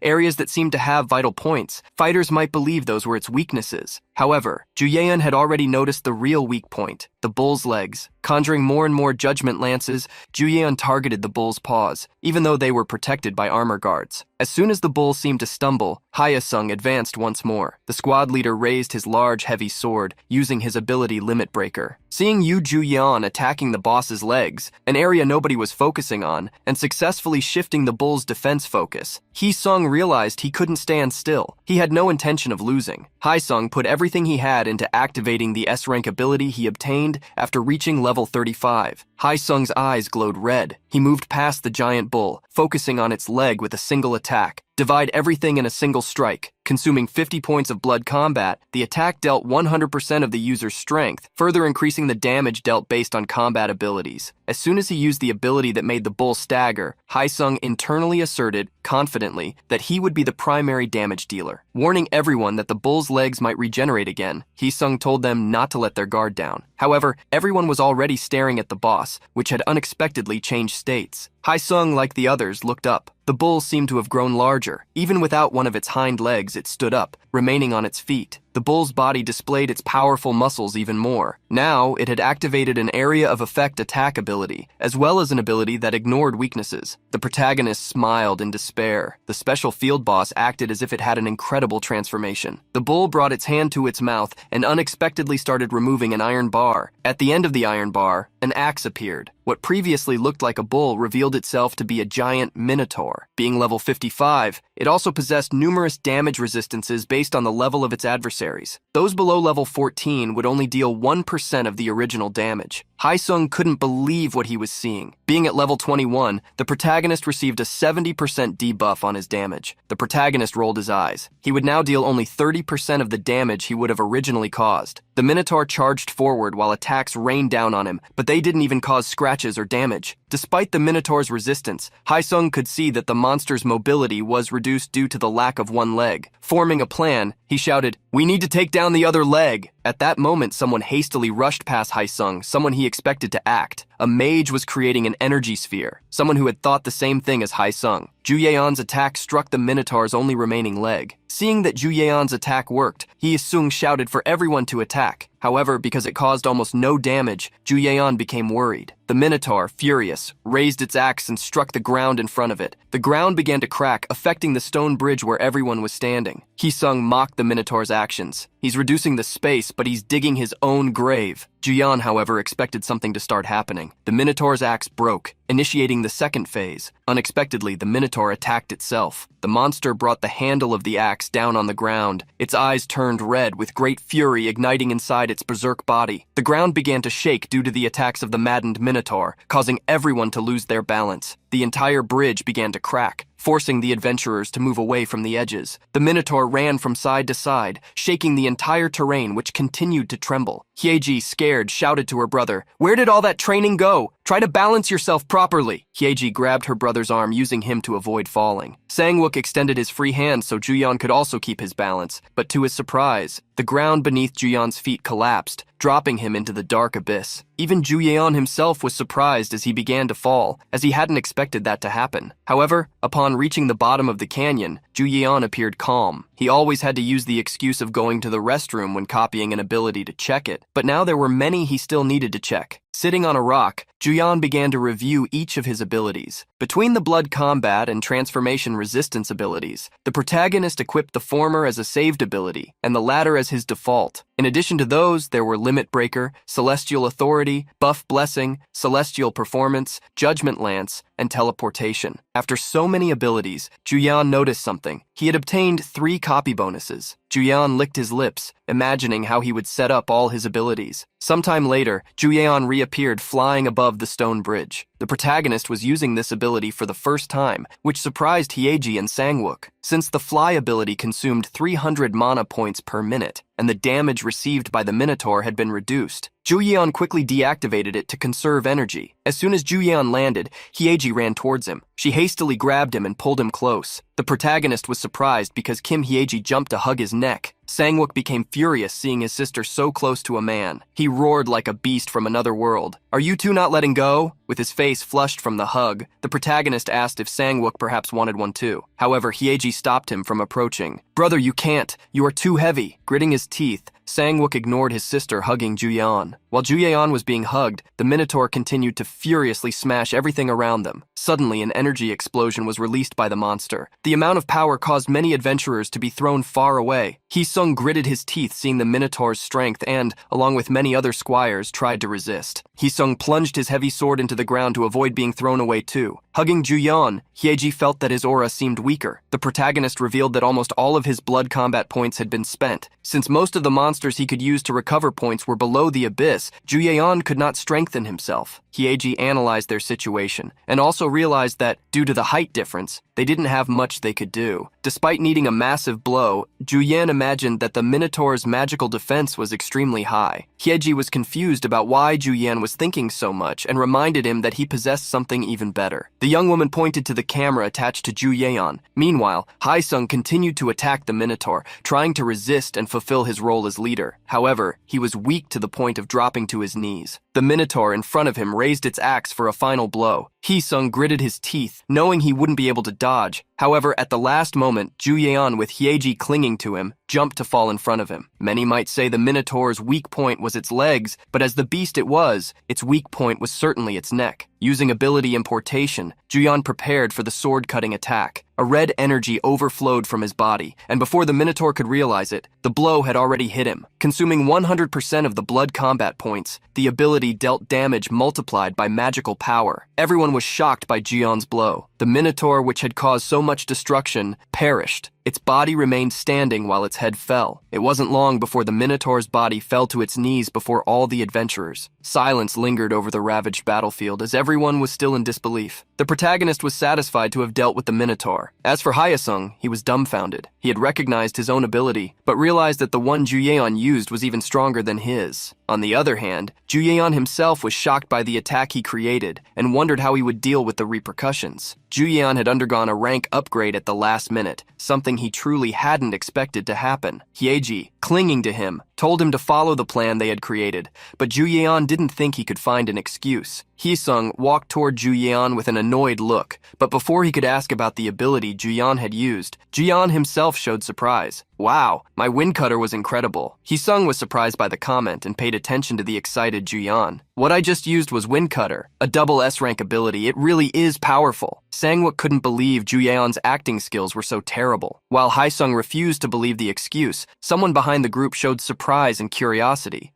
The soul isn't coming? Immediately, Hyesung placed his hand on the hilt of his sword, preparing in case the monster was still alive. However, upon seeing the monster begin to disappear, he confirmed they had defeated it. Since no one gained experience points, people began talking to each other. Even Juyeon himself was surprised to see that the soul points hadn't appeared, just as the mission window hadn't disappeared. All of this made Juyeon wonder if what they had faced wasn't the true field boss. As soon as Hyesung obtained the axe dropped by the Minotaur, he decided to show the item's information to everyone. Barton's two-bladed axe was a weapon forged with the souls of those who had passed and used by the centurion Barton. With 20 strength and 10 resilience points, it granted the plague attribute upon defeating an enemy. By consuming 20 plague points, one could cause an earthquake, or enter berserker mode by consuming 40 points. Everyone looked at the information and commented among themselves how incredible it was. Next, everyone turned their gaze to Hyesung, wondering if he would claim ownership of the axe. The protagonist looked curiously at Hyesung, who walked toward him. "You were the best in this hunt. You choose the item." The rule was that the most important adventurer for the quest had priority in choosing items. Despite being tempted to obtain the axe, Hyesung needed to follow the rules he had set for himself. For him,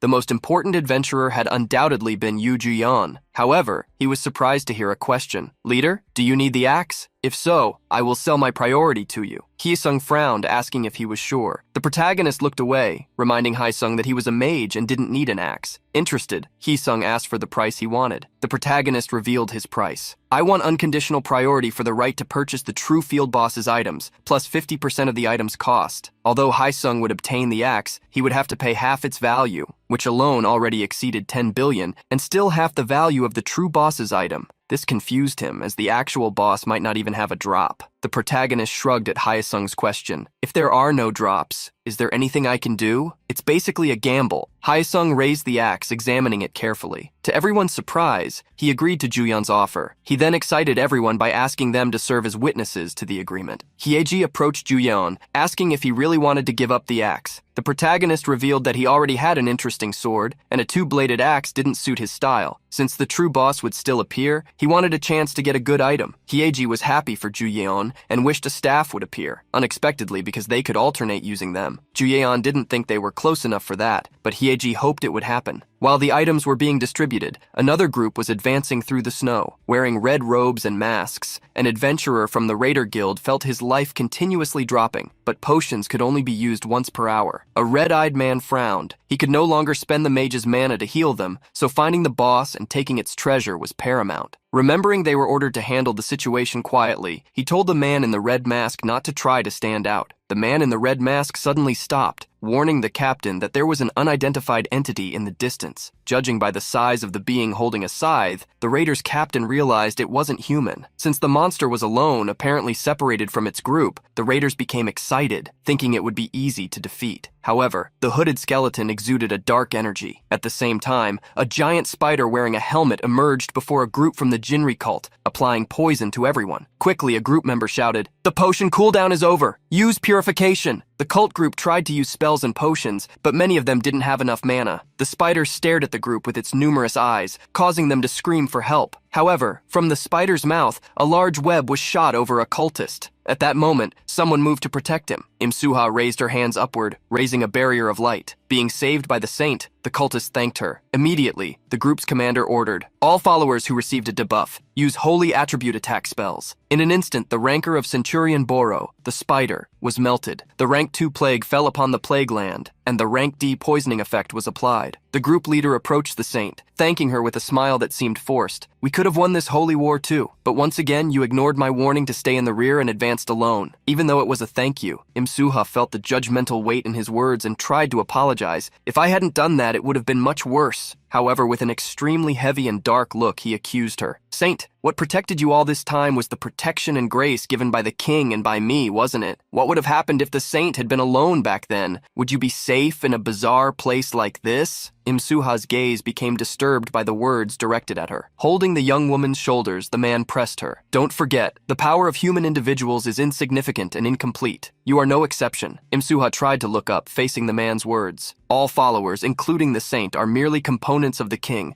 and the only envoy, O hero, whom you must help, is not the follower. He smiled maniacally, like someone placing himself at the center of the world. You must help me, Kim Cholman. Releasing Imsuha, he instructed her. The saint only needs to follow my command. Only then will your mother wake up again. As always, trust my words. And everything will happen according to the king's will. As Kim Cheolman spoke of fulfilling the saint's wishes, the wish of the cult members seemed to come true. They grabbed the gold coins falling from inside the monster, distraught by the addiction to gold and wealth. While Kim Cheolman celebrated the victory, red dripped and stained the snow on another group. The Raider Guild members staggered. They were no longer human. They had all become zombies, wandering the hunting ground under the command of the end-carrying skeleton. In another area, swords were eliminating zombies. Haesung's group had defeated several monsters but was hit by a debuff. Having seen the message that Centurion Boro was defeated, Sangwook asked who that being was. Hyeji beside him figured another team had defeated a mini-boss. As she used a mana potion and passed another to Juyeon, she asked, what kind of field gives a debuff just for fighting monsters? It could be a field boss, so we can't ignore them. Disturbed, Juyeon's inner self wondered if the debuff would last forever. As soon as the 2 Centurion monsters were defeated, a great light shone in the sky. Many believed the boss was appearing for the first time.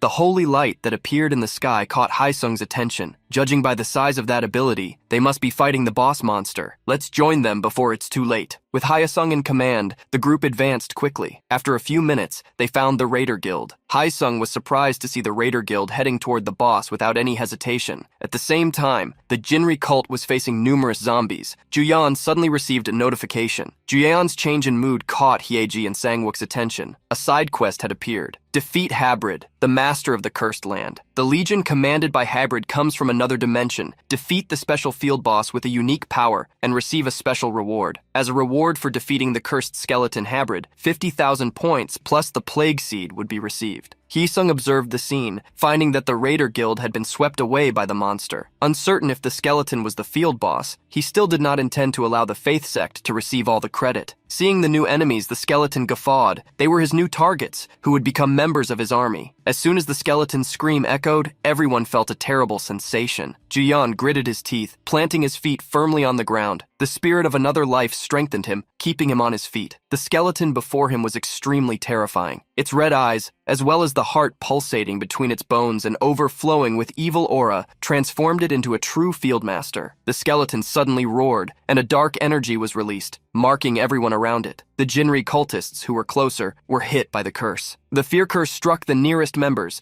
and those who avoided it rushed to help them. The affected ones seemed as hard as stone, making movement difficult. While removing the cursed ones, the Jinri cult was surprised by the approaching skeleton boss. The monster appeared like a grim reaper, raising its scythe. Fearing the attack, the cultists raised their hands and closed their eyes. However, the blow they expected to suffer did not happen. They opened their eyes, confused, seeing the skeleton stopped. Sangwook quickly asked if no one was going to attack. Since her abilities were area of effect, Hyeji quickly asked Juyeon to use the judgment lances. However, Juyeon was shocked by the ability he was analyzing. It could not be blocked by normal attacks. The person afflicted by the skeleton's fear had only 20 seconds of life left. Kim Cheolman stepped in front of the saint and launched numerous spells against the skeleton. The holy spheres struck the boss monster, almost hitting the cultists. However, after the first blow suffered, the skeleton used the plague shield, blocking all others. Kim Cheolman continued to shout, "Perish, you damned wretch!" The countless holy light spheres continuously rained down on the monster. Blocking all attacks with the scythe, the skeleton hybrid displayed a penetrating gaze. He brandished his scythe, initiating the counterattack with the summary execution ability. The attack traveled toward the cultists' throats. Everyone who saw the scene was stunned, disgusted, and shocked by it. Hyeji screamed in panic. "What kind of ability is that?" Juyeon quickly grabbed her arm. "It's going to happen again. We don't have time for this." The skeleton raised its scythe again, preparing a new attack. Juyeon hastily carried Hyeji, as they needed to distance themselves at least 100 meters. Unexpectedly, Juyeon saw Kim Hyeji freeze. She had been hit by the fear magic and frozen. Overflowing with dark energy, the skeleton headed toward her, raising the scythe to attack her. The skeleton seemed to smile, enjoying itself. Juyeon's gaze became distraught seeing the enemy's actions. He quickly stepped into the path of the attack while Sangwook rescued his sister. To disperse the effect of the curse, at least an S-rank purification ability would be needed. There were 20 seconds left until the skeleton's final attack, and there seemed to be insufficient time to flee. At that moment, Im Suha took a step forward amidst the cultists. Juyeon ran toward her. The protagonist hastily grabbed Im Suha's arm. "The S-rank purification ability, you possess that ability, right?" Immediately, Kim Cheolman pointed at Juyeon and shouted to the cultists, "Stop him! He's being rude to the saint!" Juyeon pulled Im Suha, begging for her help. The protagonist used the fly magic, carrying Im Suha away from the reach of the cultist hands. Im Suha looked down and saw her companions moving away. The protagonist carried her with determination. Looking at him, however, caused flowers to bloom inside Im Suha's mind. However, she was awakened when Juyeon spoke to her. "We don't have time. Only you can do this." Flying over Sangwook and Hyeji, the protagonist begged the saint to save Hyeji. As soon as Juyeon pleaded with her, the saint clasped her hands. She closed her eyes and prayed, "Oh, goddess." The goddess's tears came into effect. They were used to save the humans she loved, healing and purifying everything, regenerating body parts, restoring fractured limbs, and eliminating all fatigue. The tears began to fall, and in seconds, Hyeji opened her eyes.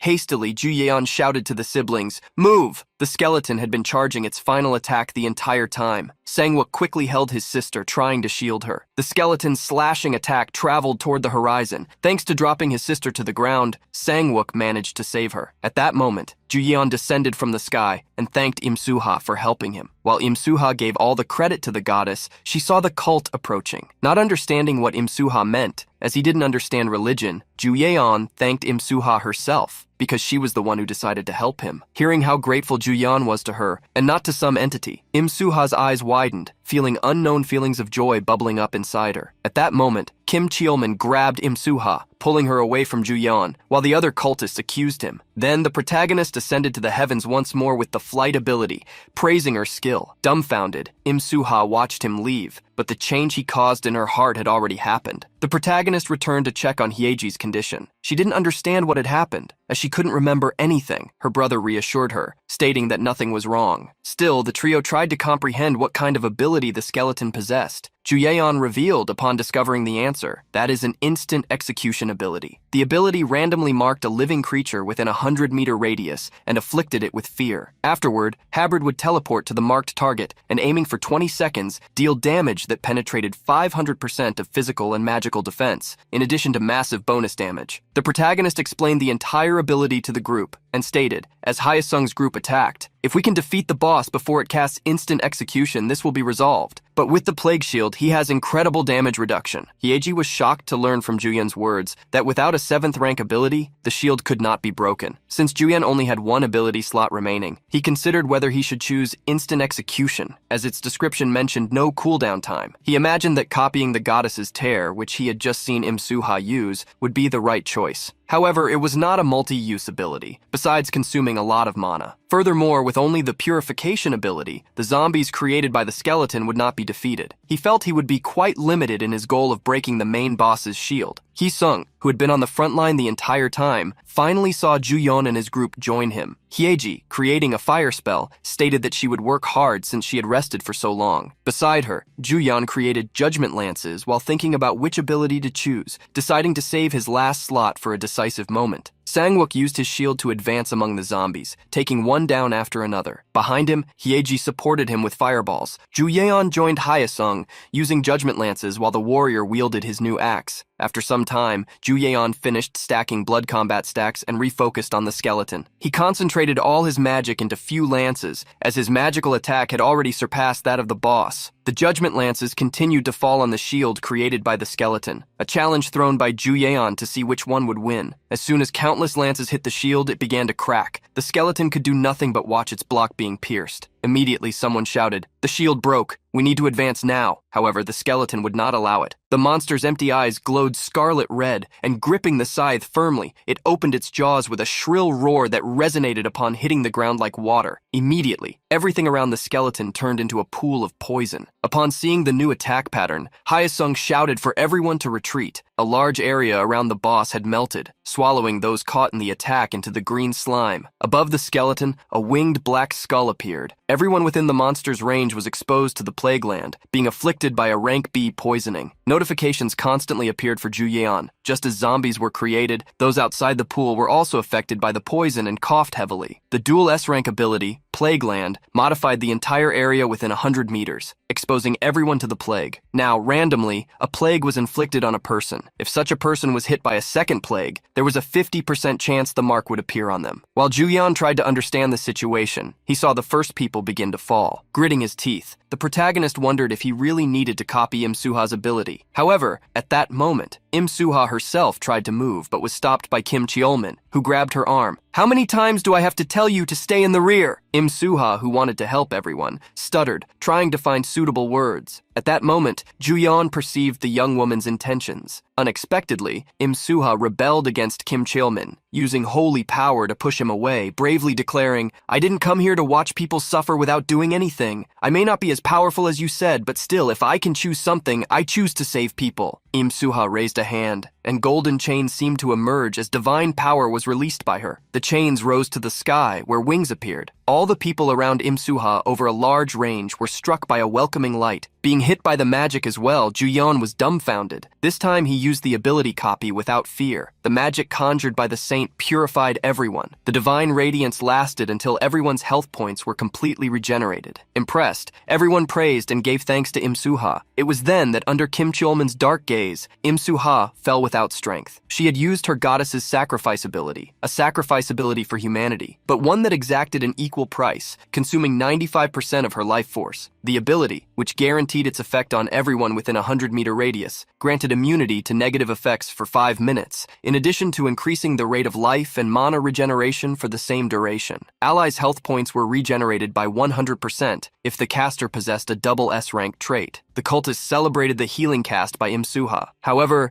Hyesung, focused on the battle, reminded them, shouting, "We can't lose, we need to end the battle before the buff runs out." Everyone immediately launched their spells. Water, fire, lightning, ice, wind, every type of different attribute traveled toward the skeleton hybrid, but it fell upon his new shield. Hyesung gritted his teeth. Since the new phase began, all the small monsters had disappeared, and he could no longer increase his strength. Hyesung charged against the skeleton, which raised its scythe toward him. As the scythe began to move, the skeleton's eye sockets shone with malice. The blade struck down on the axe in a heavy attack. The impact spread in all directions. Sangwook raised his shield, protecting himself and Hyeji. However, many others were affected by the aura ability released by the boss monster. Kim Cheolmin announced to a cult member that the expedition had already failed, and therefore, they should use Lee Hyesung's group as bait to escape. He looked at Im Suha, ordering her to follow him. Im Suha closed her eyes, shedding tears of sadness. Unexpectedly, she began to pray. Before everyone realized it, a tower of light fell from the sky. Everyone, including Hyesung and the skeleton hybrid, looked up. Before everyone, Ju Yeon appeared. On his back, 2 pairs of wings gave him a divine aura. Still in tears, Im Suha looked up, her eyes meeting Ju Yeon's. She remembered the past. There was a time when her worries weren't divine revelations, but something as small as homework, and rushing home early to her family. Although not rich, Im Suha's family was not unhappy, until one day Im Suha's father returned home desperate. He told them everything that had happened outside, but before he could finish the explanation, an explosion occurred outside. Multiple casualties began to be reported when a portal appeared in the center of the city. One of those casualties was Im Suha's father, who, still recovering, had to deal with the grief. Im Suha had always heard that deities only gave humans challenges they could endure. However, without her father and with her mother hospitalized, she didn't think this rule applied to her. Im-suha started working in the hope that things would improve one day. She wished to be well again, to smile once more. She kept trying every day, hoping that someday her mother would rise again. However, the only thing that seemed to grow were the hospital bills. There was no sign of improvement, nor hopeful answers from the doctors. Alone in the rain, Im-suha begged whoever was above the cloudy sky to save her mother. It was amidst desperation and inattention that Im-suha saw a light, the light of a truck's headlights, and the beam of light from a divine being. In the midst of the desire to live, a miracle happened. The young woman escaped the accident, and at the same time her black hair turned golden. In the rain, someone spotted her, Kim Chulman. It seems surviving a crisis awakens a player. I guess that's true. Kim Chulman stepped forward ahead of everyone else to approach Im-suha, declaring her the saint sent from the heavens. Under his command, Im-suha used her powers for the first time to improve her own mother's condition, believing the divine had given her a new opportunity. However, according to the cult leader, that alone was not enough to wake her mother. To awaken her, who was in a vegetative state due to the field's poison, the ability called Miracle needed to be unlocked. Now, looking at the sky and the person descending from it, Im-suha remembered that she needed to help the hero achieve the miracle. Raising his hand, Juyeon created numerous divine lances, which rained down on the skeleton and its shield. Pointing a sword at it, Juyeon decreed, "Break it!" The holy swords fell upon Habrid, delivering the judgment of the heavens, breaking his shield and making him suffer from the attribute opposite to his power. In movies and dramas, sacrifice was always portrayed as something noble. When Juyeon first saw the goddess's sacrifice ability, he truly thought it required someone to give up their life to save everyone. However, upon reading the ability's information, he was relieved to find he was wrong. Obviously, in the middle of a chaotic battle, using an ability that drained 95% of one's life points was the same as surrendering, but not for him. Juyeon smiled, self-confident. Consuming 95% of his life force only reminded him of another ability, the Descendant ability. This ability caused Kybal to descend from the heavens when life points dropped below 10%. All stats were increased by 50% of the user's magical power, and all attacks gained the corruption effect. If life points reached 0 during Kybal's descent, the ability was immediately cancelled, and both life and mana points were completely regenerated. Juyeon loved Im-suha's ability because immediately after she used it, he could activate Descendant. The protagonist always imagined he could only use this ability in a desperate situation, but he discovered that besides activating it, he could even summon Kybal, the celestial sword. Although he had imagined Kybal himself would appear, Juyeon was satisfied. Raising his hand, he used the Judgment Lance ability. The lances transformed into swords. With Kybal's power, Juyeon began to feel he could do anything. The rain of blades fell upon the zombies created by Habrid. He was cackling, enjoying the temporary power. However, he quickly restrained himself to avoid embarrassment. Instead of laughing, he just cast an arrogant look at the monsters. While flying through the sky, Juyeon noticed something. His eyes met Im-suha's admiring eyes. A shiver ran down his spine. Despite the attacks suffered, Habrid managed to rise, using the already grooved scythe as a crutch. The skeleton, covered in cracks, displayed a menacing look. A dark energy surged around Juyeon when the monster practically teleported close to him. For Juyeon, this was at most a desperate attempt to stay alive. With a cold stare and raising his sword, Juyeon declared in an ultimatum tone, "You will pay for touching Hyeji." Using the blood combat ability and spending all accumulated points, Juyeon executed the separation in a single strike skill. A crimson aura erupted around the sword like purifying flames. The strike fell upon the darkness monster, cutting through everything in its path. The power demonstrated by Juyeon spread to all corners, even pressing on his allies. When the blow hit the snow, a large cloud of ice crystals rose, covering everyone's vision. The first thing everyone could see was Juyeon himself. At that moment, notifications began to appear for everyone. "You have absorbed the soul of the special field boss Habrid." Everyone was surprised because the monster they couldn't even scratch, no matter how much they attacked,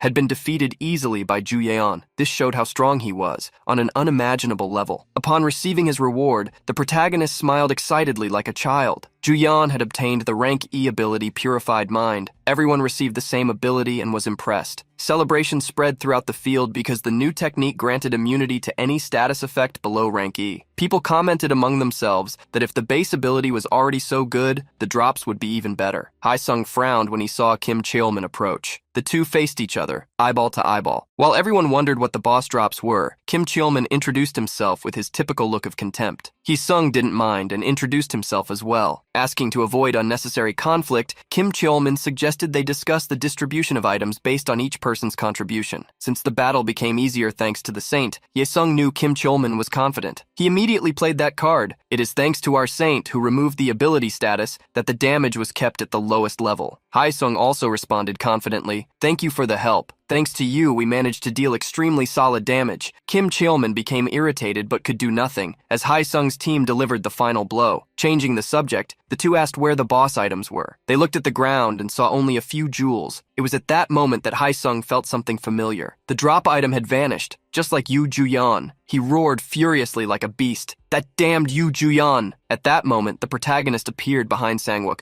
asking if someone was calling him. Haesung was surprised to see him. "What are you doing there?" Confused, the protagonist stated that since he had already defeated the monster, he had merely returned to his spot. He acted timidly. "I don't like being the center of attention, but you're giving me more attention than I'd like." Irritated, Haesung asked if he had taken the boss drop. The protagonist merely looked away, placing his hands in his pockets. However, internally, he remembered giving the axe to Haesung and looked to him for support. At that moment, staring at Juyeon, Kim Cheolmin cursed him. "What absolute wickedness. All the resentment flowed toward you." Pointing at the protagonist, he accused him. "You exude an extremely vile aura. You were the one who stole the field boss item." Jian had been going solo earlier when he defeated the boss. He found all the boss drops under the snow. Upon seeing all the items, Juyeon's eyes shone excitedly. Those were Habrid's items. Knowing that rare items would go to the most important player if it went to Lee Haesung, with whom he had a contract, it would be fine. However, the real problem was the cult. Surely, since the saint used buffs, they would use that as an excuse to talk about contribution. Despite owing Im Suha a few favors, Juyeon couldn't get those items out of his mind. His eyes shone with anticipation to obtain some of them. The protagonist bent down, collecting a few items for himself. Since they insisted on giving him some good items, Juyeon couldn't help but take something for himself. After the small collection, Juyeon looked around and seeing no one, immediately fled. It was then that the argument started happening, and he didn't notice that there was one person watching him, Im Suha herself. Now that the confusion was happening,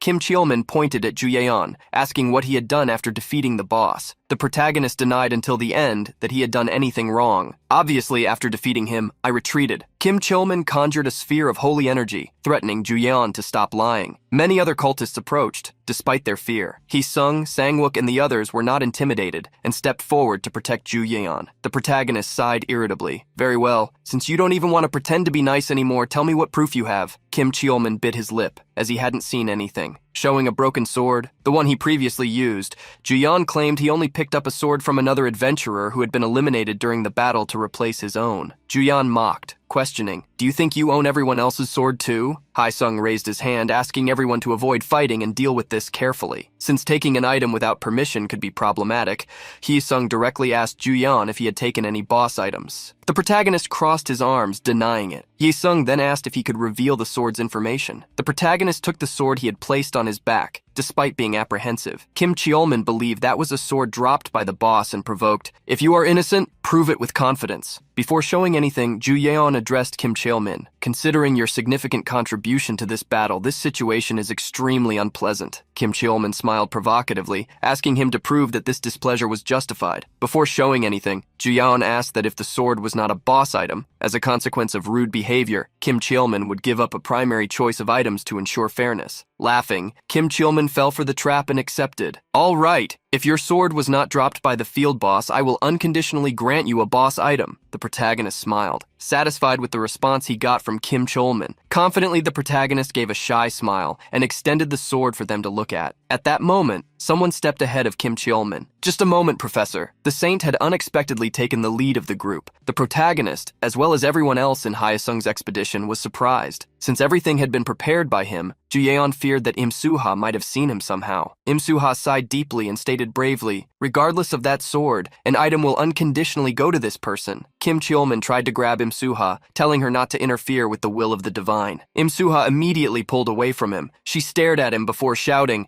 "If saving people and leading the world to peace makes someone a hero, that person must have the power for it." You didn't make any effort in a situation where everyone was at risk. Kim Mincheol, you are not a hero. Kim Mincheol trembled with hatred upon hearing Im-suha's words. She turned her back on him, walking towards Ju-yeon as she completed her sermon. You always said I was powerless, but I don't believe that anymore. Approaching Ju-yeon, she stated, if my power is given by God, then how I use it is his choice. The protagonist was confused until Im-suha pointed at him. The hero is this person. I will follow him. Hyeji and her brother Sang-wook were shocked, mouths agape at Im-suha's declaration. Everyone immediately started discussing what they had just heard. Kim Cheolman gritted his teeth furiously, revealing his claws. With a look distorted by hatred, he shouted, we kept an insolent girl alive all this time. She shows no gratitude for it. She is no longer part of the group, so giving up the item is not the church's will. Quickly, Kim Cheolman snatched the sword from Ju-yeon's hands. With a look of desire, he examined the sword's information, believing it was the item dropped by the boss. However, he ended up discovering that it was just a common rank C sword with ridiculously weak attributes. A look of disgust appeared on Kim Cheolman's face as he saw the sword's information. The protagonist smiled maliciously, taunting,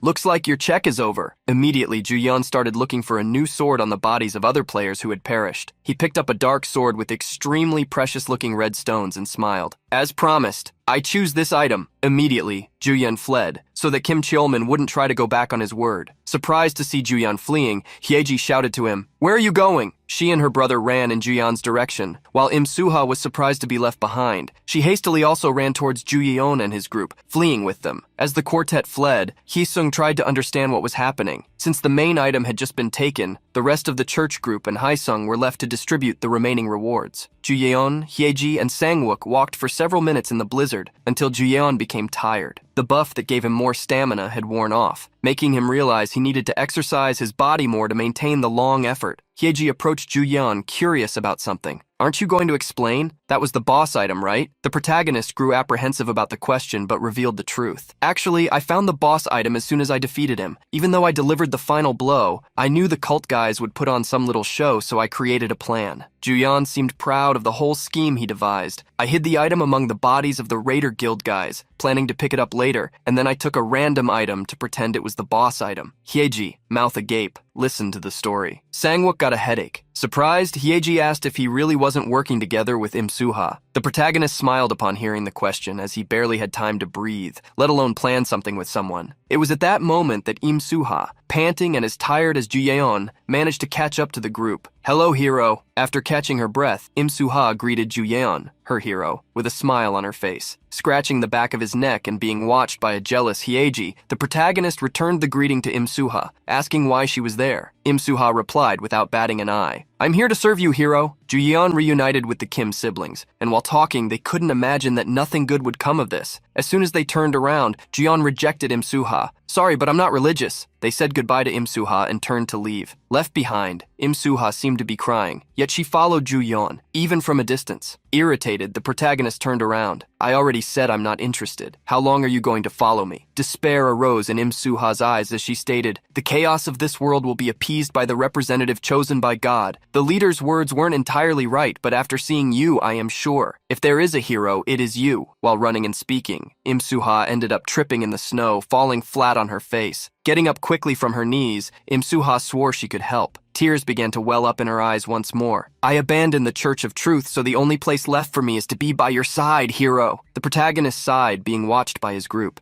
He then extended his hand to Im-suha. I am not looking for help. I am just paying a debt, understand? This time, Im-suha cried tears of joy and swore, yes, I will stay with you, hero, until the world finds peace. Sometime later, the group arrived at the plane. The protagonist sighed, gripping his new sword. He had been very nervous about the possibility of being caught by security. There was a special clause so that items obtained from monster attacks would be recognized when acquired inside a special field. Hyeji seemed surprised to see Ju-yeon manage to take the sword onto the plane. Sang-wook already knew the details. This was a private plane they chartered. And furthermore, on foreign expeditions, high-rank equipment was mandatorily left with their owners. Looking at the sword, the protagonist commented on how he never needed to bring expensive items with him on trips. However, hearing him, Hyeji joked, but isn't this your first trip? While they were joking, Juyeon started feeling sleepy and yawned. While Juyeon slept, numerous news stories spread across newspapers and the internet. Hae-sung gave interviews, while the cult leader Kim Cheolmin made excuses. Battle analyses were spread, while everyone was surprised by the cruelty and how powerful an E-class special field was. Meanwhile, in a luxury lounge, a woman sat at a game table with some papers in hand. As subordinates watched Lin Xiaoling, she flipped through the reports. She had sent more than 100 of her best elite members below level 50, armed with all kinds of equipment at least D rank. Of all the enemies she had sent for analysis, the biggest bastard, Zhu Yeon, was still alive, while the raiders had been wiped out. Suddenly standing up, Lin Xiaoling threw the sheet of paper forward, spinning like a shuriken. The paper grazed the neck of a subordinate, cutting him slightly. As he trembled, hand on his neck, Lin Xiaoling's voice rose. This is no longer just about obtaining treasures. Many guild members perished. This is now about honor. One of the subordinates was about to ask to take over the case, but Xiaoling interrupted him. No, you have another mission to complete. With a look of contempt, Lin Xiaoling ordered him to post a bounty. The price didn't matter. All she wanted was Juyeon. Any treasure would have to wait. Thus, a bounty of 200 bitcoins was placed for Yu Juyeon. Those who accepted the mission were the Gwang'an uncles, who were supposed to complete it within 72 hours. While the crime was happening in the underworld, an outdoor interview was organized. Hee-sung appeared before the cameras, which immediately began taking his picture. Hastily, a journalist extended her microphone. After conquering the F-class, you have now conquered the first E-class special field. How do you feel? Hae-sung was direct in his response. It's only the beginning. People say level is everything, but I will prove there is more than that.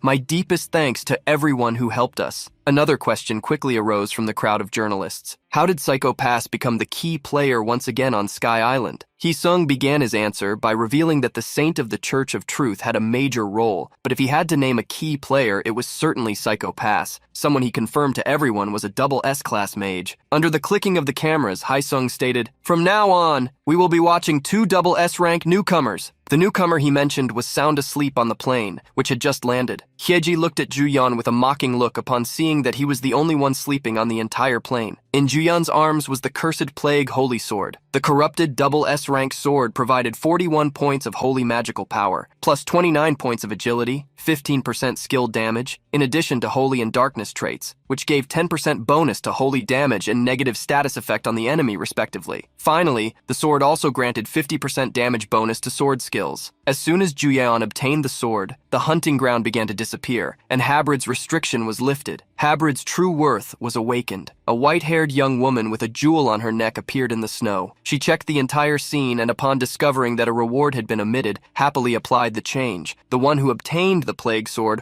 also obtained the plague seed. The girl making this change was none other than Ego. She handed the seed to Juyeon, so the little seed wouldn't feel alone. The protagonist returned to the apartment with Hyeji and Sangwook. Before entering, however, he looked back, and seeing the saint following them with a suitcase, questioned how long she would follow them. Im-suha displayed an excited smile as she revealed, "I decided to serve the hero and save the world, so I need to be with you everywhere." The protagonist was shocked, imagining he wouldn't even be alone in the bathroom. Since she had already called him the hero, rumors were spreading online, causing misunderstandings. Juyeon was complaining until the saint unexpectedly held out her hand with a wad of cash. Im-suha smiled while holding the large sum. "Hey, I'm not saying I'll stay for free. Of course I'll pay rent." Seeing the large amount of money, the opinion of Juyeon and his group seemed to change. Immediately, Juyeon opened the door to the house for her to enter. "Since your situation seems difficult, I will listen to you." Im-suha quickly entered his apartment, while Hyeji pushed him. "Are you crazy?" The protagonist tried to defend himself, and Sangwook expressed his disdain upon seeing how quickly he had changed his attitude after seeing money. Stating that nothing good comes from making an S-rank priestess an enemy, Juyeon asked them to at least listen to her, and only then expel her if she said anything strange. Juyeon was genuinely curious about Im-suha's intentions. He was sure that a beautiful woman wouldn't want him without a good reason. It was then that, with bright eyes and a smile, Im-suha got straight to the point. "Actually, I fell in love with you, hero." The shock of the words ran through Juyeon and his group. Im-suha looked down, speaking of her feelings. "I started developing feelings while watching you save people, and seeing you descend from the heavens like a deity to punish evil was so cool." While Juyeon found Im-suha's words quite credible, Hyeji pushed him, declaring, "That's impossible. Stop joking and tell us your real intentions." Frowning, Im-suha asserted that she had told the truth. "I've been observing, and it seems you don't even have any special relationship with the hero anyway." Hearing Im-suha made Hyeji increasingly irritated. She stated, "We are very close partners." But Im-suha argued with her while Juyeon watched. I know you are just business partners. She hurriedly questioned Juyeon. What kind of relationship do you have with this woman? Hyeji crossed her arms, also questioning him. Explain properly what kind of relationship you and I have. Flustered, the protagonist quickly tried to ask Sangwook for help. When he managed to resolve the whole issue, Juyeon lay down in the room, finally alone. He was mentally and physically exhausted. Hyeji had dragged the crying Im-suha out of Juyeon's house, preventing the saint from living with her hero. The protagonist had to thank Hyeji for taking an annoyance away. Sitting on the bed, Juyeon remembered that it was time to sort out a few things. He opened the skill window and, discovering he had a sweet amount of 150,000 points, reveled in imagining what he could evolve. There were the quest rewards, the subtrait evolution ticket, and the random skill strengthening subtrait ticket that Juyeon had used before. Putting his hand in his pocket and pulling out a small purple orb exuding dark energy, Juyeon wondered what this plague seed was. Upon checking the information, Juyeon discovered that if he planted it, a contaminated power could sprout. There were no instructions on how to plant it, but this was an S-rank item, so it shouldn't grow with just any fertilizer. As he had no more information, Juyeon put the seed away. He then started wondering which subtrait to evolve. The protagonist made an analogy comparing the options to food. The sample, which allows enhancing useful skills, is like expanding the store, and the boss skill collector, which lets me obtain boss skills, is like buying good ingredients. The skill storage, which lets me permanently use enhanced skills, is like keeping recipes that would briefly shine and disappear, like the shop's secret recipes. Thinking about the three options, the protagonist decided which one to choose and used the subtrait upgrade ticket. He had chosen the storage skill. Since the evolution chance was not 100%, the protagonist knelt down, begging it to work out. The protagonist achieved the evolution for storage. Use one copy attempt to store a skill. Premium option. When a dual S-grade skill or above is stored, the effects increase by 30%. Although the skill count did not increase, the effect boost impressed Juyeon. The protagonist pouted, as it made no sense to put a skill into storage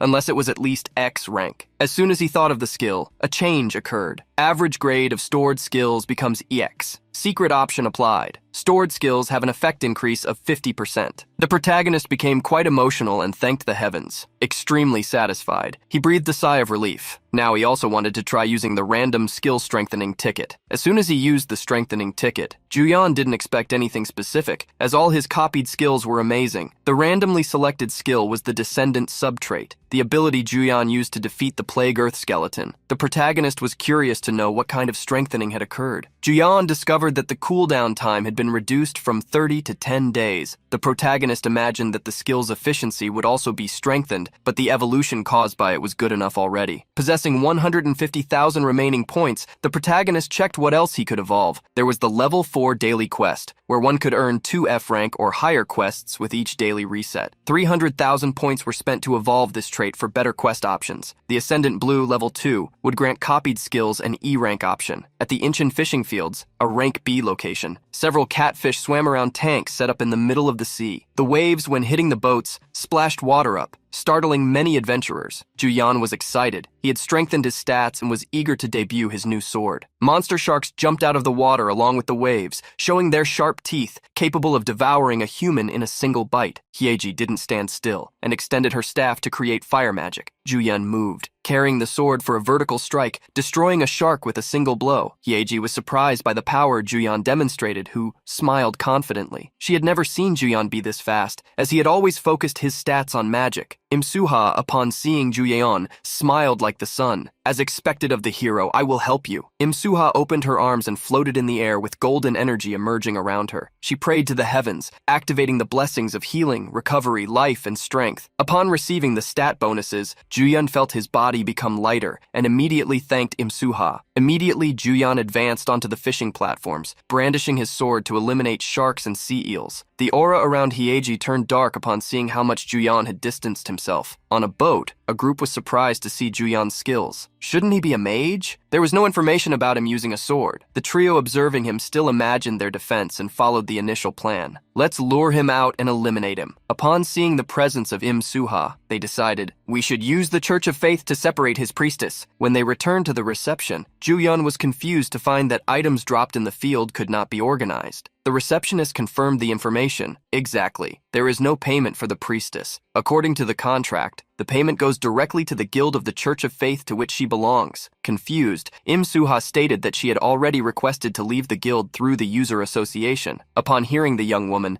the associate tried to check her information and discovered a few things. It seems the Church of Faith has not processed your request. The paperwork hasn't even reached the branch. Suha was shocked to hear how the other side was trying to prevent her from leaving. Surprised by everything he was hearing, Juyan questioned if when someone was in a guild it took all of their money. Sangwook, who knew a few more things, stated that most mega guilds worked like agencies. Giving an example, Lee Haisung from the Daihan Guild is an example. That's why he always appears in numerous advertisements. To Sangwook, the saint had probably signed some kind of contract where all her earnings were handed over to the Church of Faith. Suha sighed upon learning the whole situation and making a decision stated, "I will personally put an end to this. I won't just send a note." Juyeon asked if she would be all right. Recalling how the Church of Faith only used her to spread their influence, Suha believed that when she abandoned them, it would only be a matter of time until they collapsed. With her hands on her hips, Suha gave her ultimatum. In the end, that place is not worth it. Juyeon applauded her decision. Praising all the buffs that Suha had given him,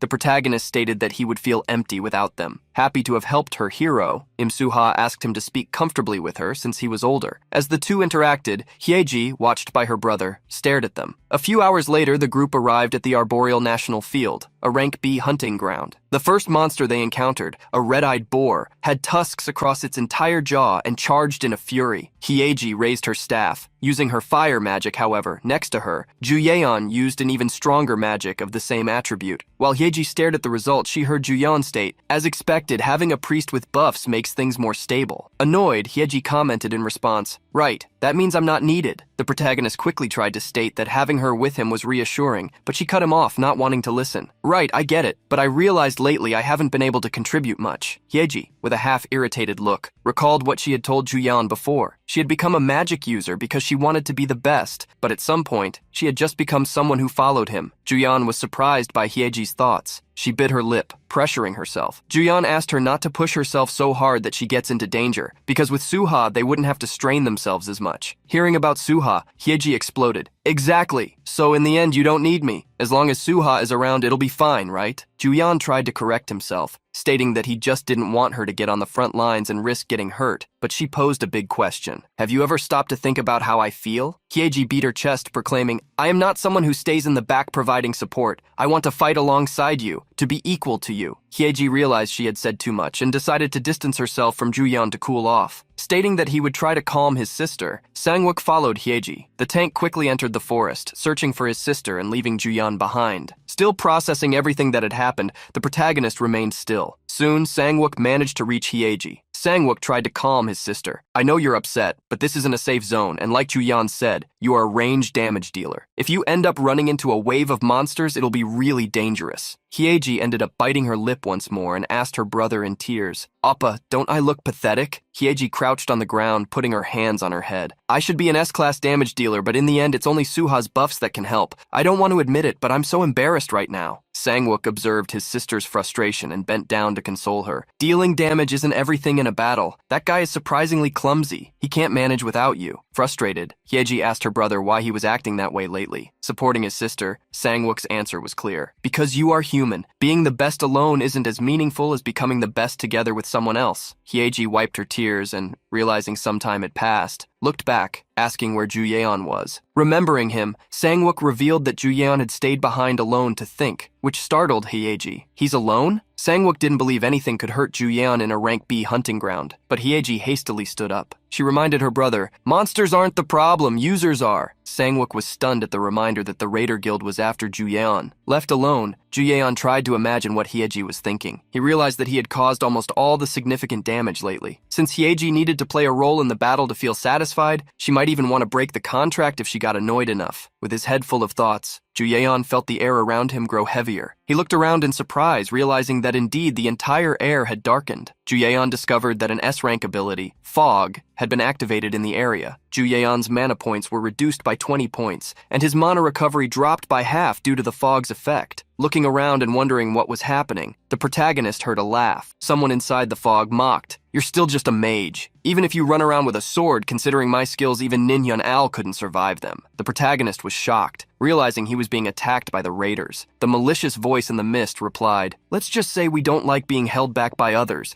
and someone who is about to meet their end doesn't need to know anything else besides that, right?" The man with the shaved head appeared before Juyeon, carrying a huge hammer. A crimson aura surged in Juyeon's hands, materializing the plague sword. Juyeon managed to block the hammer attack at the last second. The hammer's owner gritted his teeth, incredulous at the resistance shown by Juyeon. At that moment, another man appeared behind Juyeon to also attack him. A dagger strike traveled towards Juyeon, who hastily turned, blocking the dagger with the sword as well. Launching a counterattack, he hit the dagger's owner with the sword's hilt in an upward strike. As soon as he pushed the two enemies back, one of them stated angrily, "The information was wrong. This guy is a swordsman." Hearing the duo's complaint, the protagonist became confused. Juyeon brandished his sword against the two enemies. He felt as if he had been a swordsman his entire life. Remembering that his memories were emerging vaguely in flashes, he imagined the most absurd thing, that he was truly a combat genius. The man carrying the large hammer knelt down and gritted his teeth. He didn't care that the enemy was a swordsman. In his mind, nothing changed. He would just have to ask the client for extra. The hammer wielder charged at Juyeon, who, before even realizing it, moved and swung his sword toward him. At the last instant, however, Juyeon felt extreme pressure. If the two he was facing had used an ability, an information window should have appeared. But since it didn't, he deduced there was a third person somewhere. Juyeon fell into the veil of illusion. The protagonist found the debuffer among the trees. As there was no time to copy a debuff dispelling skill, Juyeon had only one option: to hit the enemy with an attack they couldn't dodge. Creating large flames, Juyeon launched a fireball. The fireball struck the debuffer mage. Despite hitting the enemy, Juyeon gritted his teeth. The mana cost was insane. He couldn't use such magic frequently, but by eliminating one enemy, he could face the others. However, the enemy Juyeon believed he had eliminated reappeared. He held a spell in his hand, Mana Counterflow, an ability that had a 50% chance of reflecting all damage. Upon seeing the information for that ability, Juyeon was surprised. The magic he cast returned before he could react. Unable to dodge, the protagonist only had time to curse. It was at that moment that Sangwook appeared in front of him, blocking the reflected magic with his large shield. Juyeon was dumbfounded to be saved when he least expected it. Sangwook and Hyeji had positioned themselves in front of him, joining the battle to support him. Now the game was balanced. Seeing new people appear, the hammer wielder bellowed, "All of you will say goodbye today." He charged at Juyeon, who used the sword once more to block the attack. At the same time, Hyeji raised her staff and cast fire magic. Before she could attack, Juyeon rushed to warn her. "Hyeji, that bastard has a damage reflection skill." Hyeji, however, smiled excitedly and replied, "Juyeon, as a mage, I may not have the same raw damage as you, but the amount of experience I've accumulated is on another level." Fire overflowed from Hyeji's staff as she aimed at the enemy mage. The rogue looked at the debuffer, asking for instructions. The mage hastily replied, "She's weaker than psychopaths.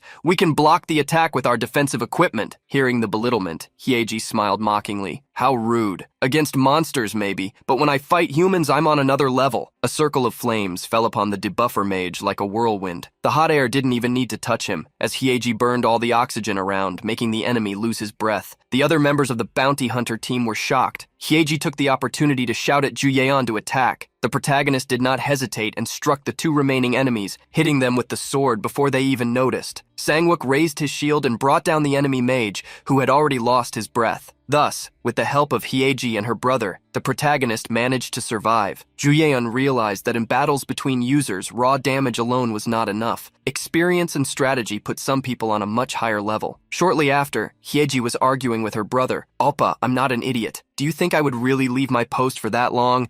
No matter how strong Juyeon is, I only stepped out for a minute to get some fresh air. How could you leave him alone?" It was the first time Juyeon had seen Hyeji fight with her brother, and not the other way around. Faced with the situation, the protagonist reflected on their roles and tried to call out to her, but Hyeji snapped back. "You're next, Juyeon. Wait your turn." The protagonist apologized for interrupting, but asked to say something first. Juyeon surprised Hyeji by stating that he would like to change his class to swordsman. In a meeting room, the president showed a map on a large screen while explaining, "The energy signature we detected is linked to a treasure dungeon." Seated at the large table, an executive analyzed a document and stated that if they initiated a national-level mobilization, they could escalate the conflict to an international level. Pointing to a location on the border, the president said they had detected movement from the north side, which is why he wanted them to be the first to enter the dungeon. Since the mission needed to be confidential, one of those present suggested it be assigned to a small elite team. The leader then concluded, "The team will be primarily formed by rank S users, and the candidates are Lee Haesung and Yu Juyeon." Someone interrupted. Wait a minute. This psychopath, Yu Juyeon, isn't registered with the association as an F-rank priest? The president confirmed and revealed that they planned to use the rank change as a pretext to summon him to the association. A woman intervened, stating, "In any case, this is not a simple dungeon. If we fall behind in the competition with other countries, our entire user industry will suffer. We need to bring Yu Juyeon into the association and have him operate as a dual S-rank user." At the same time, Im Suha met with Juyeon, extremely happy, extending her hands while saying, "I've taken care of everything with the Church of Faith, once and for all. From now on, I am completely yours, oh great hero." The protagonist pleaded with her to stop saying problematic things that could cause misunderstandings. Changing her expression to a more serious one, Im Suha warned, "Something strange is happening. Ever since we conquered that special E-rank field, an anonymous benefactor has appeared who donated a huge sum of money. Apparently, this benefactor threatened to cut off all funding if the saint was not present." Revealing the scheme behind her delayed release, Im Suha concluded, "That's why the pontiff tried to raise as much as possible in donations, and resist for as long as he could. Don't you think all of this was a plan to separate me from you, hero? Me, who is a truly vital asset, in order to divide our forces?" She revealed that at any moment someone could attack Juyeon. Hearing this, the protagonist replied that it had already happened, making Im Suha excited to know that he had already gotten rid of the enemies. However, the protagonist frustrated her and pointed to Hyeji. "Not me, but Hyeji should receive the most credit." He sighed and shrugged. "I was lost with my new skill configurations. I realized there are limits to magic that relies mainly on damage buffs. Hyeji is truly an expert on another level, a true mage." Being praised to such an extent, Hyeji was surprised. "You're exaggerating the compliments. Are you trying to flatter me to get something?" The protagonist ignored the provocation and turned to Im Suha. "With you joining us as the priestess, I think the ideal moment has come to define our roles on the team. Sangwook would be the tank, Hyeji the range damage dealer, and now Juyeon himself had become a melee swordsman." Im Suha remembered the sword skills Juyeon had demonstrated on the fish farm, worthy of a hero. Being praised, the protagonist scratched the back of his neck, smiling,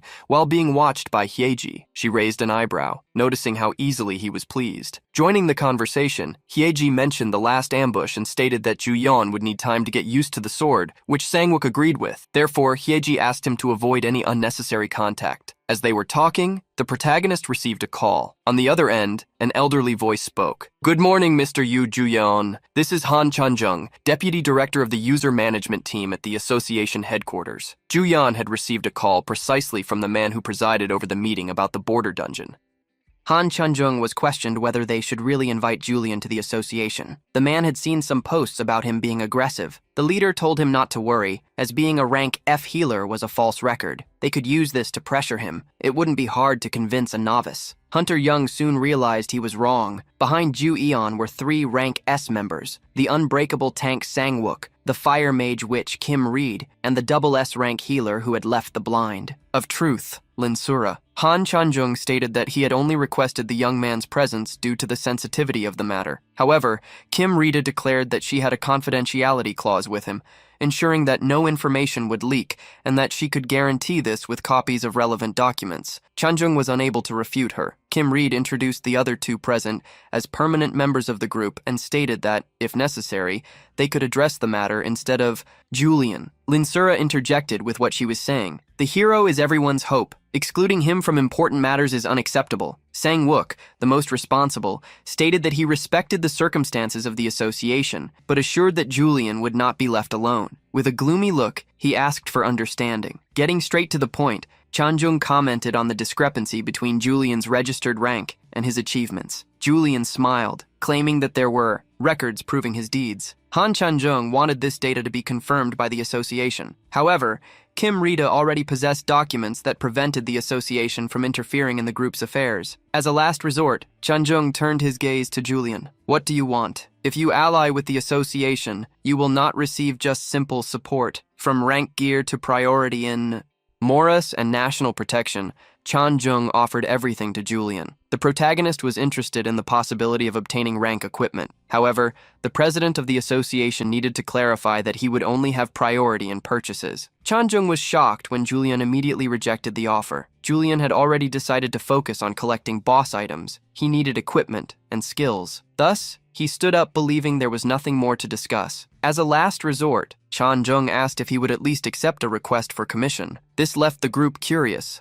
Han Chan-jung revealed an area beyond a river where waves of energy were constantly emerging. According to reports, there was a cave filled with items, and the location had been temporarily named Treasure Dungeon. The group was suspicious. Julian asked why the scout team had not recovered that treasure. Chan-jung revealed that contact with the advance team had been lost, and the same had happened, with a second team sent. Since it was a sensitive area, if the nation moved openly, it could trigger a full-scale war. The mission needed to be kept secret and conducted by few individuals. This way, if something went wrong, they could claim the hunters acted on their own. For this, it would be extremely difficult since the rank of the dungeon was unknown. He questioned why they should accept such a proposal. The chief then offered, "You will have priority on the right to select items from this dungeon. We will also guarantee financial support." The whole team became excited when he concluded, "Each of you will be able to choose one item, any item, after needing to sign a number of contracts." Julian left the meeting room stretching. He was quite satisfied with the mission, but Sang-wook still showed concern, as they would need to operate on North Korean territory.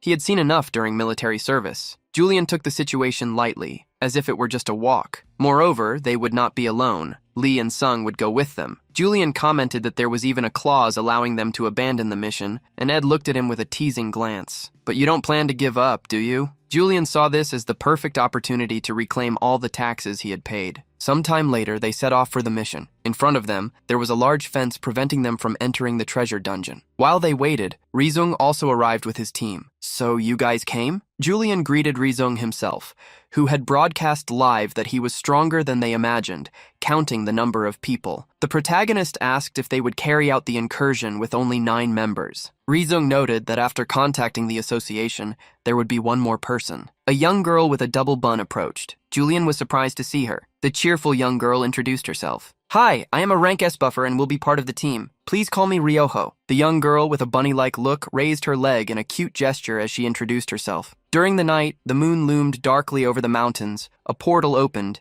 and Julian's team emerged from it. A notification appeared.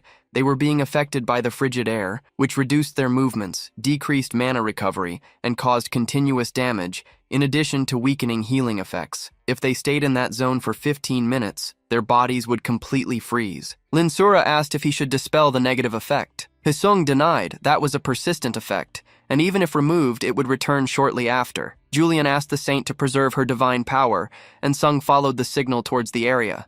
Where had the scent team disappeared? Remembering that Sang-kook had already gone through military service, Julio asked if he had ever seen tigers, but there were no such animals on the mountain. Suddenly, Sange stopped walking, and his gaze turned grim. Julio didn't react in time and ended up hitting his face against his armor. As the protagonist asked the reason for the stop, a roar echoed. A tiger appeared. Julio immediately drew his sword, questioning Sang-kook about his last words. What lay before them was a huge sergeant tiger, and it wasn't just one creature. A dozen of them emerged from the shadows. The blue tiger, with pointy ears and black spots, roared and charged with its imposing body. Sangway blocked the first charge and shouted, "Be careful! They are of the ice attribute!" Various pairs of eyes shone in the darkness, and more tigers leaped toward the group, but were held back by reeds. "Fiery magic?" And Sung shouted, "Our goal is not to hunt monsters. If we take more than 10 minutes, this will turn into a war of attrition. Let's get out of this area." The group began to retreat quickly, escaping the territory of the beasts, but soon encountered zombie wild boars that also began to chase them. When they finally managed to distance themselves, they used healing magic to regain some vitality, still panting and exhausted, but the relief didn't last long. New threats emerged. Corrupted, explosive minds transformed by malevolent energy. Shifting focus, Julio observed the area. It was a shame not to be able to record that scene. There was a waterfall of silver water behind which a cave was hidden. Ryoju commented that the ground seemed unstable, almost as if it were alive. The protagonist heard that and immediately remained alert. Linsura asked if anyone had ever seen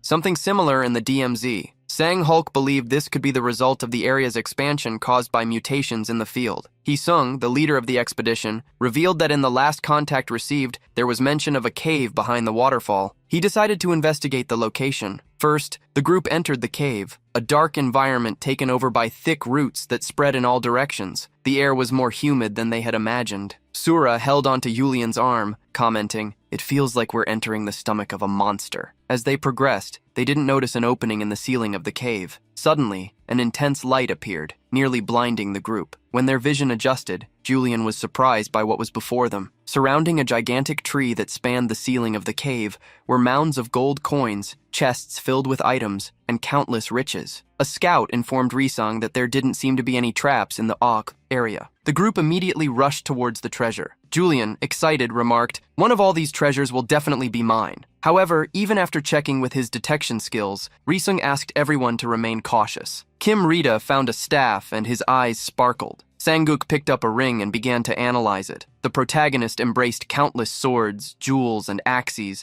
overwhelmed with excitement. Ryoju, on the other hand, was observing the surroundings. Behind the tree, there were numerous bodies. Alvalos whispered, "Here they come!" Everyone began to receive notifications. Insufficient offerings. The seal that held the wrath of the dead was released. Various golden spirits, similar to the coins, emerged and advanced towards the group. Julian swung his sword, trying to hit them. The blade passed through the ghost and immediately reformed. Linsura went into action using the blessing of safety. Her golden light fell upon the spirits. The protagonist thanked for the help. Julian never imagined that they could simply take the treasure and leave without consequences, but it still felt like an overly cliché trap. The ghosts that floated among the gold were immune to physical attacks. Julian did not believe he would face such enemies so soon after becoming a swordsman. Risung flicked his tongue in annoyance, considering the location. He had already expected powerful enemies. However, the skill that had come at a high price would finally become useful. He used the holy weapon, an A-rank skill that strengthened the holy attribute in his weapon. Immediately, Julian activated his copy of the skill. Risung shouted, requesting support from the mages. At that moment, Julian charged in, cutting through the ghosts with his sword. Risung was completely shocked to see Julian, a mage wielding a blade. Physical attacks were not supposed to affect spirits, but what was seen was exactly the opposite. Using the holy weapon, Julian wielded the sword with enthusiasm, pleased to now fight like a true swordsman, and Sung immediately recognized the skill he had acquired with so much effort. His expression turned dark, questioning how Julian could also possess it. Kim Riej cast his firestorm, but his attacks did not seem to take effect. Ryoju decided to intervene. Holographic wings appeared on his back. The bonuses were coming. The Relic Blessing skill was activated, raising attributes, damage, and defense for all allies. Kim Riej thanked for the reinforcement and went back to casting his firestorm, now amplified after using the buff. Ryoju trembled slightly as he watched Julian. The protagonist advanced swiftly among the ghosts, defeating them one after another. But at a certain moment, Julian felt his arm freeze behind him. Linsura used the breath of the goddess, a warm breath that enveloped the allies, reducing the advancement of negative effects. Linsura shouted to the others, "If you start to freeze, warn me. I will try to buy us some time." The fire continued to spread through the cave, also consuming the roots that spread across the ground. The great tree in the center was hit by the damage. The rancor seeped into the earth and the world tree awakened. A crimson aura emerged around the leafless tree. The protagonist was surprised to realize that the tree had been corrupted, becoming an enemy. Vitality training, binding roots, and miasma of decay were some of the abilities of that wooden entity. The powerful miasma spread quickly, becoming increasingly intense. Everyone began to feel their mana being drained. The branches of the tree grew uncontrollably, forgetting the treasure was inevitable, as now everyone was fighting just to survive. Ryoju aided them again, using his dual rank buffs, Brilliant Authority and Celestial Symphony. A golden blessing flowed with his movements. Julian received the effects and was astonished. They restored 100% of health points, increased attack by 2 levels, and defense by 3, in addition to granting 3,000 points in all statistics. The protagonist was stunned and questioned Ryoju if that was really an area ability. The mana consumption must have been absurd. Kyoju staggered after using the magic and fell to her knees on the ground. The protagonist ran to her, but Risung shouted warning. "Clearing this dungeon is not our main objective. We need to retreat before we become even more exposed."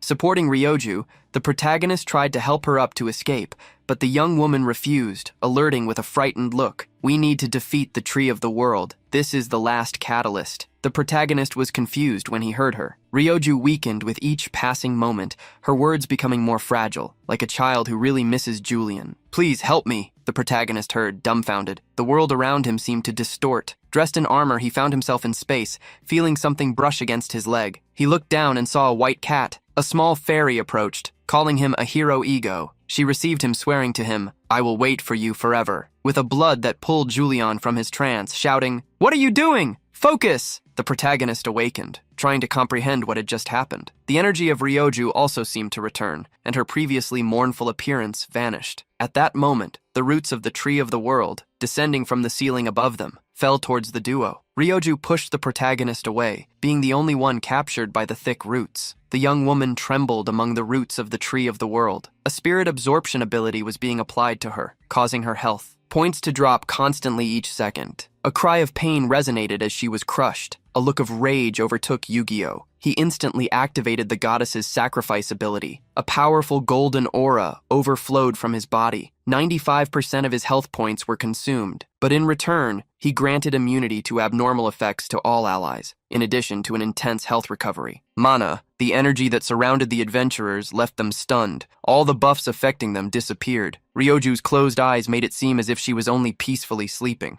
In Rita, he was the most surprised to see Doyeon using the goddess's sacrifice. The protagonist approached her, holding himself up by the wings. This is the only decent ability I possess. Now then, I will use it. The ability he referred to was immediately conjured, with the sword pointed upwards. He formed a fire sphere. The firestorm copied from Kim Rige took shape, and its flaming waves violently struck the world tree. Julian's black and white wings lifted him above the flames. He looked around and saw the roots being completely consumed by the fire. Risung and the others were shocked by the magnitude of Julian's power. Ryoju fell onto the gold coins, unconscious. The protagonist realized he had revealed too much power and playfully stuck out his tongue. Oops! For a moment, I thought we were in serious trouble. Suddenly, everyone in the cave heard a shout. Several soldiers appeared, pointing their weapons. "Don't move!" their leader shouted. "This is a zone under army control! Surrender immediately or we will open fire." Julian raised his hands, realizing they had gotten into trouble. The army completely surrounded the group. Julian checked that there were still 8 minutes left of the descending ability. He wondered what he could do. The soldiers seemed tense until someone shouted, "Halt!" Han Chanjung came running towards them. He internally faced Risung. The director was seething with anger, as he wanted everything resolved without leaving traces. Hisung, Kik, looked away, but upon noticing the wings behind Julian, Chanjung immediately understood who had caused all that destruction. Han Chanjung tried to intervene with the soldiers. Since they are citizens of the Republic of Korea, the association will take them into custody.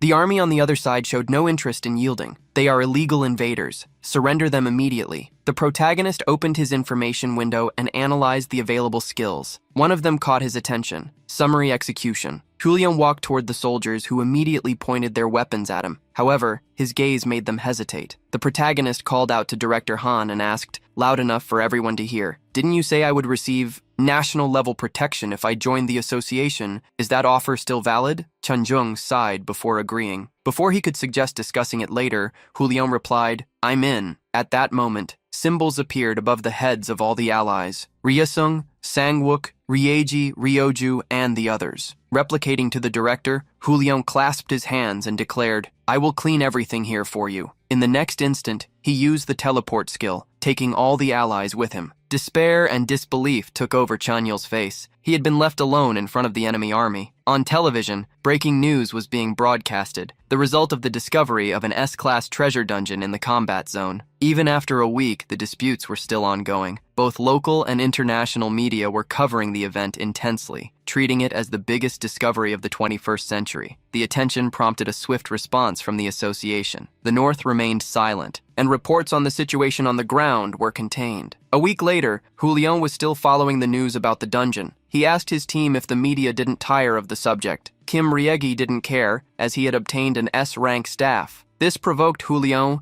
Commenting on the silence of the North while praising Director Han, he revealed that he had gone to the association to register and met the director, who looked completely dejected. Sangwook wondered whom to blame. He approached Reed, holding the staff, and asked with concern if everything was all right. Accepting that equipment with a smile, Reed nodded. She proudly recalled that a true user needs a weapon that acts as their soulmate. Understanding this, Julian, with a water sprayer in hand, caught Reed's attention. She then revealed that her brother was satisfied with the defense ring, as he had a good shield, but showed curiosity about Julian's choice. "Are you sure you only want that little tree?" With a smile, he replied, "Right here will be where the sapling of the world tree will grow." After all, there was a purple fruit on the small sapling he referred to. If I plant the seed of the plague here and it matures, who knows, a high-level item might not appear. A few days later, Director Han passed by the large fence that isolated the treasure dungeon. He looked extremely tired. Julian welcomed him with an excited smile as soon as he saw the young man. The director was startled.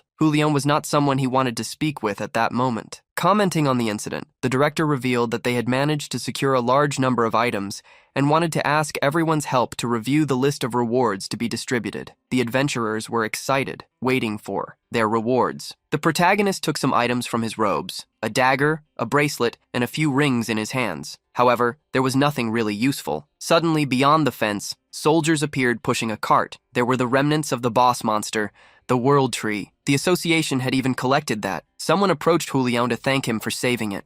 Ryoju observed him with her rabbit-like gaze. Julian was left agape when he realized she was already remembering something quite well. He approached her. "You said someone missed me. What exactly did you mean?" In response, Ryoju asked him to look at the ground. That was not just any soil, but the spot where the boss of the field had rooted itself. She questioned him as if guiding him. "If you planted something like that, wouldn't it grow in an extraordinary way?" As Julian contemplated that, the director approached him. The director asked him to state which item he wanted. The protagonist requested a moment to think, as he was still in the midst of a conversation. He looked at the remnants of the World Tree in the cart and asked where they were taking it. The director, confused, asked whom Ryoju was speaking to. The protagonist looked around and, not seeing Ryoju anymore, wondered where she had gone. The director called out to him again, informing him that he was the last and asking him to choose his reward. The protagonist gazed at the ground while he pondered, and then made his decision. Now that same soil was in the small box where the seedling had been planted. There he placed the plague egg,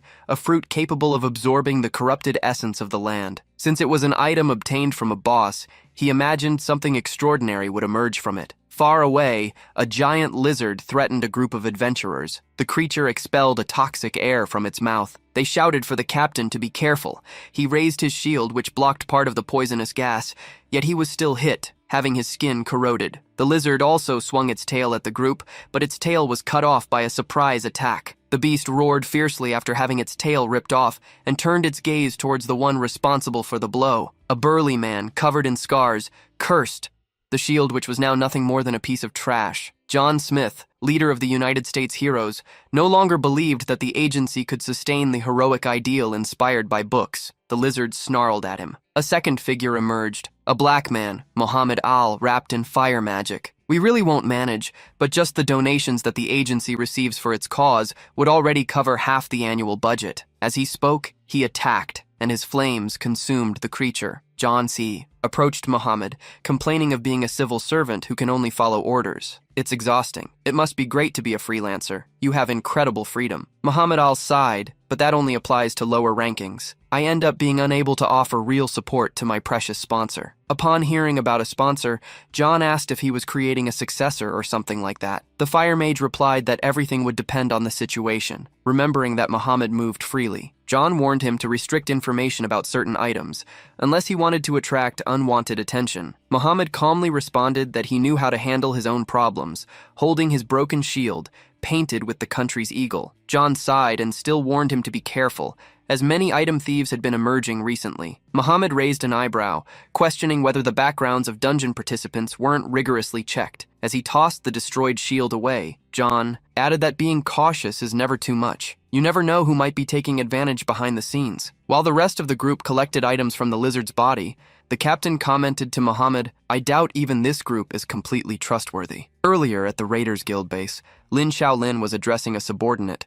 On a new mission, infiltrate the American Special Attack Field of rank C and obtain the boss's equipment. She asked if he would need a support team, but the muscular man assured, "Just me will be enough." This man was now on John and Muhammad's team. He fought alongside the other members who were commanded by another hunter. First, focus on eliminating the smaller monsters so that Muhammad and the captain can finish off the boss. Do not attract the attention of the main monster. Do not use area. Skills that hit are damage dealers. Those with low mana should retreat. As the hunt continued, something fell beside the infiltrator. It was a leg. Along with it, there was a document with the photo of a wanted person. The man turned his face upon feeling a dark energy. A young man was walking towards him, carrying a blank expression. "Father, my end was honorable." Everything around seemed to be struck by a dark crimson hue. The young man was staring at him just one step away. The infiltrator, snapped out of the reverie when someone shouted, "It's poisonous acid, be careful!" The greenish liquid was thrown at him by a lizard. He managed to leap back,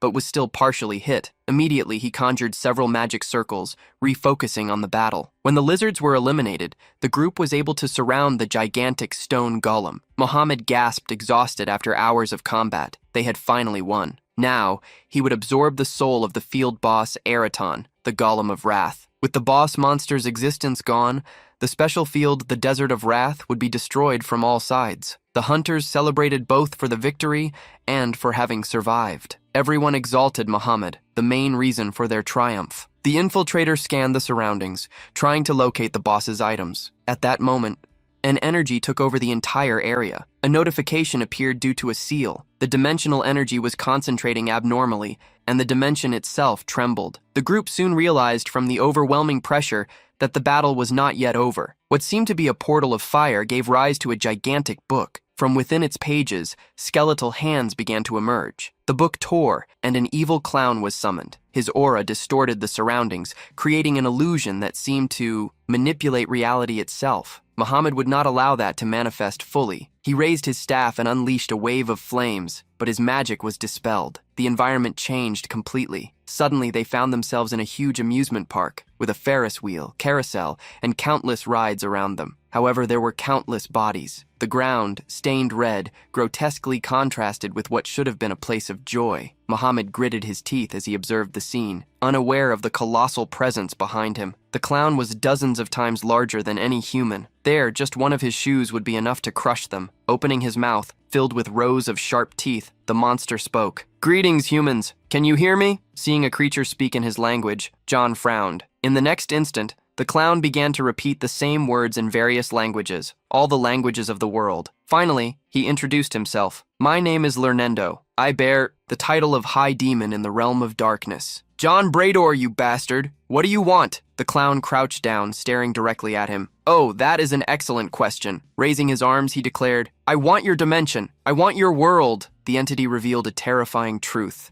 "The world of darkness is drying up. There's nothing left to eat or drink for us immortals. This would not be a big problem, but we even lack the strength to maintain our own existence. That's right, we are invaders." The clown opened his arms arrogantly, observing the humans as if they were insects. Thus, he offered an alternative. "Do not worry. I, Lernendo, am an intellectual." With a snap of his fingers, he conjured a red die in his hand. He explained his plan with a simple game. They could eat, become friends, and perhaps he would even grant the humans immense power. Everyone listened attentively as he explained the rules. The game was simple, a six-sided die, where only one face represented a human. If that face appeared, the humans would win. Holding the die with shadows dancing in his eyes, the clown provoked, "So we must begin." The die was thrown in a coordinate that would land directly on Mohammed and the others quickly. Mohammed used a teleportation ability to escape with the I group. However, the infiltrator did not move. Mohammed was surprised to realize that someone had stayed behind. The die continued its fall and struck the man directly. A pool of blood spread upon impact. On the top face of the die, there was the symbol of a human. The clown applauded, laughing. "You were lucky, human. You have won the right to become my friend." However, upon realizing the situation, his expression changed to one of melancholy. He approached with a look of pity. "Oh, what a mistake I have made."